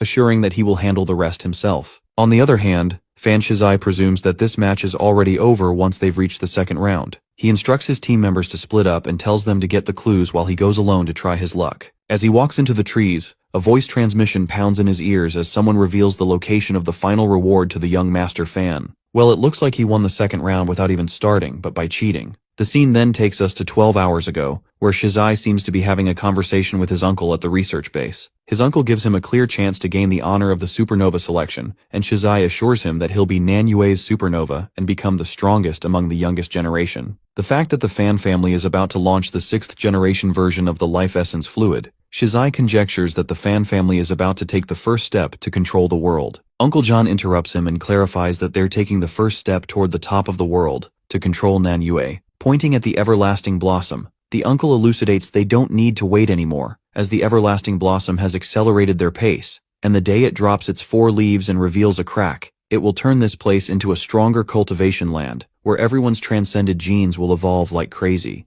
Having a dark scheme in mind, the Fan family plans to gather hundreds of 4-star transcenders. Then John himself, his older brother, and Shizai's father, after continuously gaining the eternal flame transformed by Shizai, they will also become 5-star transcenders in Huaxia. After that, the uncle instructs him to become the supernova and MVP of this generation, motivating that with his abilities combined with the eternal flame, he will certainly be the strongest rising star in Huaxia, or maybe in the world. As for troublesome Jiu and Xing-kun, he assures his nephew not to waste his efforts trying to win them anymore, and tells him to find an opportunity to crush them, adding that it's better to extract their genes for experiments. Coming to the present scene, Shizai knows exactly where the rewards are under the ground, just a couple of steps away. Well, it looks like a quarter of exterminators secretly pledge allegiance to the Fan family, and even the rules for the second phase were tailored for him. It's like a walk in the park for him. But being the young master of Fan family, he decides to show a bit of honesty and play along in front of everyone, pretending to carefully search for hidden clues. Being the sly fox he is, Shizai is aware that not only the host is watching, but also the cameras broadcast live throughout the forest. After that, he spreads out tiny sparks of fire, and as long as he plays like this a few more times, he can smoothly find the reward. While Shizai decides to head to the next location in a roundabout, surprisingly, he spots Xing-kun going the exact same way, and assumes that he arrived here by chance. Thinking how lucky the guy is, the young master doubts that he couldn't possibly know the exact location of the reward, when suddenly Xing-kun starts sprinting straight towards the location of the reward. Left in disbelief, Shizai gets certain that it's not a coincidence as the location is spot on. Annoyed, the young master loses his nerve as Xing-kun disrupts his plans once again. Xing-kun seems to be lucky, but that's not only because in this world, lowly people can't change their fate through luck. Smirking, Shizai ponders that there's still one guardian at the reward location, the one who also secretly sent him messages. It turns out that the guardian is the hidden 4-star mental attribute transcender that no one knows about. Not only he discreetly transmit information, but he can also attack other transcenders' minds without them even realizing it. He is assured that the guardian won't let Xing-kun claim the reward, as he's the only one who can get it. On the other hand, our boy sniffs the exterminators, finding them enticing. Well, it appears that our boy has seen this supernova selection in his previous life, so that's how he knows the location, and recalls that in the end, 2 exterminators were guarding the reward. Drooling by such a tempting scent, our guy could easily find the exterminators, but to his disappointment, he couldn't eat them. Once he gets his hands on the reward, Xing-kun will achieve his goal for this time, and it will also allow his transcended genes to advance to rank 3+. His monster genes may also begin to break through to the 4th stage at the same time. As soon as he opens the route to the underground, he is welcomed by the one and only exterminator Lin Chi, who is not so happy to encounter Blue Flame. As Lin strikes the metal star swords at him, our guy tries to clear himself that he's not the Blue Flame. Meanwhile, they're bickering. The hidden exterminator wonders why this guy is here instead of young Master Fan. Shizai, watching from afar, is surprised that the exterminator calls Xing-kun Blue Flame. After that, Lin Chi makes it clear that Xing-kun has to go through them if he wants the reward, determined to expose his disguise. Striking multiple star swords at once creates nearly an explosion as they stumble on the ground. However, our boy jumps into the underground place and thanks senior brother Lin for showing mercy. As our guy gets past him, Lin gets certain that he sensed him last time and can feel him. Similarly, Xing-kun can feel him as well. The fact that the guy knows every move on the sword path makes Lin convinced that he's the Blue Flame, but he can't do anything to him. Meanwhile, Shizai loses his cool, thinking if the exterminator is throwing the match, he gets curious about the relationship between Xing-kun and the exterminator. Just then, the young master commands his exterminator to stop Xing-kun. With all the peak exterminators leaving the institution because of the yellow monster alert, the exterminator helping Shizai, his outward identity is 3-star rank, but in reality, his rank is 4 stars, making him the strongest in the institution. Planning to stun until the young master arrives, the exterminator releases psychic shock, but our guy doesn't seem to be affected by the shock and walks past the senior brother. Low-key freaking out, the exterminator couldn't stop him at all. He contemplates that this selection is crucial for the young master, so he can't absolutely fail in stopping Xing Kun. Not caring even if Lin Qi discovers that he's helping the young master, he plans to take on the possibility of shattering Xing Kun's mental state, but he can't worry about it too much. While Lin Qi seems to be affected by his psychic shock, the exterminator uses psychic explosion, but he is flabbergasted when he gets exposed to Xing Kun's mental state, wondering why it is so strong. Looking at the horrendous mental state of a monster, the exterminator himself backs down as his mental attack backfires, while our guy gets a clear path to his reward. But our guy isn't happy about unintentionally scaring that guy to death, and wonders how he can keep a low profile. Nonetheless, he decides to take the reward, which is a golden ball, the robotic transcendent enchantment armor. Achieving his goal, Xing Kun can start evolving now. However, suddenly, he senses something above him, and realizes that it's the aura of underground monsters. With the purpose of revealing the lesion being successful, our guy, using the armor, apologizes to the humans as saving the world is not his responsibility alone, concluding that their peace from today onwards ends now. Well, it appears that the invisible monsters have appeared in Nanyue Institution where all the exterminators had left. On the contrary, Song Yin tries to track the monsters, and speculates that the path from which the three invisible monsters left, that tunnel direction, leads to Nanyue Institution. As the realization hits him, a strike of terror runs through Yin, because they've been thinking that monsters were trapped in the tunnel, plus the invasion of monsters. This means that all the advanced forces in the institution were called in, and the fact the supernova selection is currently being held, putting all the freshmen in danger. If it's the latter, Yin, in a state of panic, concludes that it will be worse and humans really underestimate the intelligence of these monsters. After that, Song rushes into the tunnels and informs the exterminators that this is a trap, screaming that all the three invisible monsters likely went to the institution, concluding that students are in grave danger. While he informs them that they need to send some people back immediately, the 4-rank exterminator, struggling to fight the monster, asks Yin if he's scared out of his wits. The guy thinks that Yin is overestimating these monsters a bit too much, guessing that he's trying to take advantage and run away. Poor Yin tries to reason with him when he's attacked by the monster, but is saved by the exterminator Kong, who asks the new 4-star guy Yin to be careful not to be ambushed by those returning monsters, or he won't be able to save him if that's the case. The 4-rank exterminator lets out that monsters are just products of failed human genetic mutations losing their sanity in the process. He goes on to reveal that he participated in the battle to eliminate the world's strongest 5-stage monster back then, and one of his eyeballs was taken by it, emphasizing that the monster's intelligence can't be compared to an average human. Kong assures him not to overthink the situation, as if monsters were really as cunning as he described, humans could never win against them. Not paying much heed to what Yin said, the 4-star exterminator asks him to send more people and wipe out all the nearby monsters, as he himself finds it troublesome to fight the 4th-stage monsters. Adding a transcender below 4 stars has no way to deal with it. On the other hand, in the forest, the low-rank exterminators at the tower are guarding to prevent the monster tide from being attracted by the transcender's aura in the supernova selection battles. While they are talking about how the country has such good control of monsters that it's hard to see tides again, at that moment, the invisible monsters suddenly attack them, making them vanish with the blue flames as their bodies evaporate. As the invisible monsters annihilate everyone in sight, the exterminators from the other watchtower immediately report the exterminators about the unknown invasion from the south, with no trace of the enemy in sight. They warn everyone to head south except for the exterminators protecting students at the arena. On the other hand, the Slaughter Rabbit broadcasts the results of the second phase of supernova selection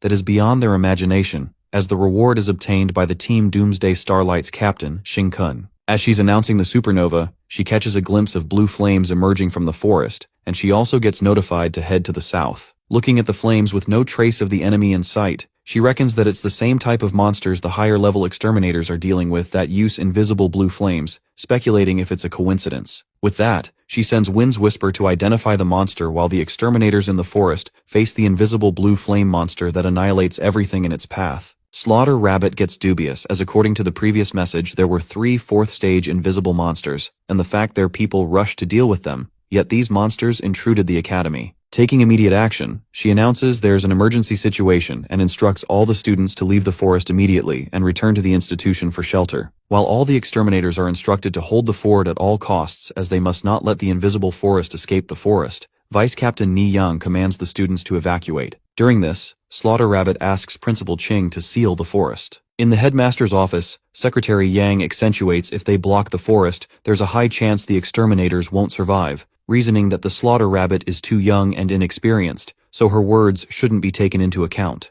However, the headmaster agrees with the Slaughter Rabbit's decision and heads out. As an exterminator, no matter how strong or dangerous the monsters are, they will always step forward to clear them and protect the weak. Rationalizing his decision, Qingche is aware if they allow the invisible monsters to leave the arena, this will not only put the kids in the institution, but a large number of civilians outside the institution in great danger, but also the teachers who are still in the institution. With that, the old man calls out all exterminators and commands them to hold down the arena. Using the wooden enigma assault, all the trees in the forest come back to life, and the branches grab every student, throwing them out of the forest. While the students are pulled out of the forest, Xingkun stumbles onto Jiu. Annoyed, she calls him a bastard scum, but the poor guy justifies that he was also thrown by the principal just like her. Xingkun calls out the old man to ask why he's throwing people around, and witnesses the forest that is now sealed by Principal Qingche, surmising that the situation is getting intense. Somehow, our guy is unable to smell how many exterminators are inside, guessing it's because his levels aren't too high, and overhears the students conversing that the top fighters in the institution went to the tunnel, but the monsters came here instead. Upon hearing this, Xingkun speculates that the top fighters were lured away, which leads him to think the intelligence of monsters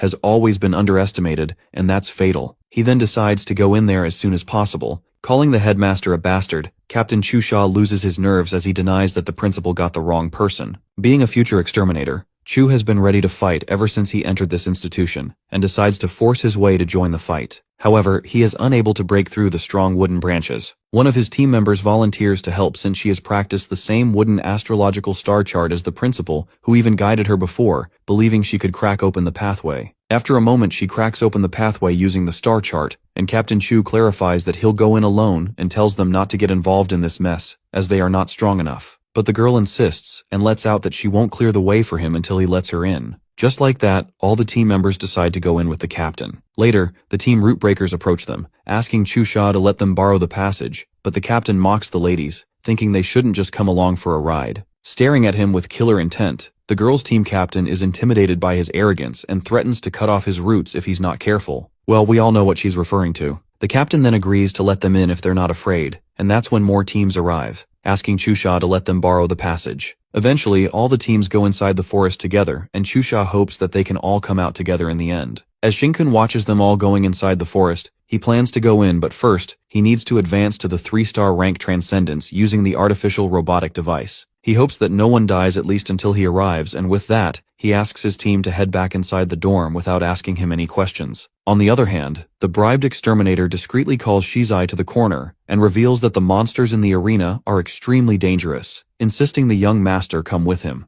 Abruptly, Fan Shizai grabs the exterminator by the neck, banging him against a wall, and asks why he let Xingkun take the reward. As the blue flame nearly touches his face, the exterminator, low-key feeling great trepidation, feels like he is about to be consumed just by being close to that flame, presuming that Shizai is really going to master the elemental life and ascend to 4-star transcendence realm that quickly. Panic-stricken, the exterminator defends himself that he's innocent and explains that he really went all out, but he suffered a backlash from the mental attack to the point his head still hurts, concluding that there's something suspicious about that guy Xingkun. Well, Shizai seems to have the same doubts about him, given that the exterminator Lin Chi was calling him Blue Flame. In the dorm, our guy asks Sheng and the others to guard the door, instructing no one is allowed in. Going inside, Xingkun is running out of time and ponders that he must swiftly ascend to 3-star transcendence rank before entering the arena. Needing to utilize the device to fill in the gaps in his transcended genes, he then plans to construct a star chart. However, after the robotic device turned into a bracelet and turned silver gray, it lost its power. Knowing that activating it once would take a vial of life essence fluid, he decides to replenish the bracelet's energy and directly drinks the fluid. Using his transcended genes to channel its energy into the bracelet,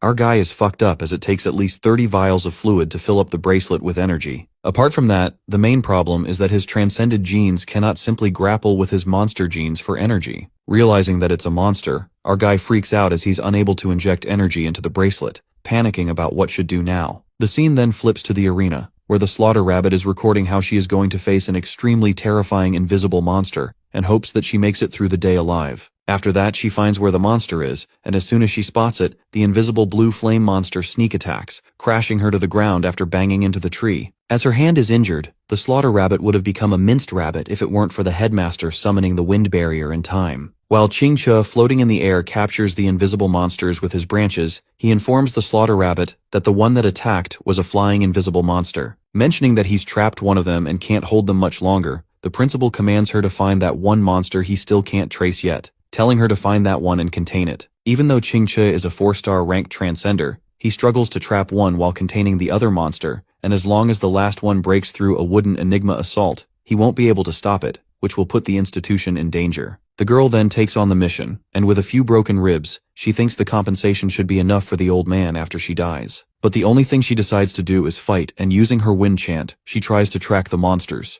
Unable to find it, she wonders if there are really 3 invisible monsters, and that's when her eyes land on all the students that came in. Calling them stubborn little shits, she concludes that the monsters are beyond their imagination, and now the situation has gotten much worse with them coming into the arena. She clearly instructs the students to get out of here, reminding these little brats that they were just fighting for their lives and have come to flaunt their strength. Suddenly, the invisible monster approaches right in their direction, and the rabbit is thrown into a fit of terror, wondering why it's coming their way of all places. Even if her left hand wasn't injured, she manifests that she wouldn't be able to rescue all of the students at the time, as it's nearly impossible. Just as she tries to disrupt the monster's perception, Chusha, along with another transcender, steps forward to block it with the shields. Thinking they can give the monster the utmost consideration, the monster breaks through the shield, and as soon as the blue flame touches the girl transcender, she is instantly annihilated. Flabbergasted, Chusha loses one of his arms in a flash and is shocked by the fact that the shield, acknowledged as the strongest among the students, couldn't even withstand a single blow. Slaughter Rabbit tries to knock some sense in them, clarifying it's not the opponent they can face, and forces them to retreat. She takes Chusha away from the monster. However, the guy still doesn't back down, saying he still has one hand. The fact that they didn't underestimate the monsters here, knowing they are awfully strong, the guy from the other team asks the senior sister rabbit not to force herself, as even the strongest exterminators aren't guaranteed to survive when faced with such monsters. Not caring if they die, the students take it as their duty as the strongest combat force. Just then, the leader of the Rootbreaker team asks the senior sister rabbit for her order to command them to fight till the very end. Smiling, the senior rabbit calls them ridiculous students and warns they might all die tonight. She then commands them to find a way to make the monster visible. The next scene takes us to the tunnel where blood seems to be splattered everywhere. Shang Guangqi is running inside the tunnel at crazy speed, while her fellow exterminator asks her to slow down and tries to make her understand that their strength as transcenders is far more inferior to the monsters,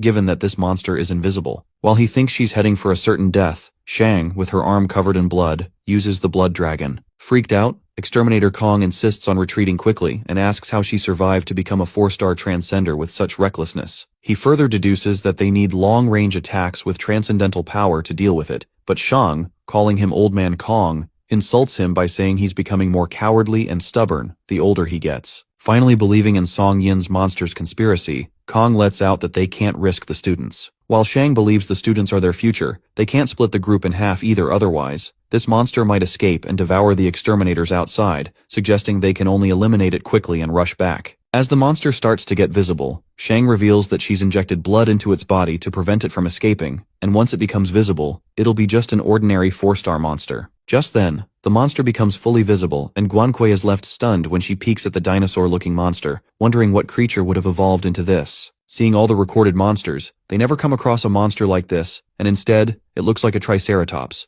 making Kong how in the world it looks like this. Suddenly, the monster attacks them and Kong grabs it, getting injured and bleeding all over. As the monster reveals itself, Kong asks Shang and Song Yin to rush back to the students, assuring them he will handle it and take the monster down at all costs. On the contrary, Shinkun's monster genes seem to be consuming most of his energy, so he decides to do something about it. It is then revealed that this so-called life essence fluid of life is ultimately the life force extracted by organisms. Monsters digest human flesh into life essence for their evolution, and the monster genes already contain a large amount of life energy. To sum it up, Shinkun can't possibly stop his monster genes from seizing the life essence fluid, but he can single out one of them, and so it will stuff it into the artificial superhuman mechanical device and crush it, turning it into life energy and inject it inside. To his surprise, it works as the device gets started. Feeling a different sensation than before, our guy decides to ignore it as long as it works. With that robotic hand now activated, it can convert the familiar transcended genes and simulate them,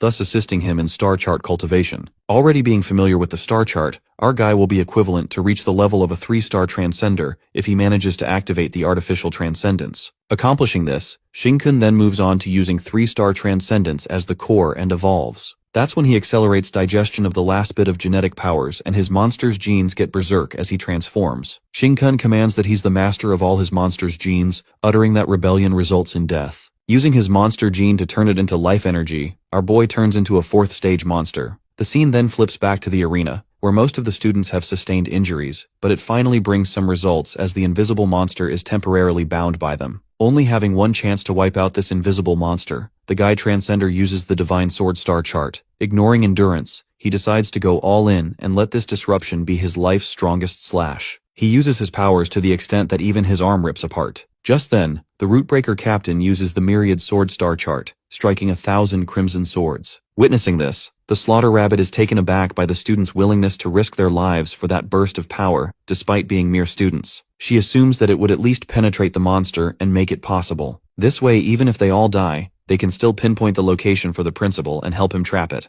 However, to make things worse, the monster is completely unharmed by the star chart attacks. In the end, even after they gave it their all, they can't even stop its footsteps. In the state of hysteria, the senior sister rabbit realizes that there's no way they could escape, and it's terrifying to think where this monster came from, going unnoticed by humans all this time. Thinking it's absurd, just when they thought that they had stabilized the situation and didn't need to fear the monster anymore, she concludes that arrogance does come with a painful price. Presuming that it's already too late to do something now, she anticipates that the students behind her still might have a chance as long as she self-destructs before dying. Using her wind attribute, she commands to blow away the students as far as possible and give them a glimmer of hope for survival. Using her powers to a full extent, she apologizes to his little brother for going first as she prepares to die. Suddenly, her scalp feels tighter and feels like the god of fate is dragging her, trying to pull out of this dark abyss. Well, it's not God. It turns out to be our boy Shinkun who pulls the floating rabbit to the ground by grabbing her braids. Screaming in pain, the poor girl screams who the hell is pulling her braids, and to her surprise a guy saves her, telling her to calm down as it's not the time for her to sacrifice herself yet. While Shinkun disguises himself, the girl calls him a bastard and asks what he's doing, stressing that nothing can happen as they have missed the timing and they're all done for now. As she warns him that everyone will be torn to pieces, in an instant, our guy transforms his left hand and blocks the monsters. Too stunned to speak, the Slaughter Rabbit witnesses an unbeatable invisible monster that inflicts devastating damage every time it strikes, yet remains unscathed,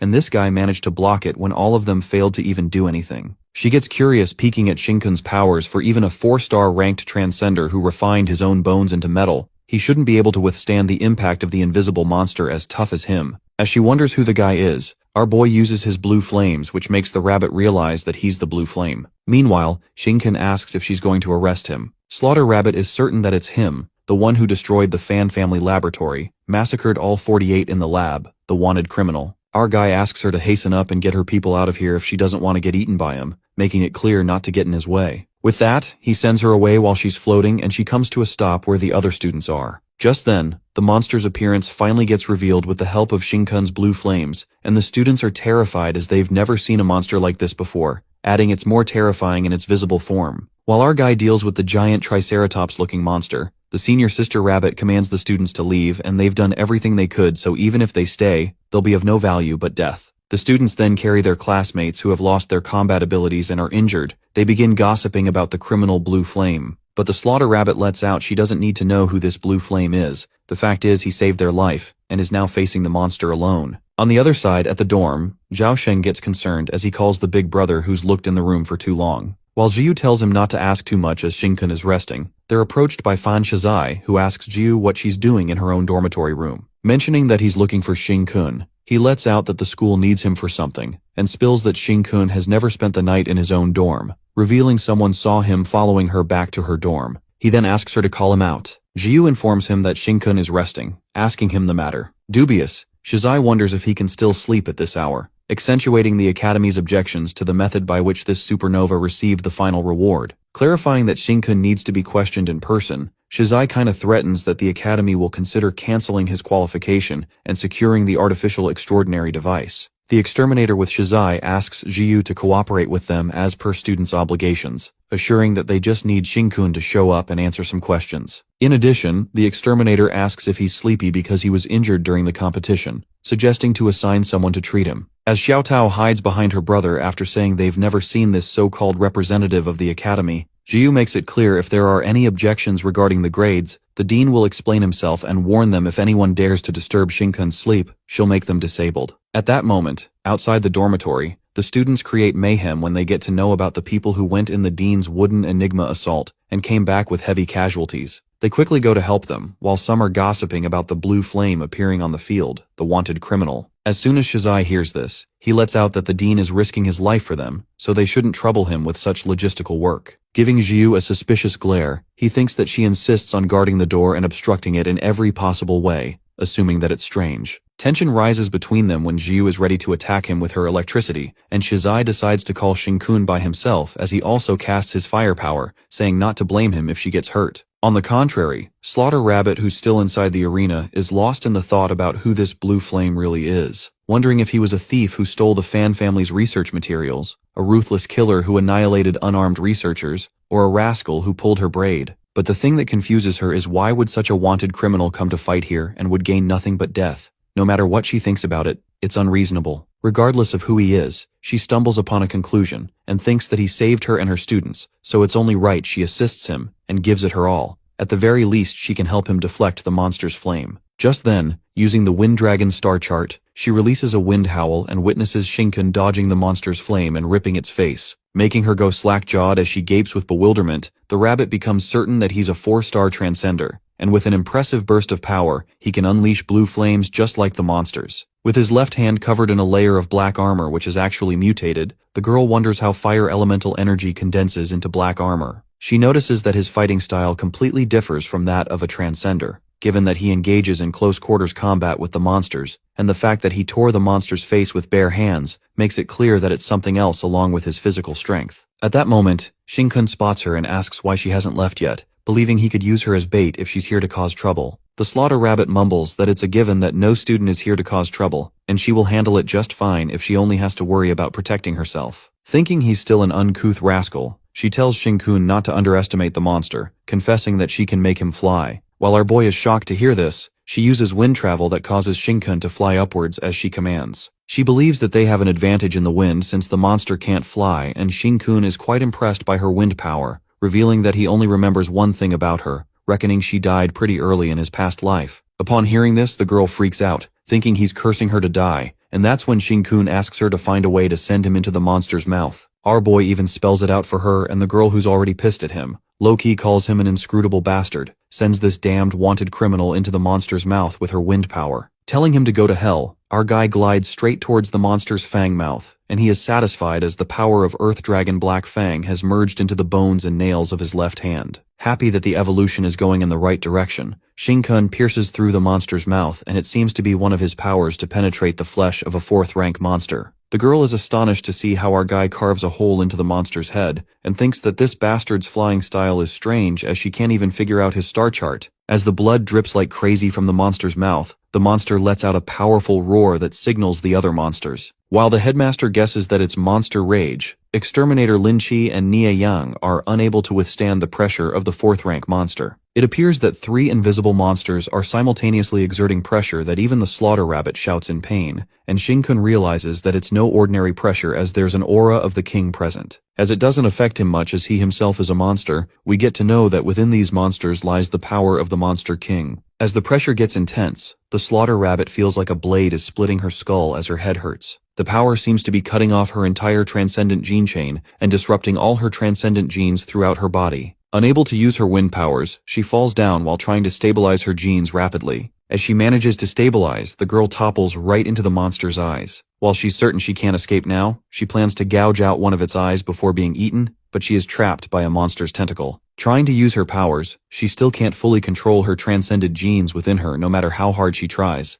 thinking that now she's too powerful as she draws closer to the monster's mouth. At that moment, we are then traveled back to her flashback, where she commands her brother Tu Yang to not waste his time as he can't carry her. It appears that she is stuck under a big piece of rubble, and as her brother Yang is trying to help her, the monster emerges from behind. Suddenly the father leaps in front of the monster to save his children while the kids are shouting as their dad gets devoured. Coming to the present scene, now she is also getting eaten by the monster, and while she misses her dad for the last time, our boy comes to the rescue just in time. Calling him a bastard even though he just saved her, the girl asks what he's trying to prove and tells him to get away, or else he'll get eaten too. Our guy responds, why does she care who's trying to prove something here, and lets out that she's plump and juicy so she's going to make a good bait, throwing her away like a slingshot. As the Slaughter Rabbit gets discarded once again, she gets mad and calls him a scum. After that, Xing-kun inserts his tentacle into the monster, mentioning that the attacking state of the tentacles is different from the feeding state. As of now, his tentacles have inserted the monster's entire esophagus, and with his tentacles being tougher, it seems to begin to intimidate the monster. The monster gets enraged, and the slaughter rabbit shouts at the scum flame to be careful while our guy is about to get eaten by it. Just as the monster chews his tentacle, Xing-kun makes a clever move and uses the power of black teeth. That's when the tentacle inside the monster's mouth pierces the black teeth throughout the esophagus, charged with blue flame.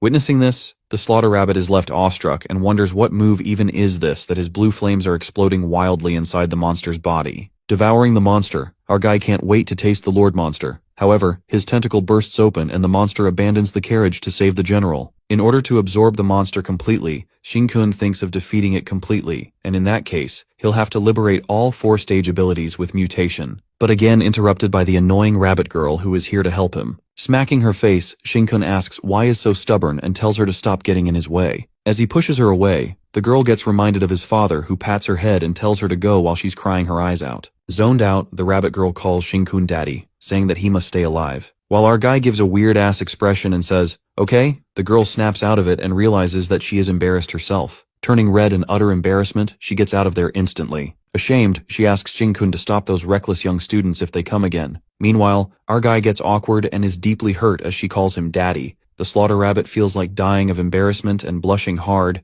She thinks that this little rabbit streamer might be in love now. After that, the scene takes us to before Shizai and Jiu scuffle, where the exterminator asks the young master to get out of the institution since Principal Ching-Che's wooden enigma assault won't hold for much longer, so if the monsters rush in, no one in the academy will survive. But Shizai waits a little longer so that he could confirm Xing-kun's identity to help his uncle. He ponders that if he turns out to be the blue flame, then it will get much easier because the Fan family needs the transcended gene chain of Xing-kun, the blue flame. He adds that if his uncle can decrypt his genes, he'll be able to help Shizai break through the 90% gene transcendence limit, then allowing it to undergo a qualitative change. Nonetheless, he thinks that having over 90% transcended genes is nothing since he has already obtained the blue flame on his own. Switching to the fight, Shizai admits that Jiu's talent is indeed exceptional, knowing that she's depleted all her powers in the competition, and she won't be able to recover it in such a short time even with that kind of talent. While he tells her not to push herself hard since her insufficient energy is her greatest weakness,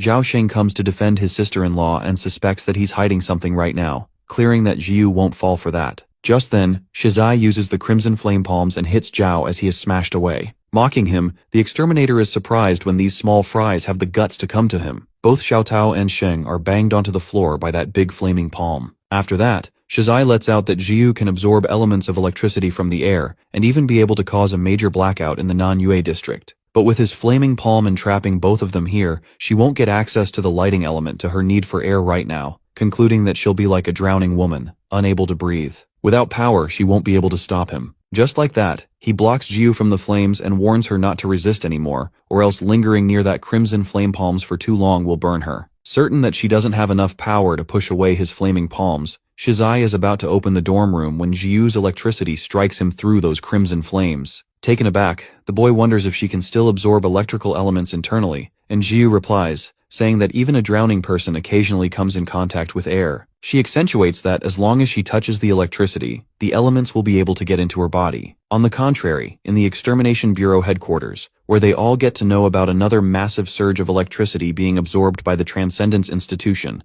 leading to another blackout in Qingchu City. After that, Shizai recalls what his uncle said about breaking through the 90% genes percentage, as more transcended genes are more likely to undergo a qualitative transformation. While Jiu is flashing towards him as she unleashes the magnetic star, the words echo in Shizai's mind that this kind of qualitative change is beyond the imagination of ordinary people, because for them, no matter how strong a transcendent is, they're just defective products in their eyes. As both of them use their powers, Jiu freaks out because the amount of electricity she uses in the attack costs at least thousands of electricity bills. Planning a move that doesn't consume that much energy, she thinks of considering Shizai's flaming palms, and tries to take energy by creating a satellite of a magnetic star. Watching her use the star chart, Shizai presumes her magnetic star is the result of painstaking research by Huaxia's researchers, but she's actually modifying it so recklessly that it's not even going out of control. He then assumes that either her star chart already has a 50% completion, or she has an unimaginable affinity for electricity. Not to mention that she's doing this in the middle of the battle. The young master is kinda pissed as he realizes that Jiu never took him seriously to begin with,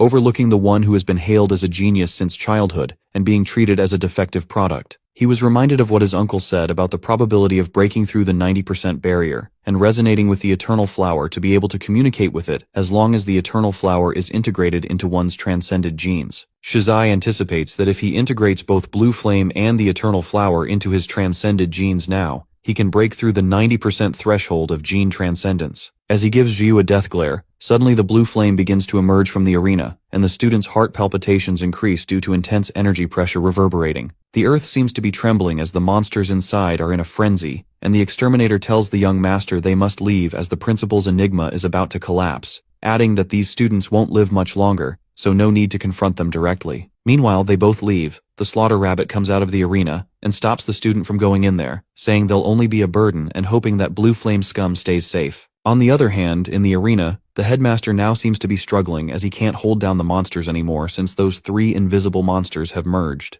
The headmaster gets concerned as the monster is getting stronger, and the aura it's emitting is like the one monster that appeared once before, the 5-stage monster that nearly exhausted all elite transcenders just to defeat it. While Lin Chi is attacking the monster, Nia Yang informs him that the mission has been cancelled, but Lin affirms that it's too late to retreat and is determined that he might as well help him block its path since he's going to get killed by it. At that moment, Xing Kun appears and bumps his head so hard on Lin Chi's head that the poor guy gets smashed into the tree. Poor Lin Chi gets slammed so hard that his head bleeds, and he recognizes that it's the blue flame. Ni Yang is surprised to see that a wanted criminal is actually saving them while Xing Kun finally finds the monster that escaped his sight that is now undergoing a fusion evolution. He reckons that the monster is gradually evolving into the 5th stage monster that requires an immense amount of power, flesh, and blood. In other words, these 3 invisible monster bastards are consuming the power of the Lord that he entrusted to them. After that, the exterminator casts an earthly prison around the monsters, and Nia Yang pulls Xing Kun back, asserting that even if he's blue flame they're no match for that monster. It's beyond their league as the earthly prison that they just used is like a papier-mâché to it. Ni Yang makes him understand that idiot Lin Chi has read way too many comics, so he's just being a dramatic ass by sacrificing himself to protect others. While our guy is being dragged and brainwashed at the same time, the headmaster manages to block the monster's attack with his trees.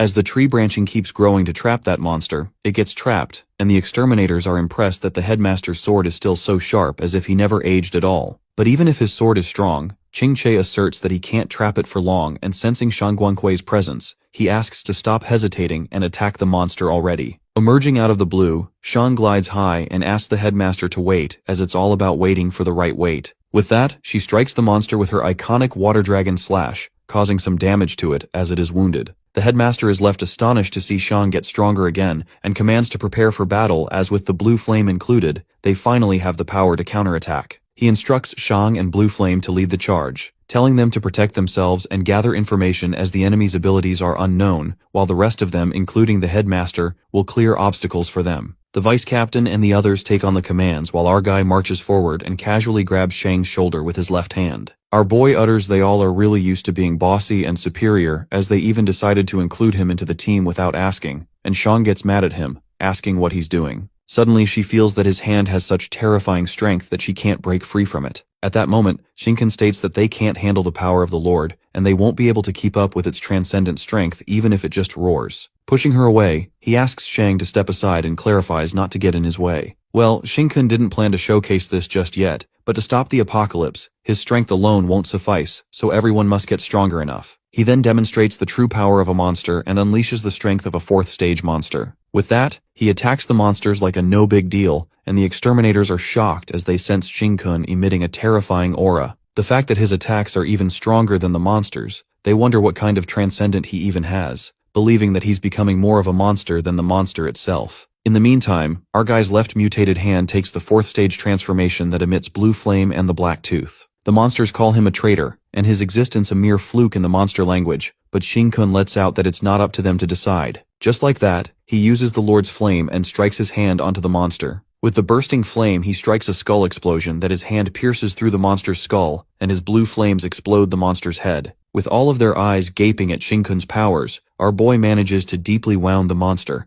However, it rapidly self-regenerates like the Earth monster, and surmises that its strength and defense are far stronger than the Earth dragon. He again attacks with blue flames when the monster heals up again and throws Xingkun on the ground. While Shang asks if he's alright, our boy gets up again and reveals that even if they manage to inflict damage on the monster now, it won't matter in the end because of its high attack, high defense, and self-healing abilities. He low-key thinks if the Monster King has enough power, it'll be able to heal itself quickly. Xingkun then unravels something unexpected as he lets out that there are many more monsters as powerful as this one, and their numbers are far beyond their imagination. Upon hearing this, the headmaster is appalled to think how many are there exactly, while Shang utters that it's useless to talk about it now, affirming that they can continue to cooperate and can still fight for a glimmer of hope. But Xingkun clarifies that there's no need for that, and goes on to reveal how to defeat these monsters next. He makes them understand that in order to protect the future of this world, they have to become stronger than he is now. Xingkun utters to contemplate well what a domain truly is when he activates his domain expansion, leaving them in utter bafflement. That's when we get to know that Xingkun, burning his monster genes, with the souls of 2 lifetimes, plans to briefly utilize the strongest move of the previous lifetime's Lord of the Monsters, which is Domain, consuming Inferno Prison. Expanding his domain, Xingkun's domain envelopes them all in an instant. At that moment, Lin Qi feels and notices that all the metal elements in the air are being consumed, but the headmaster clears up that all the elements are being devoured by his domain.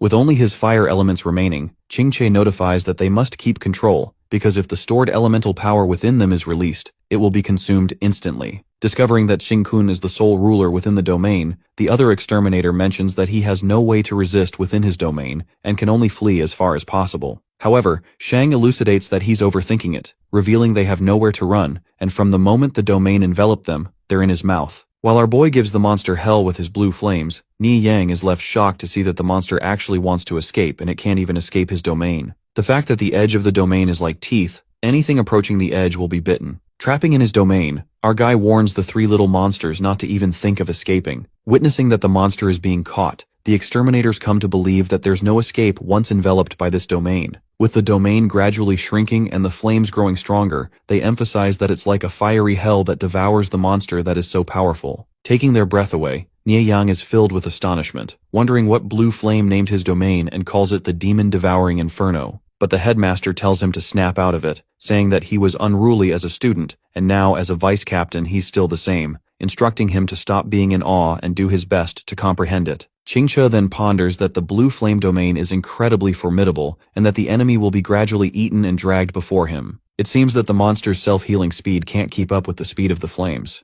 However, the headmaster then recalls that 20 years ago, at the final moment of the human elite transcenders' battle against that monster, it was also a final blow from that 5th-tier monster that killed the 5 strongest transcenders at that time. At that time, the headmaster couldn't see clearly from afar. He clearly remembers that this monster's domain and the Blue Flame's domain are very similar, domineering, and powerful. Well, that monster from 20 years ago was none other than Xingkun, who completely transformed into a monster before his reincarnation. On the other hand, our guy seems to be starving to death as he's sucked to the bones. It appears that the monster genes are still not strong enough, plus the consumption of the devouring inferno is too great. Panicked, Xingkun presumes if he doesn't fill his stomach, the people behind him will be in trouble. He then asks the monster to be his dinner, and while the monster is trapped in his domain, it asks Xingun how he's able to use a pinnacle 5th-tier domain as he's clearly on the 4th stage. The monster converses with him and lets out that there's no power bestowed by the king can be obtained by him. Our guy responds that it's not for him to decide, and uses Flames Devouring to bite the monster. Using Flame Devouring, his blue flames rise and kindle like a blue tornado. The flames rise so high that even the students in the institution are left astounded, and Shizai, who seems to be escaping, immediately stops when he witnesses the large blue flame erupting from the arena. The exterminator who's driving him assumes that not many students must have been left to feel this aura, and next the Nan Yue Academy will have to rely on President Fan to rebuild. He then hurries Shizai to get in the car. On the contrary, our guy who almost staves to death now ends up eating too much that he's about to throw up. He recovers and takes some to digest.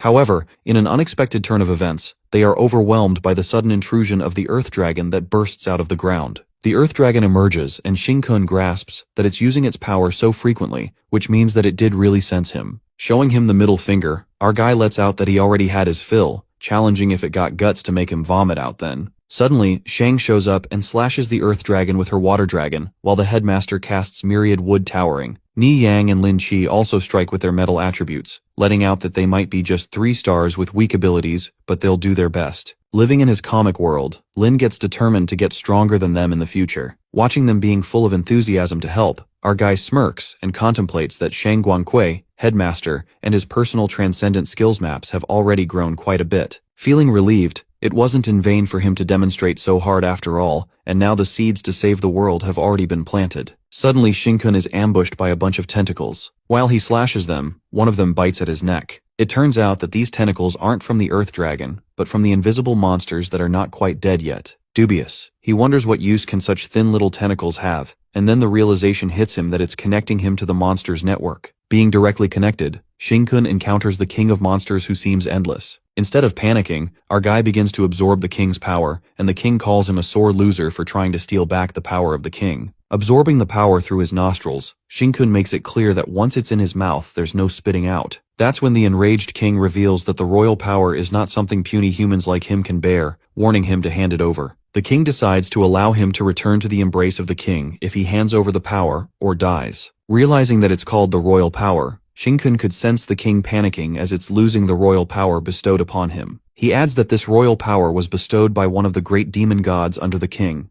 the flame demon god. Upon hearing this, the king freaks out and asks how he even knows. Smirking, our boy reveals that in his previous life, he was one of the 4 great lords. Aware that the king is desperate to reclaim it, Shinkun says that he's going to digest the royal now and challenges the king to snatch it from him. Since Shinkun refuses to return to the king's embrace, the demon decides to kill him through the monster network and crush his fragile human soul, crushing it to pieces. As the embers of fire hit him, our guy swallows them all and laughs at what the king just said about the fragile soul, uttering that he possesses the souls of 2 lives. Just then, Shinkun notices that the monster network has been shattered, which means by absorbing the royal power, he's become the true individual of the monster race, just like a newborn queen ant, no longer under the control of the original group. With the monster network shattering, the Earth Dragons also escape and Shang looks for the blue flame, wondering where he'd go. The headmaster expresses that he's gone, and even though he's wanted by them, he indeed saved them this time, and the entire academy. While Lin Chi is kinda pissed that his enemy leaves, Nie Yang asks the president if there are still many of these monsters. Well, that's what the blue flame said. Regardless of whether it is true or false, President Ching Che accentuates that today's event along with Blue Flame's speculations, it's time to let the world know that their future is in grave danger. On the other hand, Shinkun sneaks back to his dorm, while pondering that the newborn queen ant is born after the death of the original queen within the ant colony. Similarly, he's the newborn queen before the death of original Queen Bee, who now possesses the ability to stand alone, the new king of monsters. Changing his clothes, he surmises that although the monster's power may not seem to have changed, there has been a profound transformation,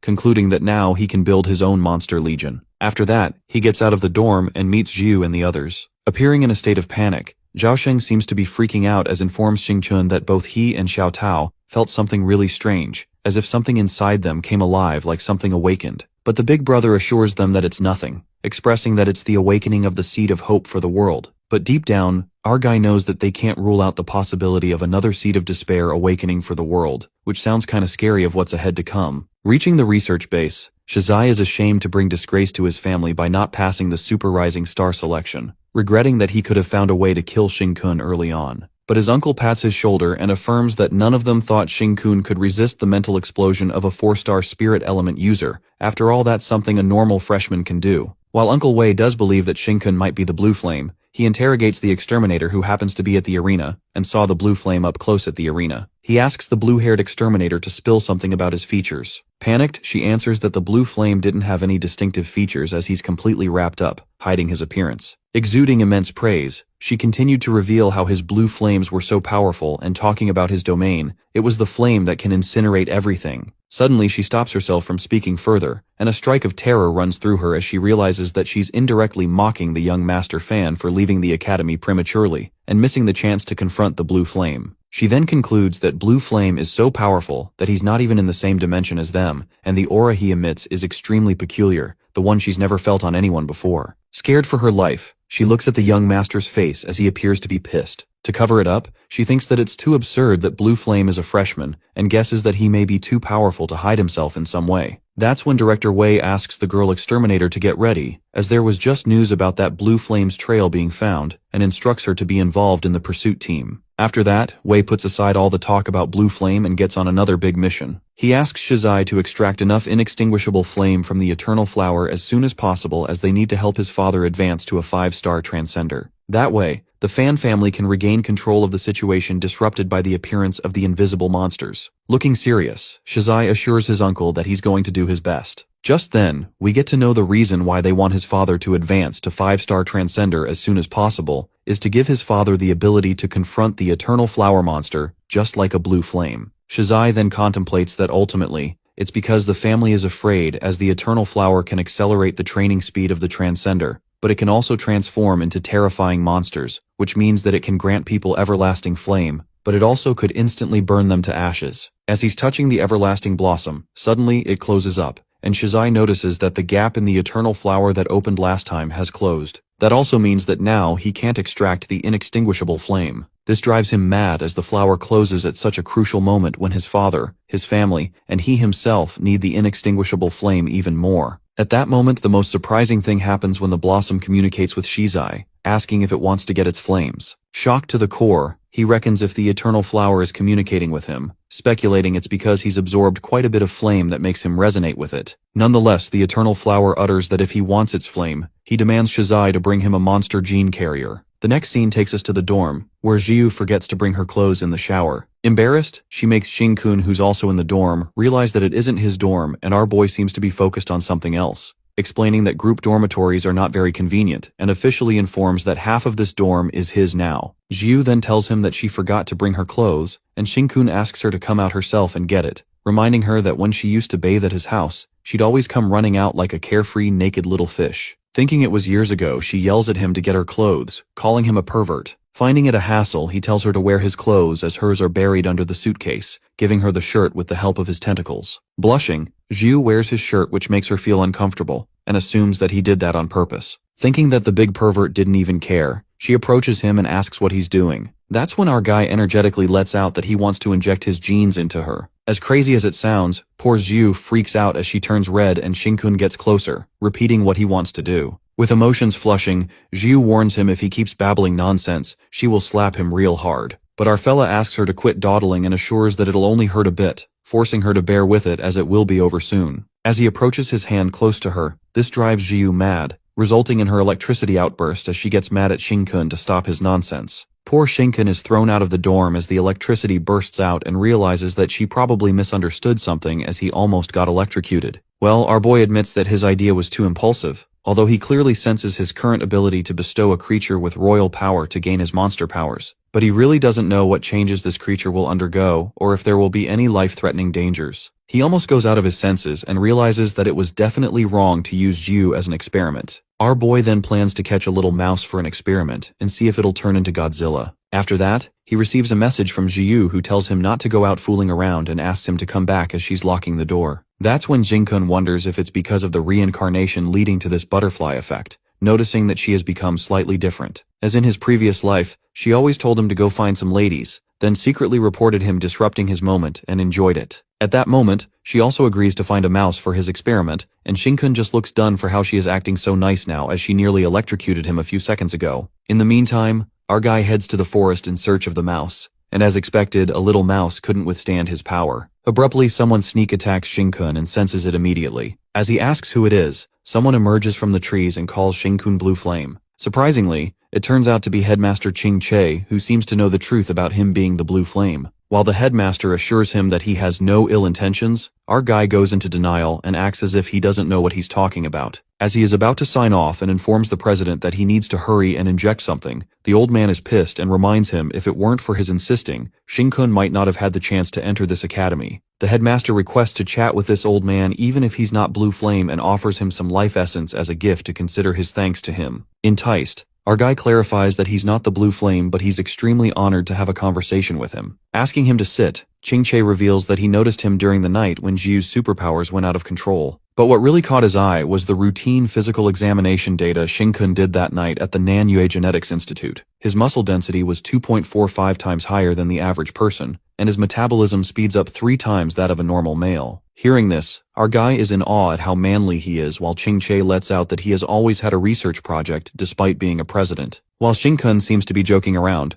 the headmaster reveals that he's been researching on monster gene carriers who are like transcenders. He adds that they are a special group of people whose mysterious genes undergo mutations, but when they awaken, they will lose their minds due to the monster genes and become monsters. According to some studies, unawakened transcenders have better spirits than ordinary people, like they're more energetic, and monster gene carriers have similar manifestations, as their muscle strength is stronger than ordinary people, metabolism speed is faster, and they tend to be stronger than ordinary people. As our boy is low-key exposed, the headmaster goes on to elucidate that more monster genes make the manifestation more obvious, and judging from Shinkun's physical test, he's a monster gene carrier, but also happens to possess transcendent genes. This is the reason why Qingche stopped Fan Jianwei from disqualifying him and allowed him to participate in the final trial. He concludes that although he hasn't tested his genes, he knows that there must be monster genes in his body. The old man then insists on going with him to have a gene test and seems to have blown the whistle on Shinkun's true identity. However, our guy, who happens to have 99% of monster genes, tries to escape from the situation and lets out that it would be a waste of resources, asking the president to send the life essence as he has to go. Just as Shinkun is leaving, the old man pulls a dirty trick on our fella that makes him stiff, as Qing mentions that the life essence fluid is available now. Well, it appears that trees in the academy have evolved with his transcendent powers, so the night when Fan's secret laboratory was destroyed, he noticed that blue flame appeared twice in the area, and he also saw him burying a lot of the things in the ground. He adds that it's likely to be life essence fluid, and if they dig up there's quite a lot. Getting caught in the act, our guy calls the old man a thief and gets exposed to his doings. At that moment, the headmaster assures him that he doesn't need to be nervous as he knows that Shinkun risked exposing himself to save the academy, believing that he has a sense of justice. The old man seems to have no ill intentions towards him, and based on his understanding, Shinkun destroying the Fan family laboratory wasn't a bad thing. He understands that Shinkun doesn't want others to know about his monster genes,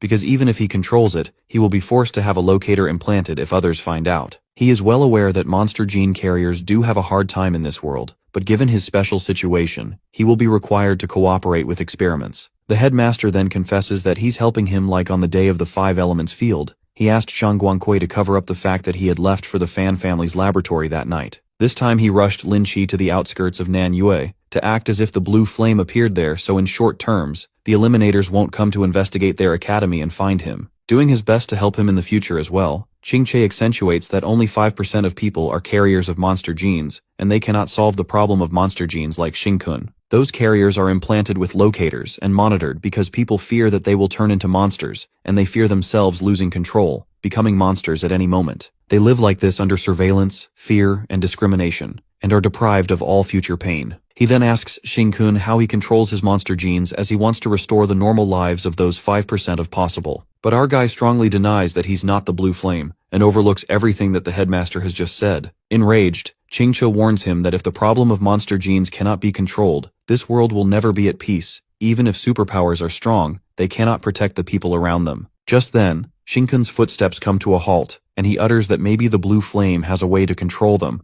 but from a human perspective, this is not a good thing, and instead it might plunge humanity into panic. Getting onto something, the headmaster appears to be in a state of hysteria. Asking what monsters really are, our boy asserts that the Eliminators believe that monsters are simply transcendent creatures who've lost their mind, but he always thinks that the monsters may be a group that they have not been able to understand. He goes on to explain that all monsters are like an ant colony, revealing that the blue flame is coincidentally becoming the king of another ant colony. The headmaster grasps that in order to save an ant from one colony, he can only drag this ant into another colony. Simply put, one ant may not cause fear in people, but 110,000, that is the 5% of all people will. The headmaster then anticipates that the blue flame will eventually become the king of all monster carriers, and concludes that saving them will be feared and dreaded by the world, but not saving them will turn these people into mindless monsters. While he ponders that it's terrifying power and this is Shinkun's concern, he affirms that it's really difficult for him, but no matter what he chooses, he as the president decides to support him and help him. Listening to such kind words, our guy acts all sweet with the old man, and asks the dear president if he can make decisions on the Monster Gene Academy side, as the blue flame is interested in snatching underlings from the Monster King, adding that he probably wants to build a monster army. Shinkun then reckons that at this stage, he can only grant the royal power to one person to gain his power, but if only activating the monster gene carriers to let them grow freely, then there will be no limit to the number. The next scene takes us to a place where Shizai seems to have kidnapped many people as they are tied down. The exterminator along with him seems to be freaking out as he asks the young master why he asked him to bring all the monster gene carriers here, but the master tells him to shut up. It appears that Shizai, along with those people, is in the storage room on the -13th floor of the inextinguishable flame, also the place where he made a treaty with the eternal flower. While the exterminator nearly shits his pants witnessing the terrifying eternal flower, the blossom stretches out its tentacles and devours the monster gene carriers. But they seem too weak to withstand its power at all and demand Shizai for a body that can withstand its power in battle. As the monster is brutally shredding the humans to pieces as it consumes them, it asks Shizai to take it to find monster gene carriers who can bear its power, offering to grant him power stronger than this. Meanwhile, the young master absorbs the power given by the eternal flower. He agrees to do what it has said, calling it Lord Flame Demon God. The exterminator who witnesses this terrifying sight is even more panicked when he realizes that the young master fan is dealing with monsters. Lately, Shin-kun furtively sneaks into the dorm only to be welcomed by furious Jiu, who's ready to whip him. She asks where else did he sneak off to, and our guy responds if she would believe him if he'd say he was having a heart-to-heart conversation with the president. Deep down, Shin-kun feels like that scenario where a guy stays out drinking with his friends and sneaks back home late only to be caught by his wife. After that, Jiu starts beating him to vent her anger and calls him a scoundrel while our guy is freaking out as he gets a good beating. Just as she's whipping him, Jiu lets out that she would agree to let him inject her after she's had her fill of beating him, and Shin-kun pauses for a second. She says that when they were little, no matter how perverted Shin-kun was, he wouldn't make such demands on her, and understands that his monster genes are forcing him into this. Taking the initiative as she is about to be undressed, our guy injects his tentacle into her neck. Confused about what just happened, Shin-kun affirms that he just injected her with his monster genes, and as expected she has transcendent genes, so they truly cannot coexist with his royal power monster genes. While our guy guesses that Zhao Sheng and Xiao Tao won't do either as they don't have monster genes, Jiu awkwardly moves up to her bed, shying away as she says she's sleepy. Putting her head under the cover, she is utterly embarrassed as she misunderstands the situation and decides to sleep until the earth is destroyed. Despite the embarrassing situation, she ponders that Shin-kun seems to have really changed this time and is turning into a new leaf. The next day, Jiu sneaks into Shin-kun's phone and it appears that he's looking at a girl's photo. Giving a sinister stare, she asks who it is and our guy reveals that she's President Ching Che's granddaughter, a first-year student at the Monster Gene Academy, and has the most monster genes in Huaxia, except for him. The girl Gong Xiaoni turns out to be a 92% monster gene carrier. The next scene takes us to the first hospital of Eliminator City, where a boy in a wheelchair seems to be struggling to get a drink from the vending machine. Annoyed, the guy behind him, not bothering to help him, asks for how long he's going to continue this and insults him by advising him to stay home if his legs are not working. Calling him a nuisance, the guy lets out that he's just wasting resources and grabs his wheelchair, pushing it away. The rude guy takes the drink that boy bought for himself and he throws the coins on the floor to pay him back. The poor boy, who cannot even walk up to him, gets real mad and lashes out at him, calling him a bastard and saying he's going to kill him. As the boy gets too worked up, the doctor comes in just in time and calms him down, telling him not to be so sensitive since the guy returned the money. But the boy seems to be enraged and is unable to control his anger. The doctor stops him and lets out that he must escort him for the monster gene risk assessment so he can't let him get in trouble. Upon hearing this, the bully gets to know that the boy is a monster gene carrier and reveals that only 8% of gene carriers or more need to undergo the risk assessment, and those who fail the assessment will have to wear a safety collar. He realizes that the boy had a bad temper because of the genes, and it turns out he's a monster. He goes on to mock the disabled boy, blabbering that people like him are truly a waste of social resources. He decides to get out of there before getting eaten by a monster. Just as he's walking away, something gets past him in a flash that nearly hits him.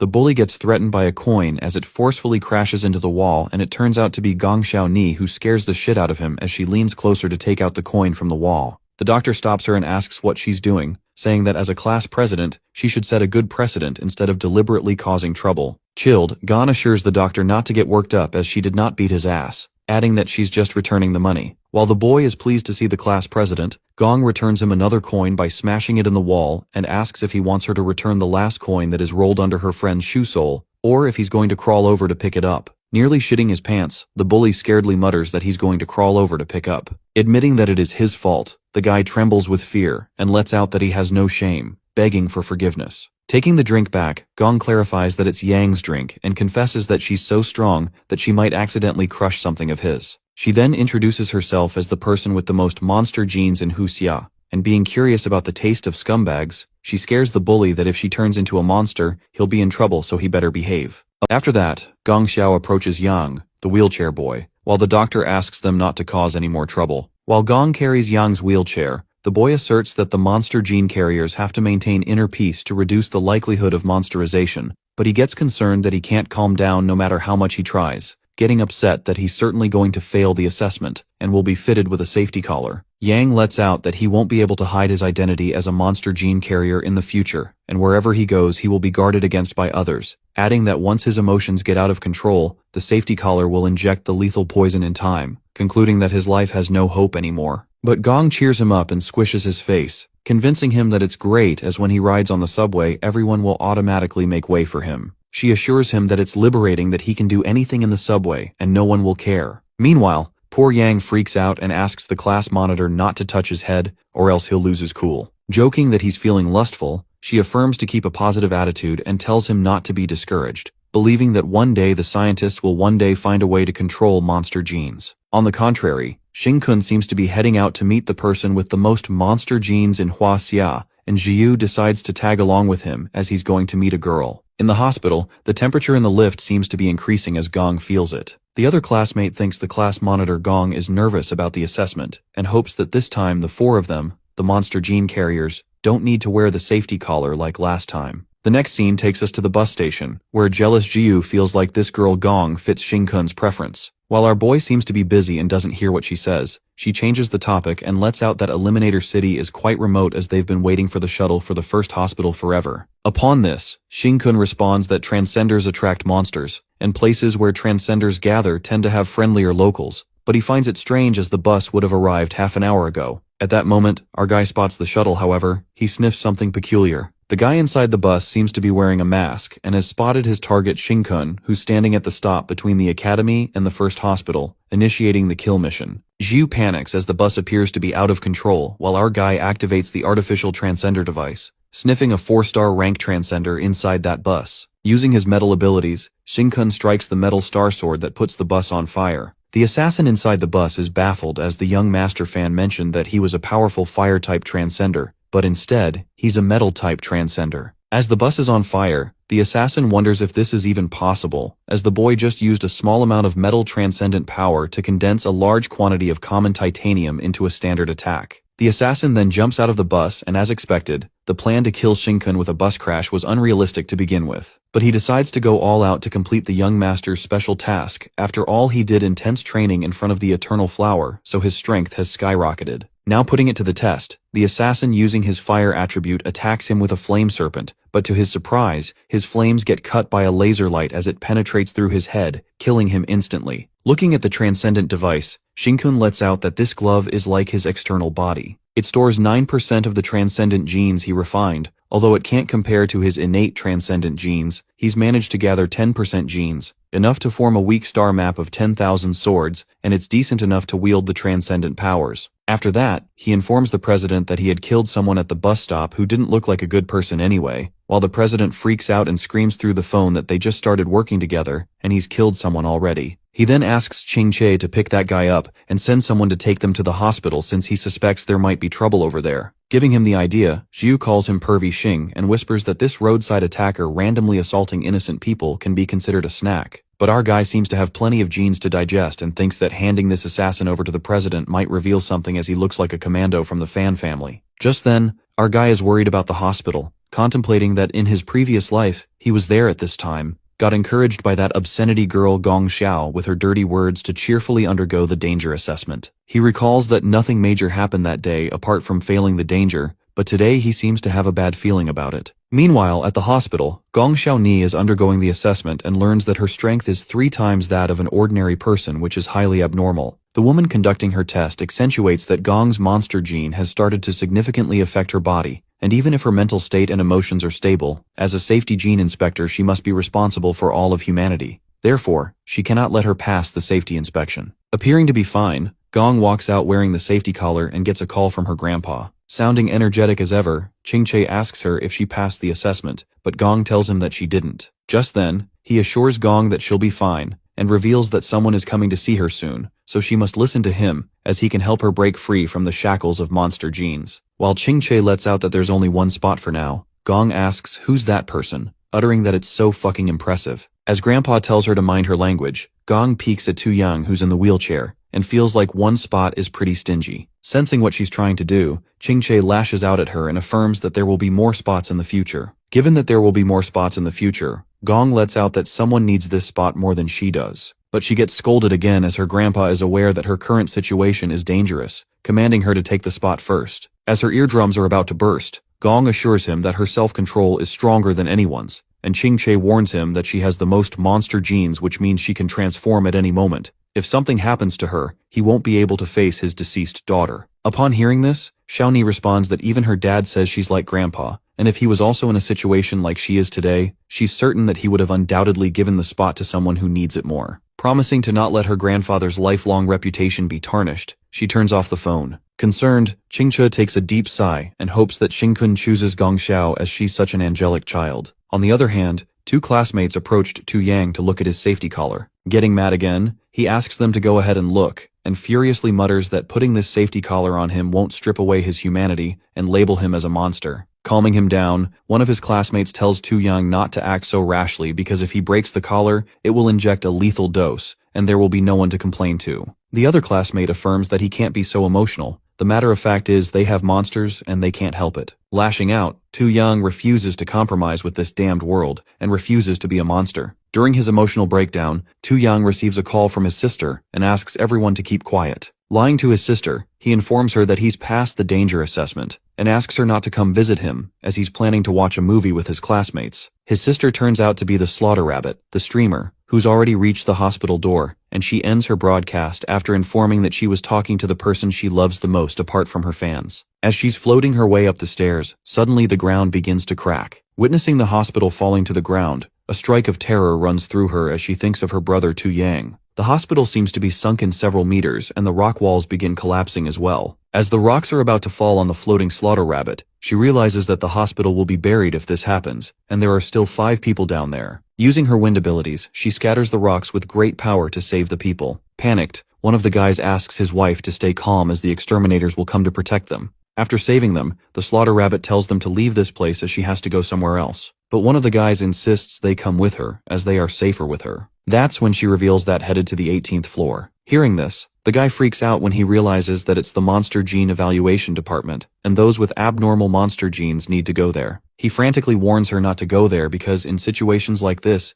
everyone will be emotional and would have turned into monsters by now. But the rabbit is certain that her brother Yang will control himself when suddenly something starts beeping. Going into a state of hysteria, the people recognize that it's the sound of the locator on the monster gene carrier's neck, pointing out that the woman is a monster gene carrier as she's about to turn into a monster. Meanwhile, the guy tries to calm her wife down, asking her not to be afraid. However, the worst thing happens: the wife transforms into a monster followed by her husband, who also turns out to be a monster. As they turn into monsters, the rabbit, fulfilling her duty as an eliminator officer, seems to have no choice and annihilates them. After she kills them, the guy warns the eliminator officer that she saw herself, but the Slaughter Rabbit is determined to go there in case there are still survivors and instructs those people to follow her and help her find them out, assuring that rescue will come soon. On the contrary, Secretary Yang comes to take Xingchun and Zhu in a cute private car. They assume that it'll be dark by the time they reach the hospital, but just then the principal calls them and notifies them that it's not the time to worry about that, as they just got news that the hospital collapsed and suddenly sank into the ground. He further affirms that the Eliminator headquarters started an investigation right away,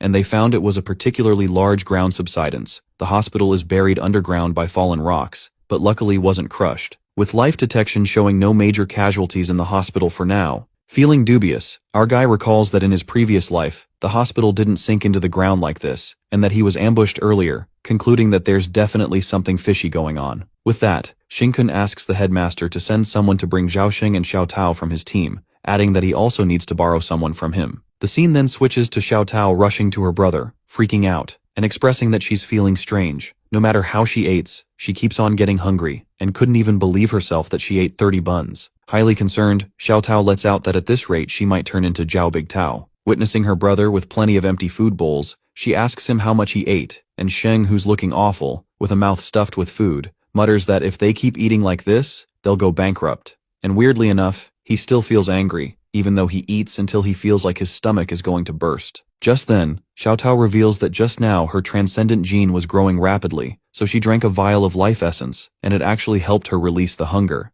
As soon as Sheng hears about life essence fluid, a rage of anger runs through him when he recalls that someone stole the vial of essence from him and goes to get it back. But Xiao Tao makes him understand that along with their appetite being increased, their strength has grown a lot too, so he better be careful in case he might accidentally kill someone. While Zhao is walking like a starving zombie, Wu Yin meets him and asks him to leave Xingkun's team. As Zhao warns him not to bother him, Wu Yin tries hard to convince him and elaborates that even though Zhao became a super rising star through Xingkun's help as he helped Zhao awaken. Giving a heads up, Wu Yin tells him that he's clashing against the Fan family so it won't end well, adding that after all, they're just ordinary people so even if they awaken, they can't compare to those with talent and connections. Walking towards Yu Xiong's table, Wu Yin spills that Xiong received help from young Master Fan, and also got a lot of life essence fluid, which means he's starting to form his star map, calling him a chosen one. While Yu Xiong calls Zhao a repeater with 39% genes and asks what he's trying to do with his underlings, Sheng cuts to the chase and asks if he wants to repay him for the life essence on behalf of his underlings. Thinking that he's out of his mind, Yu Xiong challenges him to take it, and Wu Yin freaks out,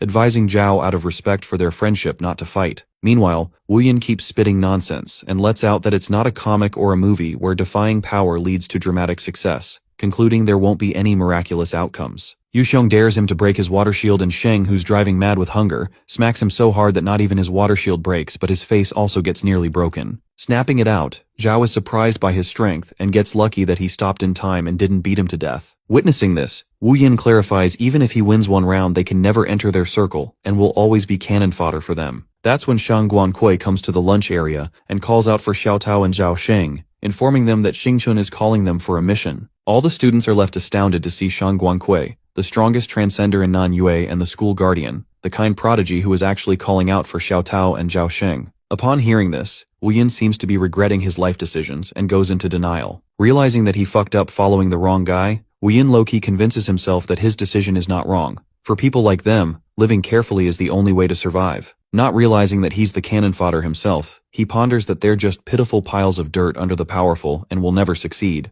At the hospital, the 18th floor is unaffected, and Gong Xiaoni asks Captain Xiao if he's always this impatient. Asking him to relax, she tells him not to act like he's about to draw his weapons at any moment, assuring him they won't turn into monsters that easily. Captain Xiao can't afford to be careless as the monster gene carriers are like ticking time bombs, plus this might put other patients at risk, given all patients on this floor are monster gene carriers. So even if their monster genes are minimal, being bitten by a monster would trigger their transformation. Pointing towards the staff who have received hazardous pay for working on this floor, he lets out that their lives are still vital to society and far more precious than those monster gene carriers. Just then, Captain Xiao expresses his rage, erupting that if it were up to him, he would become a demon for the sake of humanity and kill all the monster gene carriers to eliminate further threats. Thinking it's a bit extreme, Gong Xiaoni lets it slide and turns to Tu Yang, channeling her inner enthusiasm. She shows Yang that she's got the safety collar too and asks him to ride the subway together later so he can jerk off while she can cheer for him from the other side. Lighting up the mood, she squishes his face and asks him to show enthusiasm as they still have some people who love them, so as long as the sky hasn't fallen, they'll have to control themselves. Suddenly the building begins to rumble as it feels like an earthquake. Gong feels weightless, and it appears that they are moving upside down as the rocks start falling.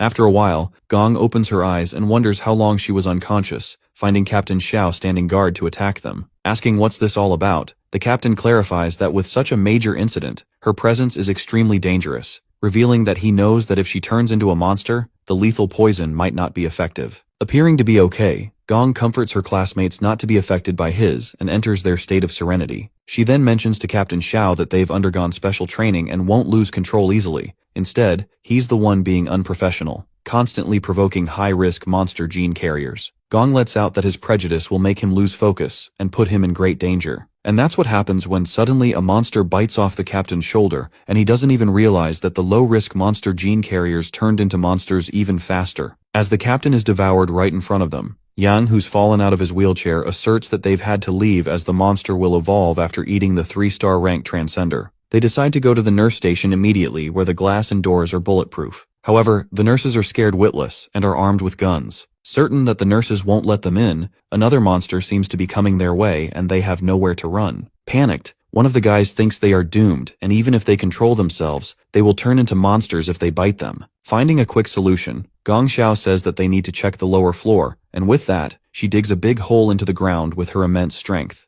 They all jump into the hole to the lower floor, and her classmate is amazed as to how she did this. Gong lets out that they just need to be in a semi-mutated state. It's like going without protection. As long as they control it well, they won't get pregnant. But her other friend warns her not to do it again, as she might not be able to control it next time, and if the safety collar gets activated, she'll be poisoned too. Being the jolly person she is, she asks them to focus on scouting ahead and controlling themselves. Outside the collapsed hospital, the vice director of the first hospital of Eliminator City is an old-looking lady standing near the rubble along with a nurse. Fortunate enough to escape the disaster, their hospital seems to have sunk underground and buried under a massive amount of rock. After a thorough investigation, they happen to find out that their hospital structure hadn't been crushed by rocks, but rocks, and the hospital had reached a delicate balance, adding that attempting to dig aimlessly can trigger a chain collapse. She emphasizes that they must conduct the rescue without disrupting the balance, and after the expert calculations, the rescue will involve 2 Eliminator teams each led by an Earth Transcender element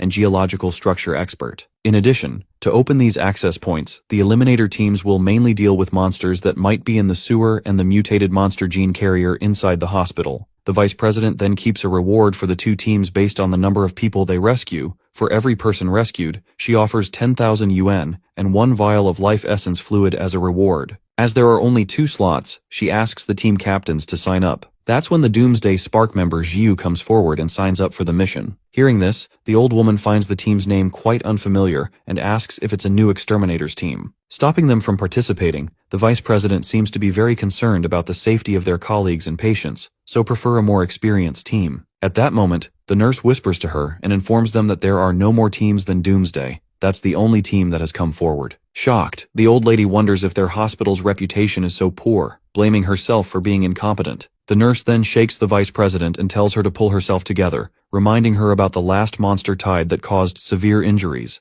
the fact that most of the elites from the Transcendent Academy Transcenders are still recovering, adding that even 4-star generals are severely wounded. As the realization hits her that they must begin the rescue immediately, the vice president welcomes the Doomsday Sparks team with open arms and inclines towards flattery by saying from the moment they arrived, she sensed their extraordinary presence, concluding they are the chosen ones for the mission. But the old lady notices that it will be hard to split them in 2 since there are fewer people, but Xiu assures her that they're already prepared. Just then, Xiu informs Xingkun that they've secured 2 slots, so there's no need to block anyone else. The scene then takes us to half an hour ago, at the 2 paths of the hospital, where Shang Guangqui seems to be blocking her fellow exterminators' way, and clarifies that they must pass through first her if they want to join the mission. Without wasting a second, Vice Captain Ni Yang doesn't even bother asking, assuring Shang that there's no need for this and they'll head back, acknowledging that she must have her reasons for doing this. The second thing that happened half an hour ago was the students who unwelcomingly sneaked into the forest to fight that invisible monster and got injured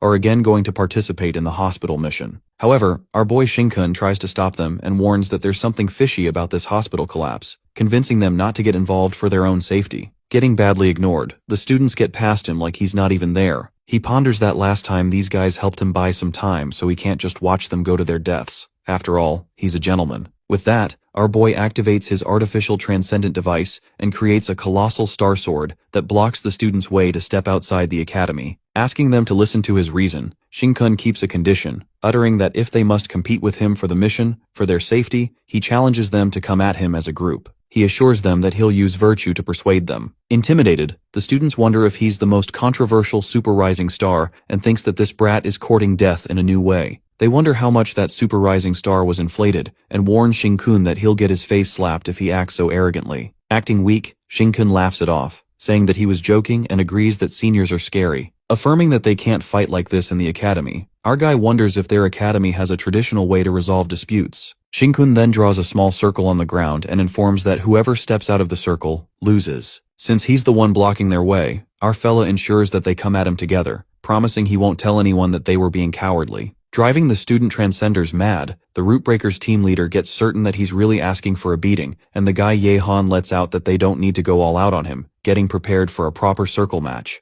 The girl recalls that the last one who played circle with her couldn't keep his pants on, while the other guy assures Xingkun that they won't gang up on him and is excited to experience the sword of his junior. Having to share some tips with him, the senior Ye Han transcender wields his sword and accentuates that Xingkun cultivated the star map of 10,000 star swords and focused on using transcendent power to forge many swords from ordinary iron, deciding that bigger isn't always better. Han lets out that his sword is too large, so every time he wields it, it drains his transcendent powers greatly, making them deplete quickly so it's unsustainable. Saying that he needs to find a balance, the senior warns Shing-kun that his sword is unbreakable. Appreciating the advice, our guy admits that this is the only move he knows and hasn't the chance to learn any other techniques yet. In other words, he couldn't copy other techniques. Absorbing the remaining iron, now that Shing-kun has more transcendent powers, he decides to forge a big sword, and forge a colossal sword that he carries on his own, heavy enough that makes the ground beneath him break. Witnessing this, Ye-han is flabbergasted to see the ground crack and blows his mind away as Shing-kun catches the sword without using transcendent power, lifting it with physical strength. While all of them gape in astonishment,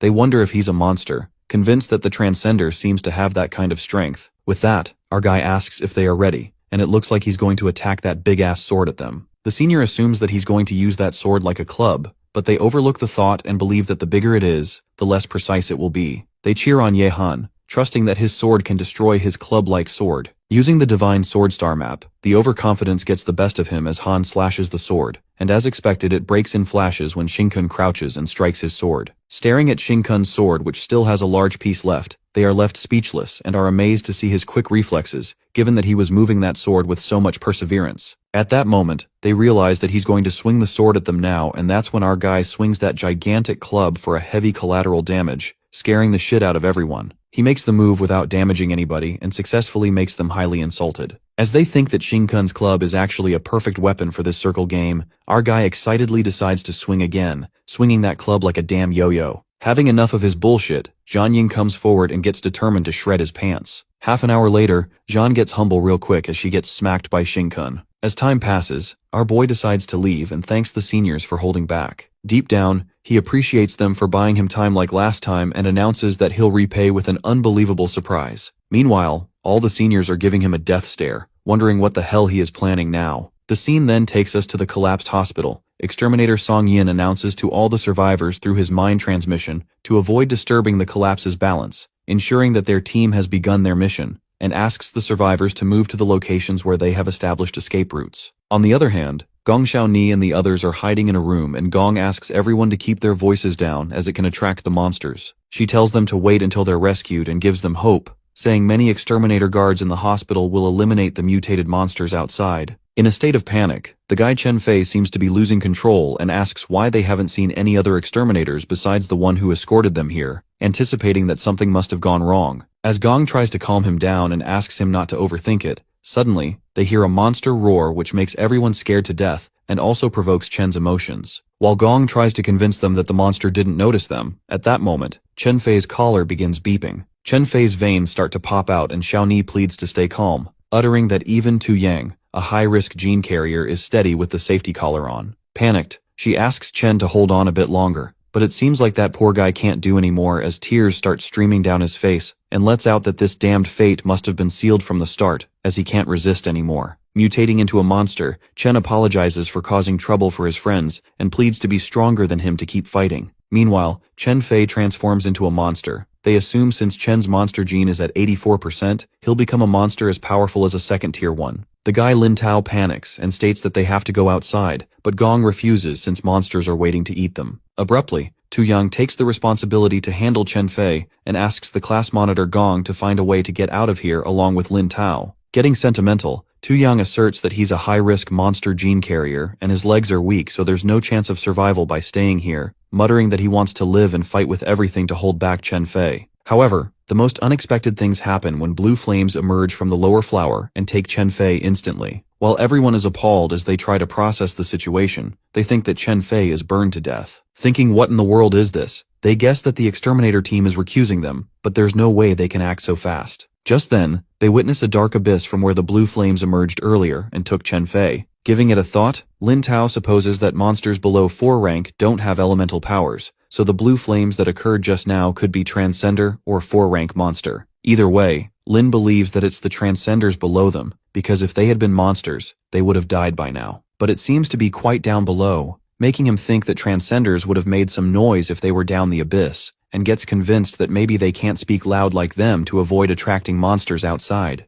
Thinking it was a good opportunity, Lin Tao decided to jump in as the Transcender's telepathy instructed them to go to the 11th floor or 6th floor for rescue. As it seems like the best shortcut, Lin climbs down and decides to check it out first. However, Gongxiao screams and asks Tu Yang to hold him. Tu Yang grabs Lin by the neck and lashes out at him, asking if he ever realized his flop luck, and there's no possibility that a way out appears when they're in trouble. Referring to themselves, Tu Yang states that they're the unluckiest people in the world, the type to find instant noodles without seasoning packs, so their exit is most likely a trap. But Lin Tao reminds them that there was a transcender at the academy using blue flames a few days ago. That's when Gong Xiaoni lets out that this may be a once-in-a-lifetime luck, but they can't take the risk as wishful thinking is dangerous, given that the blue flame could have been used by a transcender, but also the monster. Surviving this long through patience and caution, she affirms that they must stay vigilant. Watching Chen Fei turn into a monster, Lin Tao is scared and expresses that he doesn't want to turn into a monster, he wants to live. Sobbing, he becomes certain that people with monster gene carriers are hated by everyone, so no one will come to save them, as they can't wait for all of them to die. But being positive as ever, Gong wipes his tears and tells Lin that he just needs to focus on himself and not worry about what others think. She asks him to keep a fake smile to fool their brains and elaborates that the brain will release neurotransmitters that make them feel happy and they'll feel better immediately. Just then, Tu Yang puts his ear on the door and notices that it's been quiet outside for a while now, assuming maybe the monsters moved away. Thinking of going outside, Tu Yang discreetly opens the door slightly and witnesses the monsters. Trembling with fear, he immediately locks the door and concludes they can't get out at all. Concerned, Lin Tao asks the class monitor what they should do since they can't go out and it's hard to go down. They're trapped. The hospital collapse was a major incident, but besides the captain who brought them here up until now, they haven't seen a single exterminator. Freaking out, Lin Tao wonders where's all the security as it's been silent all the way, and no sounds of fighting. Letting overthinking get the best of him, Lin lets out that there could be a possibility that all the Transcenders are dead. At that moment, he also gets reminded of Tu Yang's sister, who also came to the hospital before the incident, and assures that she won't be in danger because girls usually say they're arriving but have just left home. While Lin Tao fakes his laugh, Tu Yang, after hearing about his sister, is about to go stark raving mad. Just then, Gong calms him down and tells him to think of his sage time while Lin Tao freaks out and utters not to mutate as the safety caller will him. The scene then shifts to the 4th floor of the hospital, the radiology department, where Tu, the slaughter rabbit, along with the rescued people arrives there. Thinking they're saved, they are shocked to see so many people alive in the department and are relieved to see them. Feeling dubious, the slaughter rabbit gets to know that the rescue has gone unexpectedly smoothly and there is no more danger. That's when another exterminator recognizes Captain Bunny from the Nan Yue exterminators team and appreciates her great work in rescuing the people from the first 3 floors. The exterminator informs Captain Bunny that the crisis at the hospital is over. Now they just have to wait for their colleagues outside to rescue them. Finding it unbelievable, the slaughter rabbit asks if all the people from the other floors are saved and about the monster's situation. Well, it turns out to be the 2 exterminators from the Fan family side. The exterminator lets out that they got lucky. The day the academy had monsters, he was injured along with the captain, so they were at the hospital for follow-up appointments when it collapsed. They happened to respond quickly and rescue the trapped people in here, adding that they teamed up with hospital security to clear out the monsters from uncontrolled monster gene carriers. Just then, she finds the security resting on the floor and the underling of the young master Fan. The guy exterminator states a silly reason, saying that they all were exhausted by the major incident and are resting. Certain that something is suspicious, Tu doesn't seem to believe him,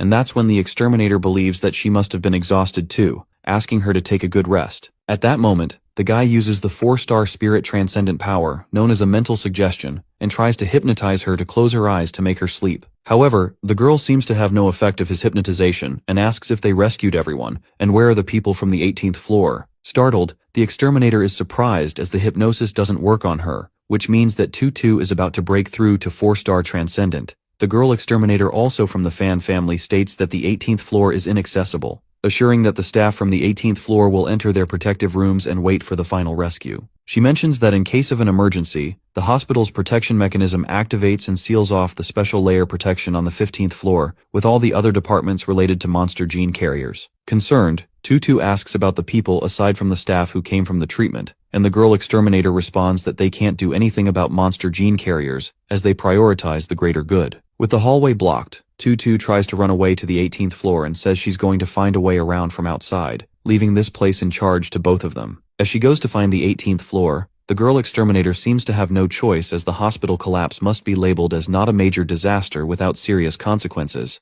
and this rabbit girl seems to be interfering with the young Master Fan's plan, so they need to eliminate her. The scene takes us to the sewer system, where the chief rescue commander, a bald man, seems to be lashing out at the hospital's vice president for coming quickly, affirming that it takes an hour to stabilize the collapsed structure with transcendent powers. The vice president lets out that their colleagues in the hospital are buried, and their lives are at risk, so it's better to rescue them sooner. Screaming for no reason, the chief commander seems to be wasting time and utters that they need thorough preparation to proceed with the mission. He assures the vice president that exterminators have deployed enough security in her hospital to handle any issues, and according to the report, there are still 3 exterminators inside, so nothing will go wrong inside the hospital. Meanwhile, the chief is bossing the poor old lady around as she gets nervous and makes it clear not to get in the way here. That's when our guy steps forward to the bald man and questions if anyone gets hurt or dies because of his slow rescue, and whether will he take responsibility with his bald head. With a death stare, Shin-kun asks if his bald head is tough enough and if will it take one slash to split it in 2 or shatter it completely. The bald chief wonders where the brat came from, acting high and mighty, and Loki thinks of crushing him for acting tough with him. Just as the bald guy is about to say something, Shin-kun, with his monster king's pressure, plays with the chief mental state as he finds himself standing in the monster's mouth. Snapping out of it, the bald chef seems to be trembling with fear, and Shin-kun, with a devilish look in his eyes, asks him nicely to get out of the way and let them through. As the chief refuses, Shang Guangquei shuts him up and threatens to cut him down.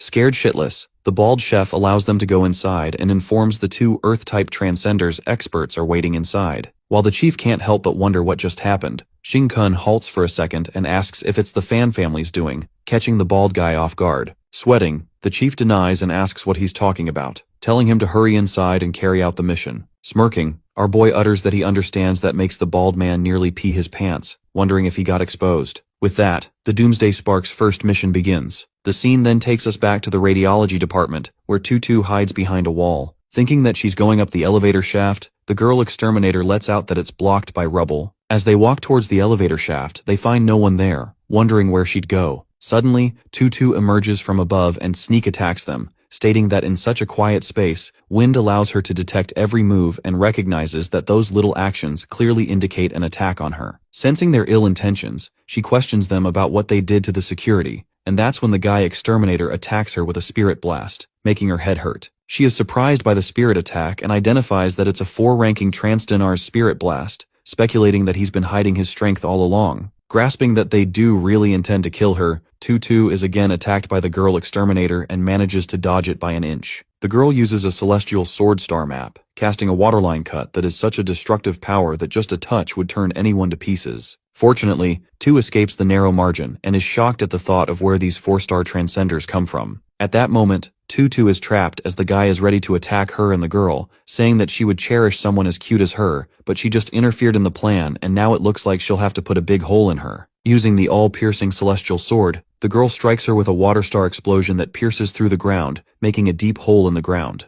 As expected from the rising star from the previous batch, Slaughter Rabbit seems to have progressed rapidly, reaching the 4-star transcender threshold in such a short time, and even managing to avoid death at the crucial moment at the cost of her hands. Hurting her hands badly, the girl transcender lets out that her whole body must be feeling like it's falling apart, and now with her hands being injured, she can't fly anymore, or use her wind abilities. Aiming to strike her, she plans to blow Tutu's head, making it look like it was eaten by monsters, so her family can be martyrs if she has one. Badly hurt, Tutu tries hard to use her powers and manages to escape by her power wind ride. While she is carried away by the wind in the abyss, the guy transcender shouts at his fellow transcender to chase after her, and not to let her escape. But the girl transcender gets reluctant, and mentions that this area is specially sealed off by a young master fan, but the guy blames her, as she's the one who pierced through it, and let that wind transcender escape. He tells her to finish her off, or else if that wind girl interferes with the young master fan's plan, they'll be in deep trouble. After that, both transcenders walk inside the path that looks like an endless abyss,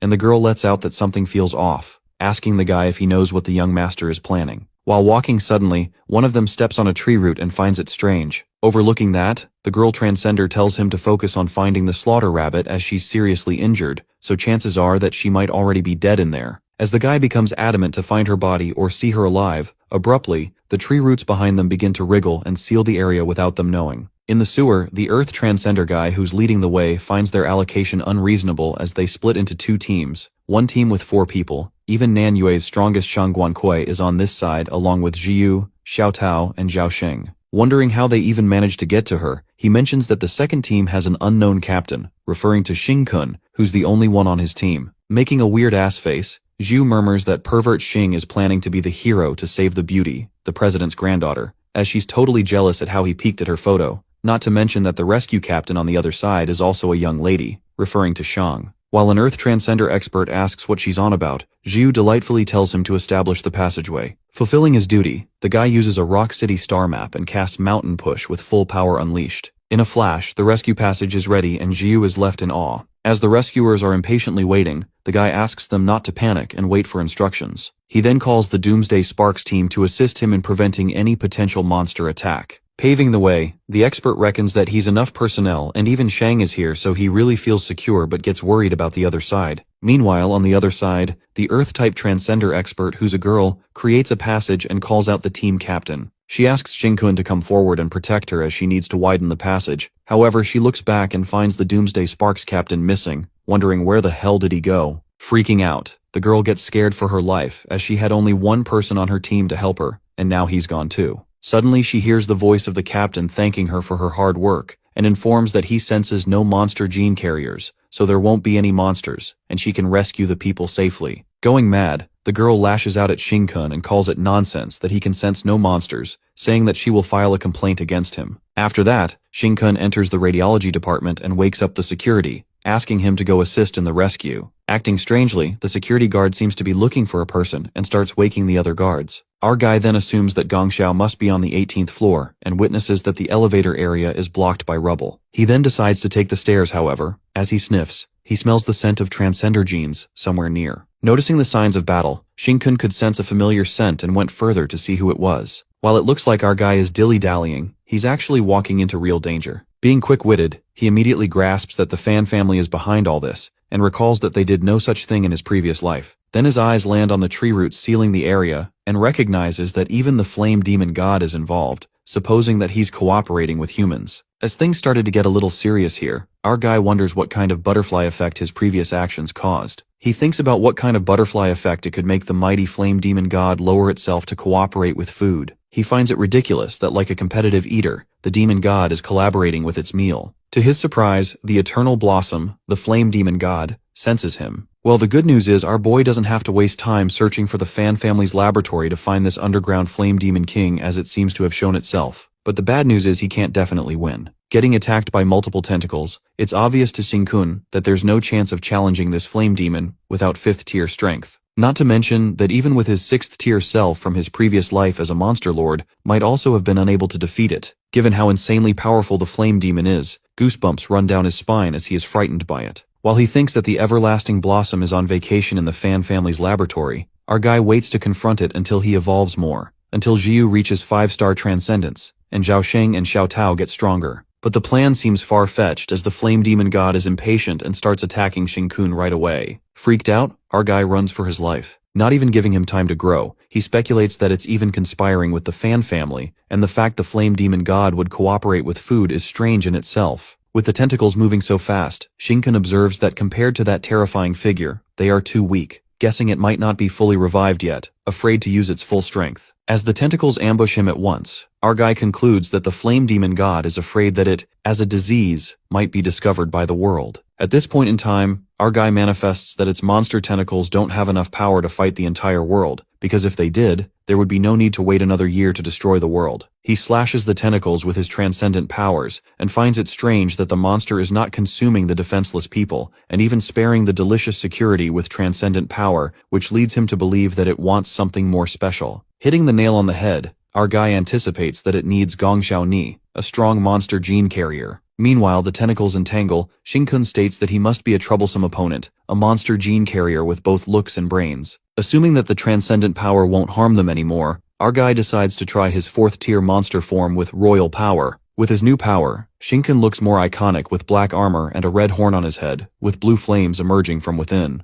His left mutated hand transforms and, using a demonized body, he strikes flame bites, producing a big blue flame to burn the tentacles. As it seems like the monster's current state is off, our fella is overwhelmed by endless tentacles that even his blue flames don't seem to have any effect on them. While it looks like the mighty Flame Demon God is resorting to stalling tactics, our guy takes the chance and runs away as he is unable to fight them. The endless tentacles happen to be entangling Shinkun among them, and our guy immediately thinks of a way to avoid these tentacles while heading straight to the 18th floor. Just like that, he uses blue flames that pierce through the walls and break through too many of them that he seems to be losing his way. On the other hand, the girl exterminator catches Tutu once again and punches the poor girl right in the guts. She asks her why she needs to go to the 18th floor, and at that moment, the pretty streamer's feet finally touch the ground. The girl's exterminator asks her to repent before she dies, and affirms that she should be thankful that she's a transcender. She advises Tutu that she should have abandoned her troublesome monster relatives because now she's being dragged down to death by them. That's when the guy transcender interrupts and suggests that they should quickly kill her and leave as he senses something strange is going on here. The brutal girl transcender asks Tutu if she regrets coming to save her monster relatives, but she spits on her face as an answer. This makes the girl mad when she grabs Tu's head and gets adamant about killing her with her own hands. However, this crucial moment is interrupted by Shinkun's sudden arrival, as he crashes through the wall and smells 3 familiar scents. Finding a way to get upstairs, our guy immediately takes hold of Tutu and saves her as he jerks the girl's hand off her. While the girl transcender is shocked at his immense strength and asks who the hell he is,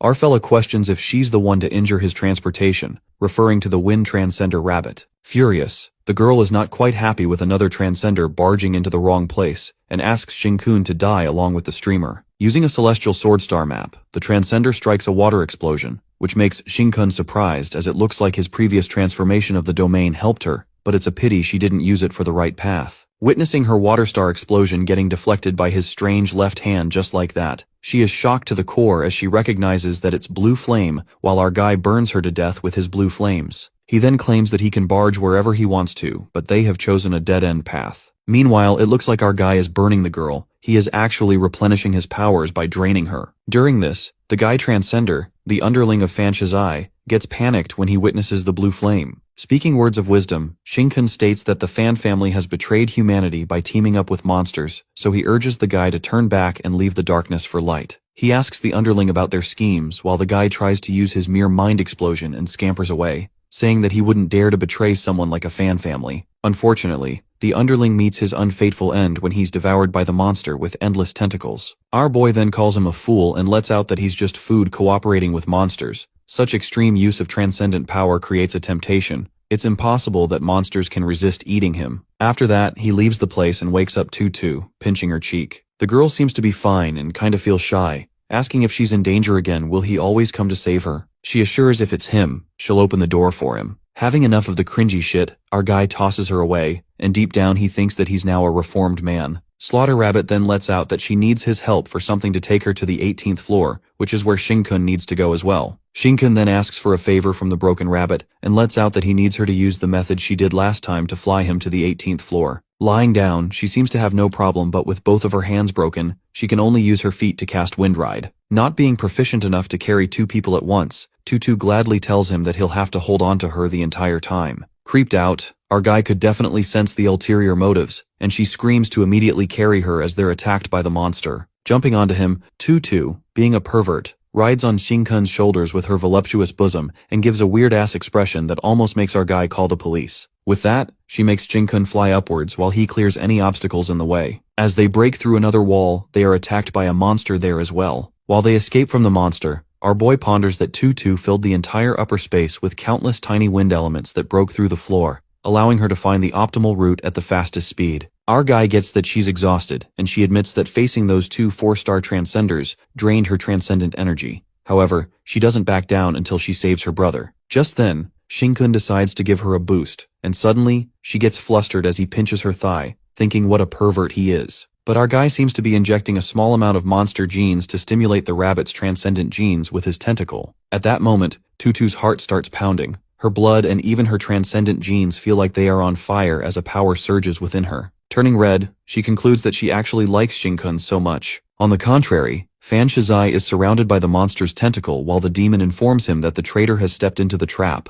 Being the true evil he is, Shizai obtains information thanks to the Lord Flame Demon God and locates the target. Through the Flame Demon, he gets to know that Blue Flame is actually a monster, and when he learns that he has stolen the royal power, he is likely to seek out strong monster gene carriers. Roughly judging the Blue Flame's real identity, he decides to set a trap after further confirmation. As the trap succeeds, the Flame Demon rewards Shizai as it activates the power within him. the power that belongs to the demon. He activates the power through a human body who's likely a monster gene carrier. The blue flame surges within Shizai and the Flame Lord asks him to be a fishhook. Meanwhile, the Flame Demon King plans to fish and deliver the fatal blow to the prey. It commands Shizai to take care of other interfering food. With Shizai being its first subordinate, the Flame Demon expects him to also evolve into his first monster lord. As the Flame Demon consumes the power of the monster gene carrier, it forwards to the upcoming harvest. After all, in this game, it won from the start. The scene then switches to the room where Tu Yang is frightened to death as he witnesses strange plants moving along with the monsters. Skeptical if his eyes are not deceiving him, Tu Yang lets out that those branches are trying to prevent them from leaving. That's when Lin Tao calls the monitor and asks her to take a look in the hole, the abyss, as there's something strange under the hole. Being confined for long enough now, Gong Xiao makes a way to escape as she cracks the wall open and assures that she's been in her sage mode for so long that she won't turn into a monster. However, as the wall breaks, they witness more branches emerge from there. While these two idiot naive puppies keep calling them plants, Gong Xiao accentuates that they are tentacles that drag people into strange hell. Suddenly, the tentacles start appearing from everywhere and surround the room, trapping them. As all of them are in a state of panic, Tu Yang assumes that these monsters have been blocking doors, and they've been waiting for these tentacles to surround them. Well, everything begins to unravel when Shizai ascends through that hole, and Lin Tao instantly recognizes that he's the third young master of the Fan family, Fan Shizai. Innocent Lin Tao expects that he's here to save them as he's the heir of a big family and expresses his gratitude. However, Shizai approaches him and says not to thank him yet, revealing his true evil intentions and clarifying that he's not here to save them. Flabbergasted, Lin lets out that he's from the Transcendent Academy, which means he's an exterminator who must save civilians. As the evilness exudes from him, Shizai admits that he's an exterminator, but he makes a shocking remark about the monster gene carriers, muttering if they are even considered as humans, and states that they're just anomalies mixed in with humans, a pre-monster that could people at any time. With red flames surging from his hand, this evil bastard lets out that no one even bothers to rescue monsters, and as Lin Tao utters something in his defense, Shizai casts fire at him. While Gong Xiao runs towards Lin, the tentacles grab hold of Gong as they trap her, and Shizai makes it clear that no one can escape as their values have increased, not only as monster gene carriers, but also as shells and baits. At that very moment, Shinkun appears from behind with Tutu at his back. Shizai welcomes him and finally understands why he lost to him, a kid with no backing. As it turns out, he had some tricks up to his sleeve. Upon hearing this, Shinkun realizes that Fan Shizai indeed saw through his identity. That's when Shizai lets out that now the fight will be fair for both of them, and surprisingly, his right hand mutates into a monster's arm, just like Shinkun. While it leaves everyone staggered as they wonder what kind of transcender power even is, Shinkun pushes Tutu off her back and asks her to find a way to save those people. The poor girl gets thrown again and finally gets happy to see her brother Tu Yang in good condition, while Lin Tao pleads with the sister rabbit to save them as he's grabbed by the tentacles. Watching both of the mutated monsters fight, Tutu ponders if this is really a fight between two transcenders, given that the aftermath of the collision has such momentum. Just then, Tu Yang screams as the weird tentacle with fangs is about to bite him, and while Lin Tao is also scared, Gong Xiao crushes the tentacle's head for daring to bite her. Peeking that they're trapped by the tentacles, Tutu determines that she has to stop all the tentacles at the same time without hurting them. Reluctant, she conjectures that only a fully advanced 4-star transcender who is able to use elemental life can do it, but she's only touched the threshold of a 4-star rank. Believing that it's impossible for her to do it, suddenly a spark of motivation gushes through her that makes her think that she can pull this off. Feeling that she could do this, the part where the blue flame touched her thigh, her heart has been pounding since then, and all her transcended genes seem to be going crazy right now. Unaware that it's an effect of monster genes, poor Tutu mistakes it for the power of love and determines that it's the rhythm of love. As all her wind elements get crazy, she builds a wind dragon star chart and calls this move Love Tornado, which makes Gong Xiao fall in love with her. The scene then switches to Shizai, who asserts that Shinkun was just lucky to get his powers from a monster, but now he possesses it too. That's when his mutated hand splits open, and the blue flames emerge out of it. Gushing with pride, Shizai states that the monster that gave him power is not on the same level as Shinkun,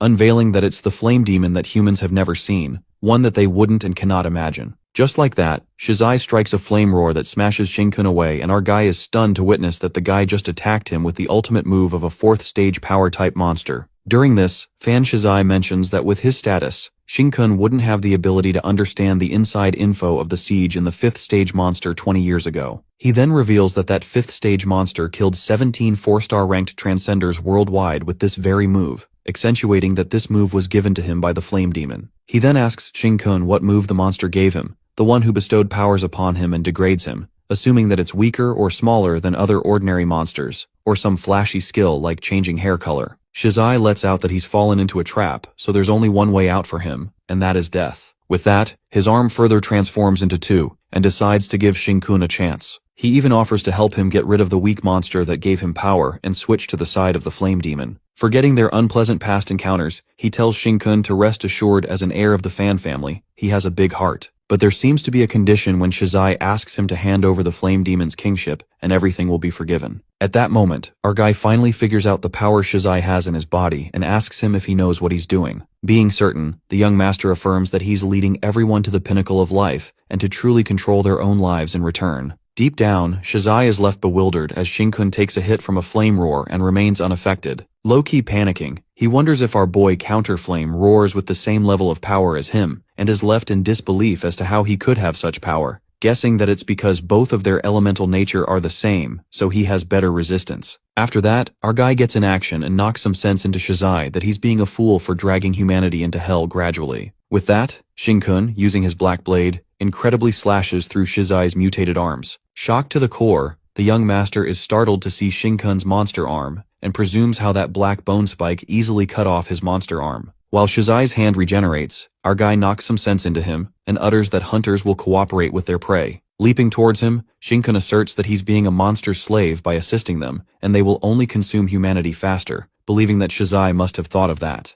As Shin-kun slashes the blade into his monster arm, Shizai asks what qualifications he has to talk down to him like this. Without a hint of shame on his face, he admits that he knew this when he was given the monster power, but at the same time, he deeply knew that he could not fight back, concluding that humanity is doomed and the world will perish. While his mutated arm regenerates, Shizai lets out that as long as he can trample the majority underfoot, it doesn't matter if he becomes a monster's slave. Talking nonsense, the young master even plans to set up human farms to let monsters eat humans, and in that case, human society will continue to exist as he serves the monsters. Striking his monster red flame hand, the evil Shizai thinks that he's saving the world. He thought that Shin-kun would understand his feelings and they could serve the monsters together. That is why he gave a chance to surrender. After all that talk, Shizai says that he has been serving the monsters all along too, and Shin-kun replies, saying that he doesn't like degrading himself. Meanwhile, Shin-kun notices him using the star chart to utilize the monster's power and thinks that he can't pull this off since his monster power is too little. That's when our guy grabs him and reveals that the monster power in Shizai's body is devouring his transcended genes, believing that he'll die. Being considerate, Shin-kun affirms that he can remove the monster genes that don't belong in his body, and as a human, he can give him a chance to turn back. However, being the egotistical bastard he is, Shizai clarifies that he doesn't need it, and at that moment he realizes that Shin-kun is eating his monster genes. Going berserk, Shizai lets out that all he wanted to give him a chance to join him, but gets adamant about killing him after refusing his offer. As a giant monster mouth appears behind Shin-kun, the young master confesses that he's the hook, and Shin-kun is the fish who's firmly bitten the bait. The scene takes us to 1 hour ago, where Shizai is holding the pictures of Gong Xiao, Lin Tao, Tu Yang, and Chan Fie. These 4 monster gene carriers seem to be his primary goal of the mission to get a body for the Lord Demon God.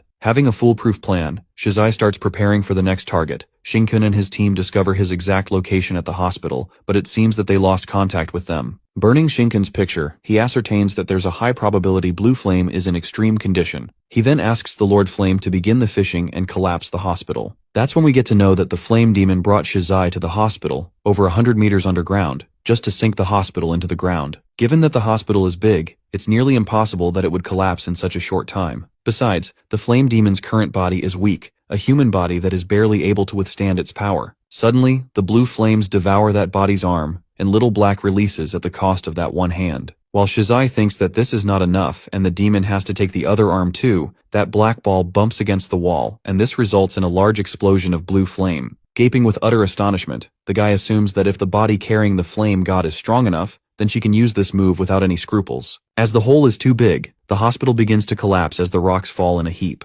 Shizai thinks about the monster gene carriers brought here at the request of the flame god, and at the moment, the flame god, in the woman's body, bestows the power of extraordinary evolution to all the monster gene carriers tied down. Suddenly, all human bodies begin to evolve into tentacles as their bodies are ripped apart. Taken aback, Shizai stiffs for a second as he presumes that the flame demon's body directly devoured those monster gene carriers, mutated them all into countless tentacles, and let them burrow into rocks to prevent the hospital from continuing to fall. Witnessing this, goosebumps run down his spine as he finds it terrifying. Coming to the present scene, Shizai, with a devilish smirk on his face, reckons that there's no way humans can fight off the monster and plans to survive in the monster's mouth and become superior. Confident that he can ensure more human survival, Shizai thinks that Shinkun should die now. As our boy is trapped inside the entangled tentacles, he pierces through them with his spikes and calls everything bullshit that narcissistic personality disorder, Shizai, has said, spouting nothing but nonsense. Shinkun reminds him how he surrendered when facing a monster, and going back to 8 years ago, he'd be considered a traitor and get executed by everyone. While the monster's tentacles surround them, our guy tells Shizai to survive under the monster's mouth before he boasts. That's when Shinkun activates the monster domain, devouring humans, and entraps himself and Shizai into the domain that even the tentacles are unable to get through. Saying the quality of the fishhook isn't good, our guy grabs Shizai's head and lets out that he's risking his life, calling him pig brain. Laughing, the young master responds that he has no idea of Lord Flame's demon's power, and is pretty certain he is convinced as long as he still has value, Lord Flame's god will never let him die. As Shinkun thinks that he's beyond saving, suddenly his domain starts breaking and his eyes widen with shock when he witnesses hellfire, a black hole. It is then revealed to us that when the monsters attacked the city in the past life, the entire Nan Yue gathered all the power it had at that time and launched one and only counterattack. But their all-out attack was instantly defeated by this thing. This defeat repelled the confidence of humans, and the world truly became an apocalypse. The humans named it Hellfire, and now this thing actually appeared here. While the tentacles tightly grapple Shinkun, Shizai expresses that this is the despairing power of the Lord Flame God, ensuring that he and his companions will be reduced to ashes and disappear from this world. Meanwhile, Zhao Sheng and the others are struggling to fight a terrifying monster. With immense power, Shizai seems unstoppable, and our boy lets out that no one can stop his steps to ensure humanity's survival. Striking his black blade, Shinkun ponders that when he absorbed the king's power, his black blade already gained the strength of earth dragon teeth. Penetrating the black blade into the Hellfire's movement is not fast, yet Black Blade still cannot stop it. During this, Shizai makes it clear that humans cannot defeat monsters, saying that he foolishly chose the wrong path to death. However, Shinkun interrupts and replies that he's wrong for underestimating humans so much. Activating his artificial transcendent device, our guy lets out that he might not know this, but monsters also fear the humans. Monsters are afraid of human transcenders. That's what Shinkun says as he is banged into the wall, held down by the tentacles from Shizuya's mutated arm. Asking if he still wants to escape, Shizai utters that even walls aren't as stubborn as him, and tells him to stop pretending with human supremacy shit. Not letting him escape, he strikes the tail to crush Shinkun. However, our guy makes it clear that he wasn't trying to escape. Instead, he was just calming down. He further emphasizes that Transcender and monster power are theoretically from the same source, but the reason why monsters overpower the Transcender is that they awakened thousands, even millions of years earlier. While Shinkun thinks the previously invisible monster indeed looked like a Triceratops, Shizai asserts that even if humans have unlimited extraordinary potential, it has nothing to do with his 1% transcendent genes. At that moment, the young master notices that the fire element on Shinkun's body is off. He analyzes that the blue flame on his body and Shinkun's body are different from Transcender's fire element that seemed to have wind originally. This blue flame element is bloodthirsty and violent in the beginning, filled with a primitive hunger and desire and unusual wind element. But now, these fire-racing elements seem to have calmed down, as if a ruthless general is forcibly turning uncontrollable low-level idiots into an army. Shizai surmises that Shinkun's 1% transcendent gold element is commanding his monstrous fire elements that even the flame demon's controlled tentacles have become usually restless. That leads Shizai to question himself if monsters are truly afraid of transcenders, and if that is the case,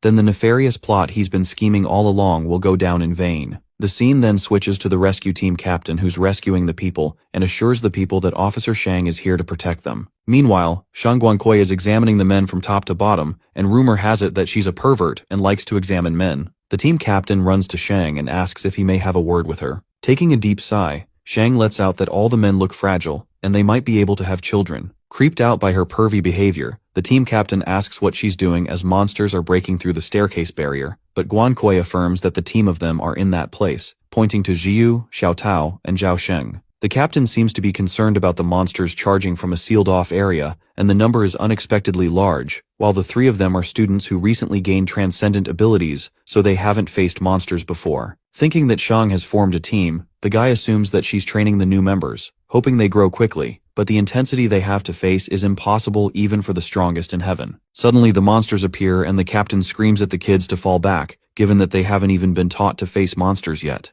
Running towards them, he mentions that their strength is several times theirs, and although they're transcenders who can wield elements, they absolutely cannot find a way to fight them head-on. However, Zhao Sheng seems to be fighting with his blood and sweat, even though he has low transcendent genes of 39%. Deducing that there's only one way to fight, which is fighting it head-on in close combat, Zhao creates a Flood Dragon star map and attacks the monsters with Blood Flood Dragon as it slashes through them. Shocked, the captain is left slack-jawed as he wonders what kind of transcendent fighting method Zhao is using that they actually smash the monster directly. Just then, the second-level monsters make their way to them, and the captain warns them to watch out as they're greater in strength and speed. While Zhao attacks with blood vines, Zhiyu asks them to get down and points her finger toward the monsters, releasing immense power to electrocute them. Witnessing this, the captain corroborates with Shang if these kids just recently became transcenders, as he almost got killed in an instant by the Zhiyu's electricity, supposing it could be the Academy's secret weapons developed over the years. Left in disbelief, the captain is freaking out to see their physical strength so great, assuming they drink life essence every day like water, and compliments Shang that the new teammates she chose are incredible. However, Shang clarifies that they are not her teammates, and she has no plan to form one,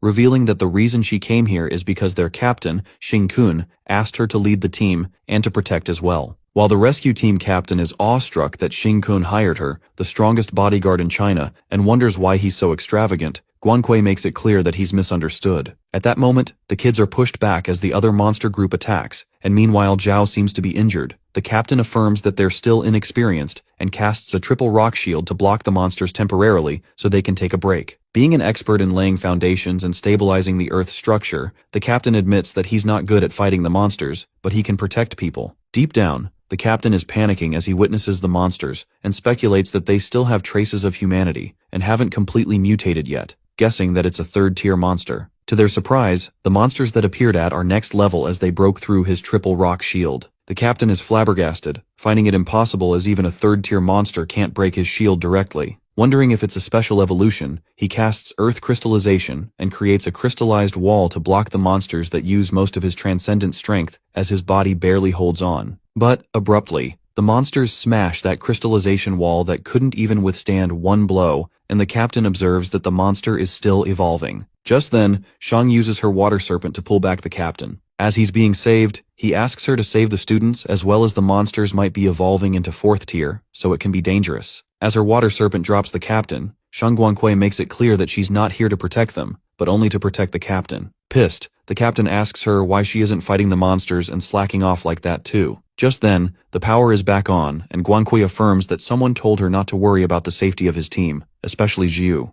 During this, Zhiyu is casting the legendary domain. Shang further accentuates that currently no monster can harm Zhiyu's life, even the invisible monsters that have appeared already. Nonetheless, if any monster threatens her life, Shang needs to prevent Zhiyu from losing control and accidentally kill everyone around, so she's actually here to protect the captain. The captain doubts that Shang is afraid that her powers will go berserk, and she will accidentally kill everyone. After all, Zhiyu is just a freshman who recently awakened no matter how talented she is. As the lights fluctuate due to the electricity Zhiyu absorbs, the captain wonders how much power could she save in her body. He gets his answer when the lights go out and, scared for his life, he runs away after witnessing this kind of power, asking if it's really just the residual force outside her domain. Just then, Shang asks him to get out of here and take everyone with him. Terrified, the captain is freaking out thinking that the hospital has activated its self-destruct mechanism and counting down to their doom. Concerned, Guanghui presumes that it was supposed to be a simple domain, but the amount of leakage seems too much. That's when Xiao Tao and Zhao Sheng are smashed away, and Shang is shocked to see that even the teammates are electrocuted. She then sends her water dragon to see the situation, and concludes that Zhiyu's a full-blown atomic bomb. Panicked, the voice echoes in her mind about preventing Zhiyu from going berserk and accidentally killing all surrounding life.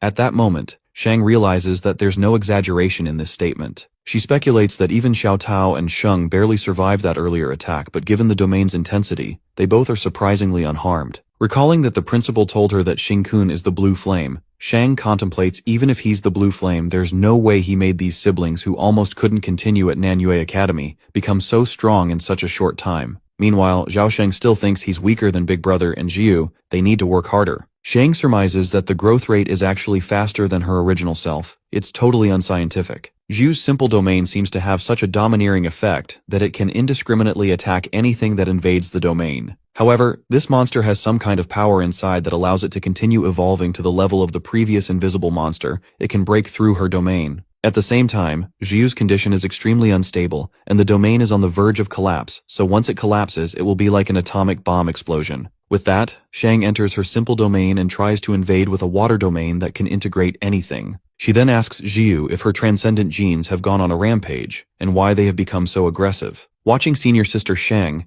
Zhu is delighted to see her and is indeed reliable as Xingkun said. After that, Zhu tells her that the transcendent genes are going berserk because of her intense emotions. Looking pissed, Shang wonders if Xingkun really expected her to handle this, basically wiping his ass. Suddenly, the monster outside the domain turns into a 4-tier, and Zhu immediately casts compression, a big charge of electricity. Seeing this much compression, Shang shouts at her and asks if she wants to destroy this place, instructing her to retract it. In a state of panic, poor Zhu can't control it and frustrated, Shang thinks how Xingkun managed to turn her into this. Nonetheless, Guangque lets out that she can't watch her bury all the survivors underground, and with the help of her pipe, she swallows the compression ball, asking Zhu to swallow 90% of it back into her stomach. She tells her to reclaim her transcendent powers. While Zhu sucks all the electricity in her mouth and swallows, Shang's pipe now seems to have only 10% of the electricity, and she strikes the monster with it, believing that it should not disrupt the balance of the underground collapse. With that, the monster is blown away with a powerful burst of electricity released from the pipe, and Shang concludes that her transcendent genes level is very high. She tries to make Zhu understand that elements of transcendent beings are not ordinary elements. Each time she launches an attack, she needs to let them deplete like a bomb. She further explains that each element gradually grows and gets stronger, slowly evolving into life elements, so as she does this, when her star map is completed she can naturally advance to 4-star Transcender. While it seems like all of it goes over Zhu's head, Shang, looking at her with a miffed expression, lets out that even Lin and takes a deep sigh that a genius with 95% transcendent genes does not get it. As Shang is about to explain in more detail, Zhu, mentioning Newton's law of gravity, infers that they need to make elements recyclable. Looking utterly baffled, Shang mumbles what on earth she is rambling about, and without a flinch, Zhu responds that she's talking about the principle of satellites, adding that senior sister Shang was terrible in physics and maths in school. Losing her nerve, Guangque finds her not cute at all. However, she notices that her simple domain is starting to change. Abruptly, Shang catches a glimpse of the monster being connected to multiple tentacles, wondering what these vines are. They scrutinize that these are biological tentacles and they smell like monsters. What's more shocking is that tentacles are supplying this monster with power, making it evolve again. The monster appears to be stronger and terrifying than before. Meanwhile, Shang immediately senses its killing intent, as it seems to be targeting Zhu. At that moment, Shang walks out of the domain and is aware that the monster is afraid of Zhu continuing to grow. However, it should be more concerned about the growth of the strongest Transcender. On the other hand, Shizai is still struggling to keep hold of Xingkun as his tentacles keep disintegrating. While Shizai is stunned to see the power of the star map, our boy reveals that Hellfire is a move. It's like using a cannon to kill a mosquito, and the purpose is to eliminate potential transcendent beings. Assuming that he's talking bullshit, Shizai can't seem to believe him as he lets out that Hellfire has never appeared in the world before. However, in Xingkun's previous life, the first appearance of the Hellfire was to eliminate Shang Guangque, and in this life, it's Xingkun himself. Bringing it on, our guy decides to experiment to see if they can use transcendent methods to use the power of monsters to break through this Hellfire. With that, he creates a monster elemental star map with 99% of monster genes and launches 10,000 sword star map which strikes the Hellfire. The scene takes us to the past conversation between Uncle Wei and Shizai, where he gets to know that a star map is a battle formation that condenses scattered power into a single force, unleashing greater strength. Shizai asks his uncle if monsters can use star maps, to which John Wei replies that monsters above 4-tier that can use elements can use them theoretically. However, no one knows what will happen, whether it's the monster gene or the transcender gene. The power of the star map is determined by the total amount of genes. That means star maps that exceed 90% of transcendent or monster genes will have a qualitative improvement. As Shizai snaps out of it, he presumes that the Demon Lord has only granted him 10% monster genes, and is curious about how many genes Xingkun has. Nonetheless, Xingkun's transcendent genes finally managed to train the monster genes into the form of the star map, but previously his transcender sword was a metal elemental, and now the monster sword is a fire elemental. So with his current ability, he can only treat it like a cannonball to blast the Hellfire. With that, a cannon-like explosion occurs that is launched at the Hellfire and it collides. Meanwhile, Shizai thinks Xingkun is overestimating himself, and suddenly, the ground beneath him breaks as he falls. That's when he realizes that it's the aftershock of the power collision. On the contrary, Shang Guangque creates a Flood Dragon star map and strikes with Water Dragon mace. She attacks the monster with her Water Dragon when suddenly the rocks descend upon them. Thinking that it's her fault, Shang deliberately controls her powers so that it doesn't damage the building. Freaking out, she shouts who's fighting recklessly and lashes out which bastard is trying to bury them alive. After that, Shizai is still contemplating the aftershock collision that damaged the place badly, but fortunately, the rubble was supported by the Flame Lord demon tentacles, otherwise this underground hospital would have collapsed. Presuming that the hellfire is destroyed, his eyes land on that black hole, and laugh because it's impossible that the hellfire could be extinguished. It's just shrunk a bit. Certain that Shinkun is putting on a show, Shizai questions what kind of monsters fear the Transcender, and says that he can't defy fate with some cryptic words. It seems like our boy insists on seeking death when Shizai tells him to regret the chance he gave him to live in hell. But it doesn't stop here when Shinkun emphasizes that the more Transcender or monster gene, the more swords can be condensed, asking Shizai to guess how many swords can he strike. Laughing mockingly, the young master thinks that he's pretending again, and even if he's using monster genes now, there's no way he can gather many swords. Smirking, Shinkun thousands of star swords ripples strike towards the hellfire. Thunderstruck, a ripple of fear passes through Shizai when he wonders how many monster genes are stored in Shinkun to launch endless star swords. That's when a realization hits him when he reckons, if the Flame God had granted him only 10% because he has 90% Transcendent, and for humans reaching 100% is the limit, this leads him to ascertain that Shinkun's Transcendent genes are only 1%, which means the monster gene probability is 99%. Left in disbelief, Shizai wondered how this was even possible, as Shingun would have turned into a monster by now with that amount of monster genes. Meanwhile, the aftershocks of the Star Sword are immense. The people outside assume that it's an earthquake, which leads them to think something must have happened. While the vice president, concerningly, insists the chief commander send in reinforcement, the bald chief assures that the vibration just now was just a normal aftershock. Being the rescue in charge, the chief is trying hard to convince them that there are no accidents, so sending reinforcements will be a waste of resources. But in reality, he's just trying to delay the time for the young master fan. As he furiously asks the vice president to stop interfering, suddenly there's a major earthquake as the rocks begin to fall. The vice president asks the chief to send in help to quickly get people out. Inside the hospital, Shizai seems to be going crazy after knowing Shinkun possesses 99 monster genes, and this is the actual reason he lost to a powerless commoner. Having a sinister look in his eyes, Shizai thinks that he still has the upper hand, as he has the hellfire of the Demon Lord. As the hellfire finally shatters, Shizai admits that Shinkun's luck is really something. Even with a wretched life like his, has a glimmer of hope. However, the young master boasts that the goddess of luck has been with him since he was born, and now he has the protection of the Demon Lord. As he's challenging him, in an instant, our fella vanishes as he runs for life. Running, Shinkun calls him an idiot, and presumes why he would even stay when exhausting that hellfire has drained most of his strength. Thinking that he's not that stupid to have a death wish to fight the flame demon god, Shinkun's goal is to rescue the monster gene carrier, and eventually, he finds a way to escape after a lot of effort. Finally, our guy makes it to Bunny and the others. He appreciates Tutu for rescuing them and even flusters her as he touches her face. But actually, Shinkun is injecting the monster gene into her jugular vein and successfully pulls off a monster gene implantation. He then asks Tutu how many people she can fly with at most, to which she replies that her hands are healed now, and with her transcendent genes burning in her body and with her heart pounding, she feels like she can take everyone with her while flying. After that, Shinkun asks her to quickly get on his back, making the rabbit blush hard as she low-key thinks that her hands are fine now, so he doesn't need to carry her, but she takes the chance to get on his back once again. On the contrary, the flame demon god senses the monster's power is depleted and concludes that the game ends here. At that moment, two safety collars start beeping, and it turns out to be Gong Xiao and Tu Yang. On the contrary, Zhao Sheng asks his sister if the skin of the fourth-tier monster is tough. Hearing this, Xiao Tao is kinda disappointed in him, and tells him to pay attention in class. Xiao Tao then reveals that 20 years ago, when a fourth-tier monster was about to evolve into the fifth tier, it broke into one of the cities in Tianzhu called Nabad, and massacred humans. The camera clearly recorded the last moments of that army. That fourth-tier monster withstood the combined fire of 3 divisions and over 3 anti-tank missiles. That monster forced its way into Nabad and devoured people mercilessly. When the army decided to level the city with missiles at the time, that monster had already evolved into a 5th-tier monster, where even missiles couldn't harm it. She then concludes that it was terrifyingly strong. Left in awe, Zhao Sheng is obsessed with senior sister Shang, who's more powerful than an anti-tank missile, to be fighting with that 4th-tier monster. He finds it fortunate to have the opportunity and to be able to see her fight, because it's rumored that men turn and run when they see her.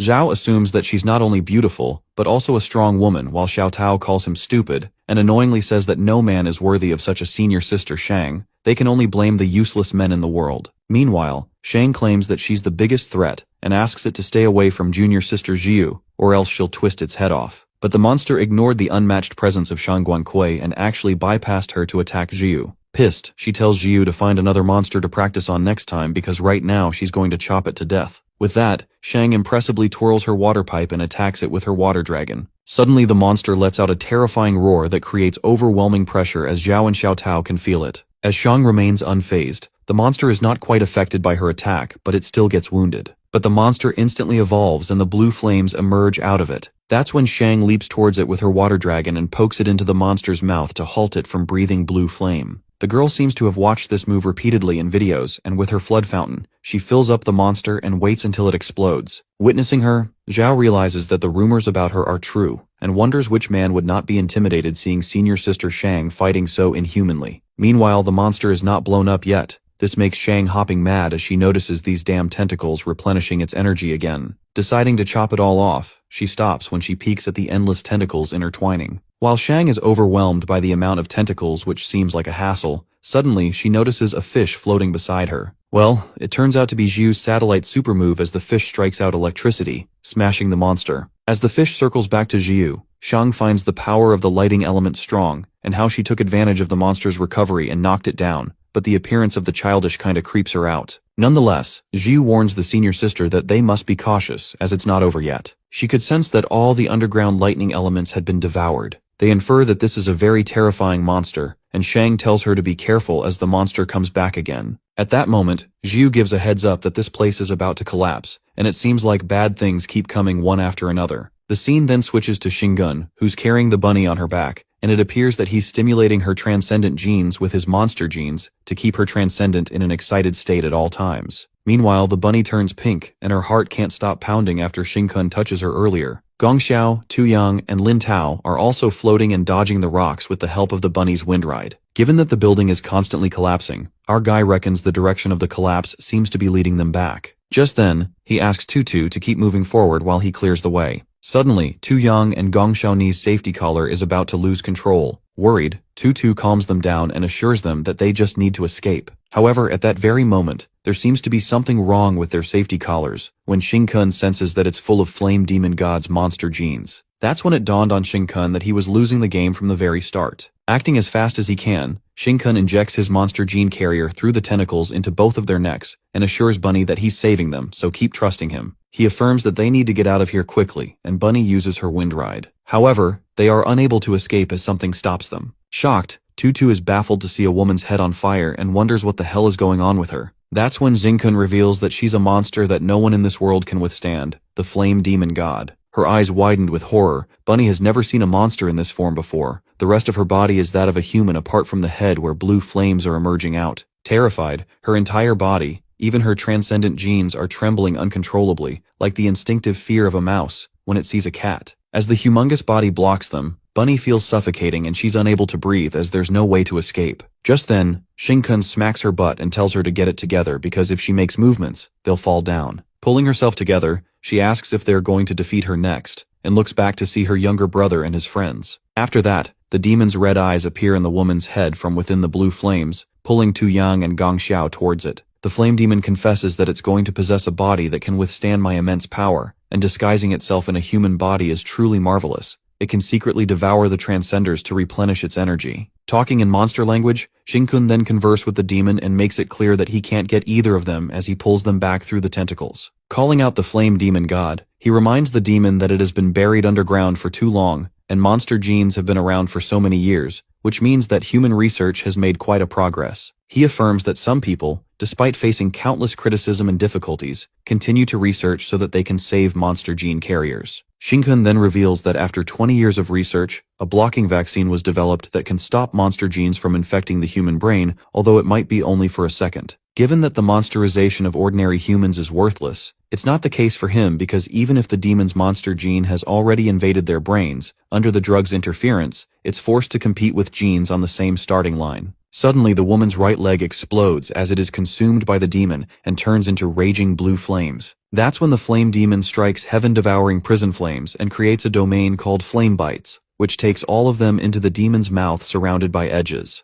Abruptly, Tu Yang and Gong Xiao are pulled with a force, drawing near the demon. Meanwhile, Bunny screams as Tu Yang is getting away. Just then, Xing Kun commands Tutu to protect him and try not to let him get disturbed. As our guy holds onto them strongly, the flame demon erupts that these monster gene carriers belong to him. While Gong Xiao is being grabbed by the monster's tentacles, she feels like her body is gradually losing control, and her consciousness is getting blurry. During this, Gong ponders if this is what it feels like to mutate into a monster, wondering if the inevitable day has come when she turns into a monster. The thoughts of people calling her a monster and discriminating against her comes to her mind, but then she gets reminded of her grandfather who gave her hope and asks her to always stay optimistic. As Gong apologizes to her grandpa that she can't wait for him any longer, at that moment, Xing Kun appears in his human form and tears the tentacles apart, releasing them. It appears that Xing Kun teleports into another person's consciousness. Peeking at the blue flame, Gong Xiao is surprised to see him and wonders if he's the one Grandpa said would come to save her. Calling Xing Kun a thief, the flame demon gets enraged as an insignificant human dares to steal something from him. Trapped in the demon's mouth, our guy reminds the flame demon how he failed to destroy his soul in his previous life. He accentuates that a human soul is much tougher than it can imagine. Striking a fear into the flame demon, Xing Kun reminds it that it must be afraid of being exposed in front of all mankind. After all, its true king has not awakened with enough power yet. He provokes the demon, mumbling that it won't dare and cannot trigger before the king awakens. He anticipates an all-out war between humans and monsters, thinking of a possibility that humanity's resistance could exhaust enough power for the king to awaken. And if the king awakens, the flame demon will be one to blame to ruin the king's plan. For this reason, the flame demon needs a carrier to hide its identity, to disguise itself as a human and devour the transcenders. Furious, the flame demon in its terrifying form calls Xing Kun a damn thief, wanting him to turn him into rotten flesh. After that, Xing Kun cuts to the chase and lets out that he can save both Tu Yang and Gong Xiao, temporarily from her mouth. However, he can only save one of them to stop them from transforming. He confesses that he can only grant power to one person. With their eyes widened in disbelief, Tu Yang is beyond happy to hear that one of them has a chance to survive. He then pushes Gong Xiao and asks Xing Kun to grant his powers to the class monitor as she is the most suitable. Meanwhile, Bunny assures Tu Yang that Blue Flame will save him. Abruptly, the flame demon consumes another leg and an arm to gain energy. Surprisingly, a bunch of tentacles burst out her leg and Tutu dodges the tentacles to prevent it from interfering with Blue Flame. However, in order to stop them from disturbing Xing Kun, the tentacles attack Lin Tao as it stabs inside his body, making him instantly turn into a monster. That's when Lin Tao transforms into a monster and leaps towards Bunny. While it seems like Lin Tao hasn't mutated completely, tears stream down his face as he pleads that he won't want to be a monster to harm anyone, and asks Sister Tu to take care of Gong Xiao and Tu Yang. As she cries watching him in such a helpless state, Lin Tao is devoured by the flame demon. The flame demon then regrets bestowing him with power and calls him a fool. Meanwhile, Shizai comes forward and assures the demon lord that he'll take care of that girl. Shizai attacks her with his crimson flaming palm, while Tutu recognizes that Fan Shizi is the ones hiding in the shadows and working with the monsters. Asking her to stop pretending, Shizai lets out that she should have noticed this long ago as Xing Kun is also a monster. Protecting Xing Kun with a wind guide, Tutu defends him and clarifies that he's a human who can control monster power, whereas Shizai is helping the monsters plan this disaster, sacrificing his own people. She concludes that he's a true monster to the core. Mocking her short knowledge, Shizai blames trash people like her who hold humanity back from surviving, challenging her to see if she can blow his flames this time. Pulling an iconic move, Shizai combines the transcendent Crimson Flame Hand with Monster Crimson Flame Hand. On the contrary, Gong Xiao is mad at Tu Yang for making decisions on his own, affirming that she as a class president will call the shots. While she smacks his head, Xing Kun asserts that they're in a kind of spirit world, and with their mental strength only having capacity, he asks them to stop pushing each other around and discuss what's crucial. With that, he flicks his fingers and makes Tu Yang sleep for a bit while Gong finds it impressive that Yang couldn't even handle a flick. Delighted, Gong Xiao thinks they're actually in sync and really vibe together. She then corroborates with Xing Kun if he'd only grant power to one of them, and asks if another person will have a counterpart. Our guy then reveals that he can preserve consciousness even after turning into a monster. Though it will be a low-level monster without power infusion, he ensures the flame demon won't be able to take over her body. Curious, Gong Xiao asks if the person who turns into a monster is never able to change back, but Xing Kun states that he'll find a restore in the future. Gong then asks him if they can defeat the flame demon, to which our boy responds that they definitely can't win as of now. Instead, they can risk everything to escape, and if it comes to a deep end, then he'll have to use his trump card. Concerned, Gongxiao thinks of a possibility of the flame demon finding another monster body capable of bearing her power to serve her as a new carrier, to which our guy responds that no one will be able to stop the flame demon and they'll have to find a way to speed up our growth, adding that it try to exterminate humanity ahead of time. After she gets to know Xingkun's name, Gong states that if the flame demon steps out of the war against humanity, Transcenders might have a chance to survive, but the ordinary people would have no way of living through it. As our boy could sense the light of the righteous path, Gongxiao seems to have a plan, and affirms that Xingkun has worked hard, so now he shares the burden with her by half. Our boy is aware that Gong would definitely make this choice because she's the light from the past life who fought through the world's rejection even in defeat. On the other hand, Tutu is trapped between the blue flame palm and the fire crimson palm. Shizai gives her a chance to escape, but she refuses and does not let Xingkun get disturbed.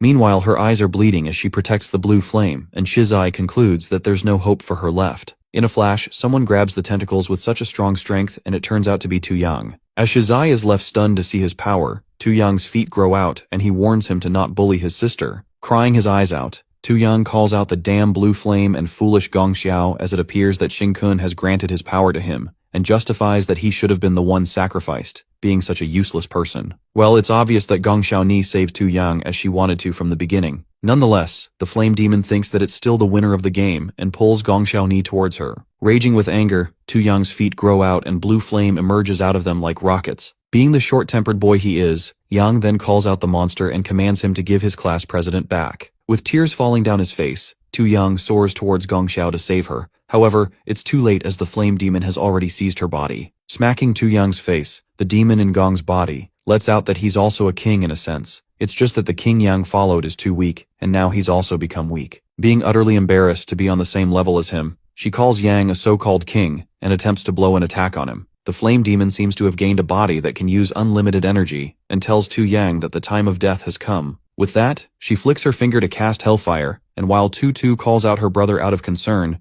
Xingkun assures her that this level of attack won't kill him. As Tutu asks what they should do now, our boy, calling Tu Yang an idiot who just received his powers and rushed up without hesitation, says that they have to wait. The scene then takes us back a few minutes earlier, where Xingkun deduces that Gongxiao's plan has a slight chance of success. However, if there's the slightest mistake, it'll be over. Being the ray of positivity, she gladly assures Xingkun not to worry as they cannot sacrifice more people, and affirms that she's been waiting for this day a long time, to put her strongest monster genes to good use. Having a possibility she might fail in the plan, Gong hopefully manifests that Xingkun will be able to take everyone and escape. Coming to the present scene, the flame demon somehow grasps what they're trying to do, as the original owner's consciousness is still in this body. Calling it a mere childish trick, the demon elucidates that the human consciousness is stored in the host's brain. At that moment, she swallows something and Gongxiao Ni's head explodes, because if her brain is blown up, her consciousness will be cut off. As the tentacles appear out of Gong's head, Xingkun creates a 10,000 sword star map and strikes starlight towards the demon. While Tutu is scared that it might accidentally hurt Gongxiao, our guy clarifies that the body no longer belongs to Gong. Shockingly,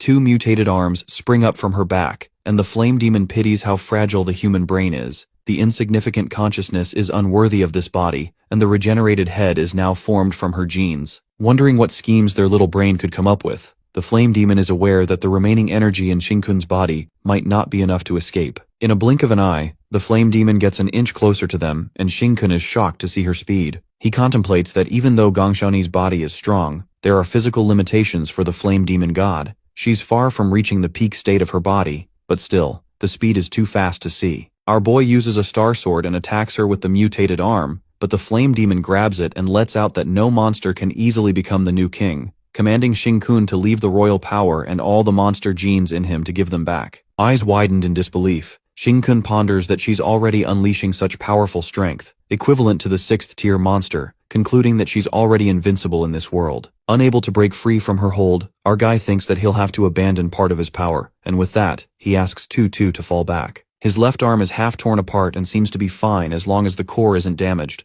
A monster's limb can regrow. Meanwhile, she grabs the other half of his ripped hand, and the demon swallows it, muttering that this bit of flesh and blood energy isn't even enough to catch her breath. Just then, Xingkun lets out that they need to find a way to escape from here, and that's when an explosion occurs. Well, it looks like the strongest transcenders have come to save the day. It appears to be Jiu with her big electric fish and Shang Guangqui. The flame demon is happy to see transcender food and tells them to pay the price for killing its monster general. Our guy is overwhelmed to see them, and Tutu asks if he no longer needs her help to fly. But Shinkun assures her that he can stay airborne by spraying flames and asks her to take Tu Yang and Shang with her. With that, Jiu, who looks pissed, uses a satellite magnetic star map, and the big fat fish is directed towards Shinkun. While our boy is scared by that fish, she realizes that Jiu came to deliver energy to him, and tells Tutu to save her brother quickly. As the flame demon is confused as to what on earth is happening, the dead monster general emerges out of that fish, and our guy devours the monster to replenish his energy. Without a second, Shang Guangkui, using her Flood Dragon star map,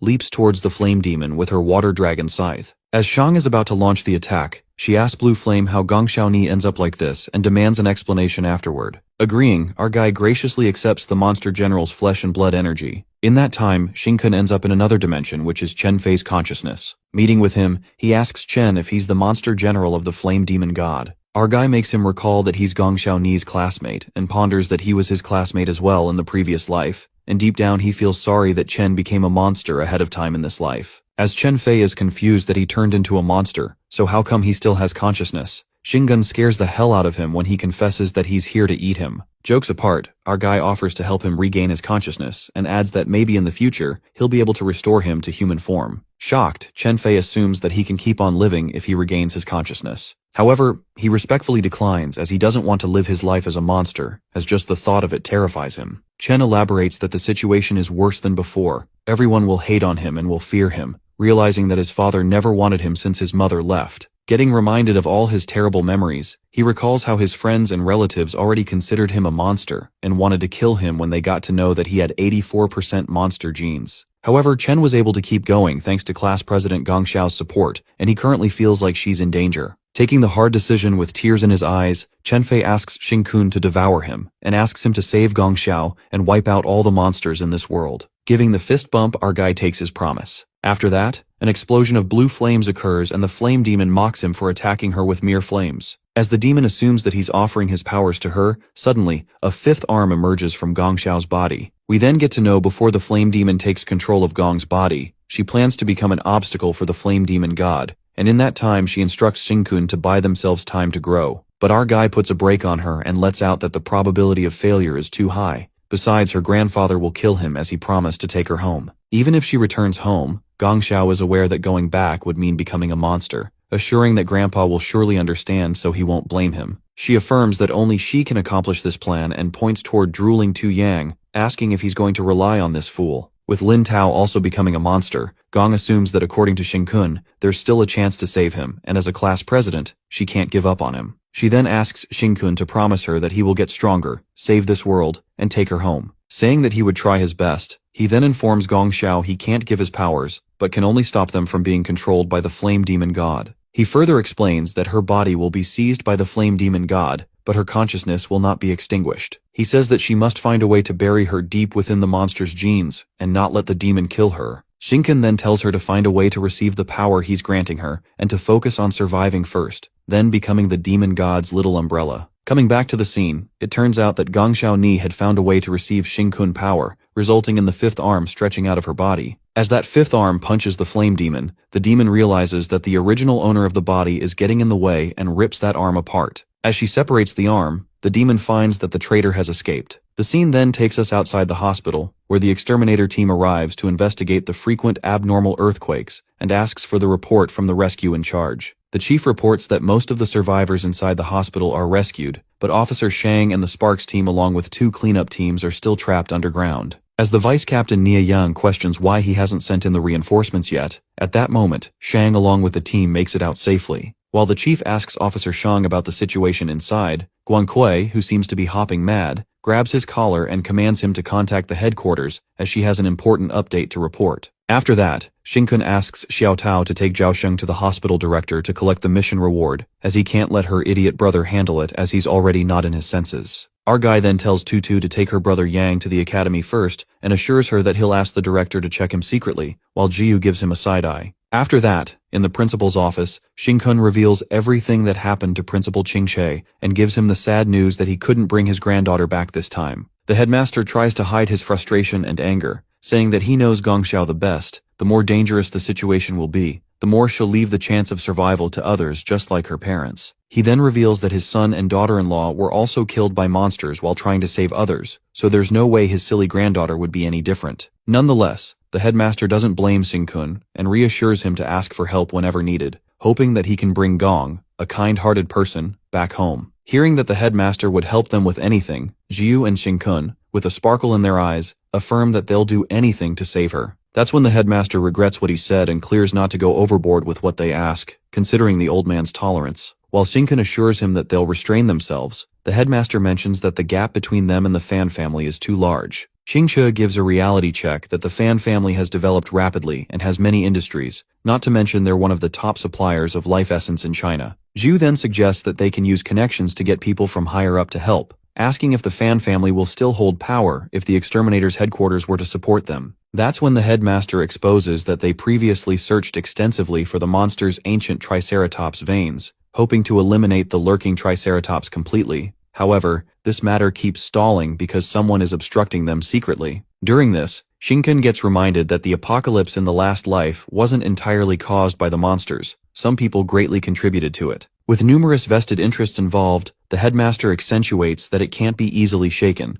and this is the reason why they and the Fan family are competing in shadows, to avoid alerting the mysterious force behind all this obstruction. For now, they can only secretly send trusted individuals to investigate cautiously, and this can only be done gradually. The old man asserts that they can't rush to seek eternal help. Just then, he points to Xing-kun, and with his understanding of monsters, the old man asks him what the monsters are planning. Freaking out, our boy tries to explain to the old man that if the flame demon god will absorb more energy, it might devour Gong Xiaoni. Nonetheless, Xing-kun elaborates that the entire monster species have the same goal, which is to provide energy for their king by devouring ordinary people and transcender people. The more extraordinary genes a transcender being has, the more energy is contained in the monster's flesh and blood. He then reveals that the upcoming national supernova tournament for the flame demon god, basically it's a feast. At that moment, Xing-kun presumes that in his last life, there was a starfall disaster that resulted in the death of all the young talents in the supernova competition, and while the news said that it was due to a monster uprising, it remained unclear. After that, the headmaster assumes that now Xing-kun needs to grow stronger, but our guy plans to focus on his growth as the growth of the transcender depends on endless stimulation, although too much can overflow. He then gives an example of Shangguan that if they were to throw her into a sea, her growth rate would stop, and when she was a 3-star she actually did this, almost becoming food for a powerful sea monster. But Xing-kun doesn't seem to be talking about Shang here. He lets out that there's a transcender person who's most likely to grow up in modern human society right beside them. Well, he seems to be talking about Jiu. With modern society being different from ancient times, Xing-kun emphasizes that electricity is more common than water. It's nearly everywhere. Planning something notorious, our guy gives a freaky greedy expression, and the headmaster gives him a heads up to control his greed a little. With that, Xing-kun notifies him about the locational national supernova competition, which has the country's largest nuclear power plant. While Qingche grasps where he seems to be going with this, slack-jawed, the old man asks him to stop right there. Putting on a weird-ass expression, Xing-kun asks the headmaster to manifest and witness the world's first 5-star transcender being, Thunder God, pointing towards Jiu.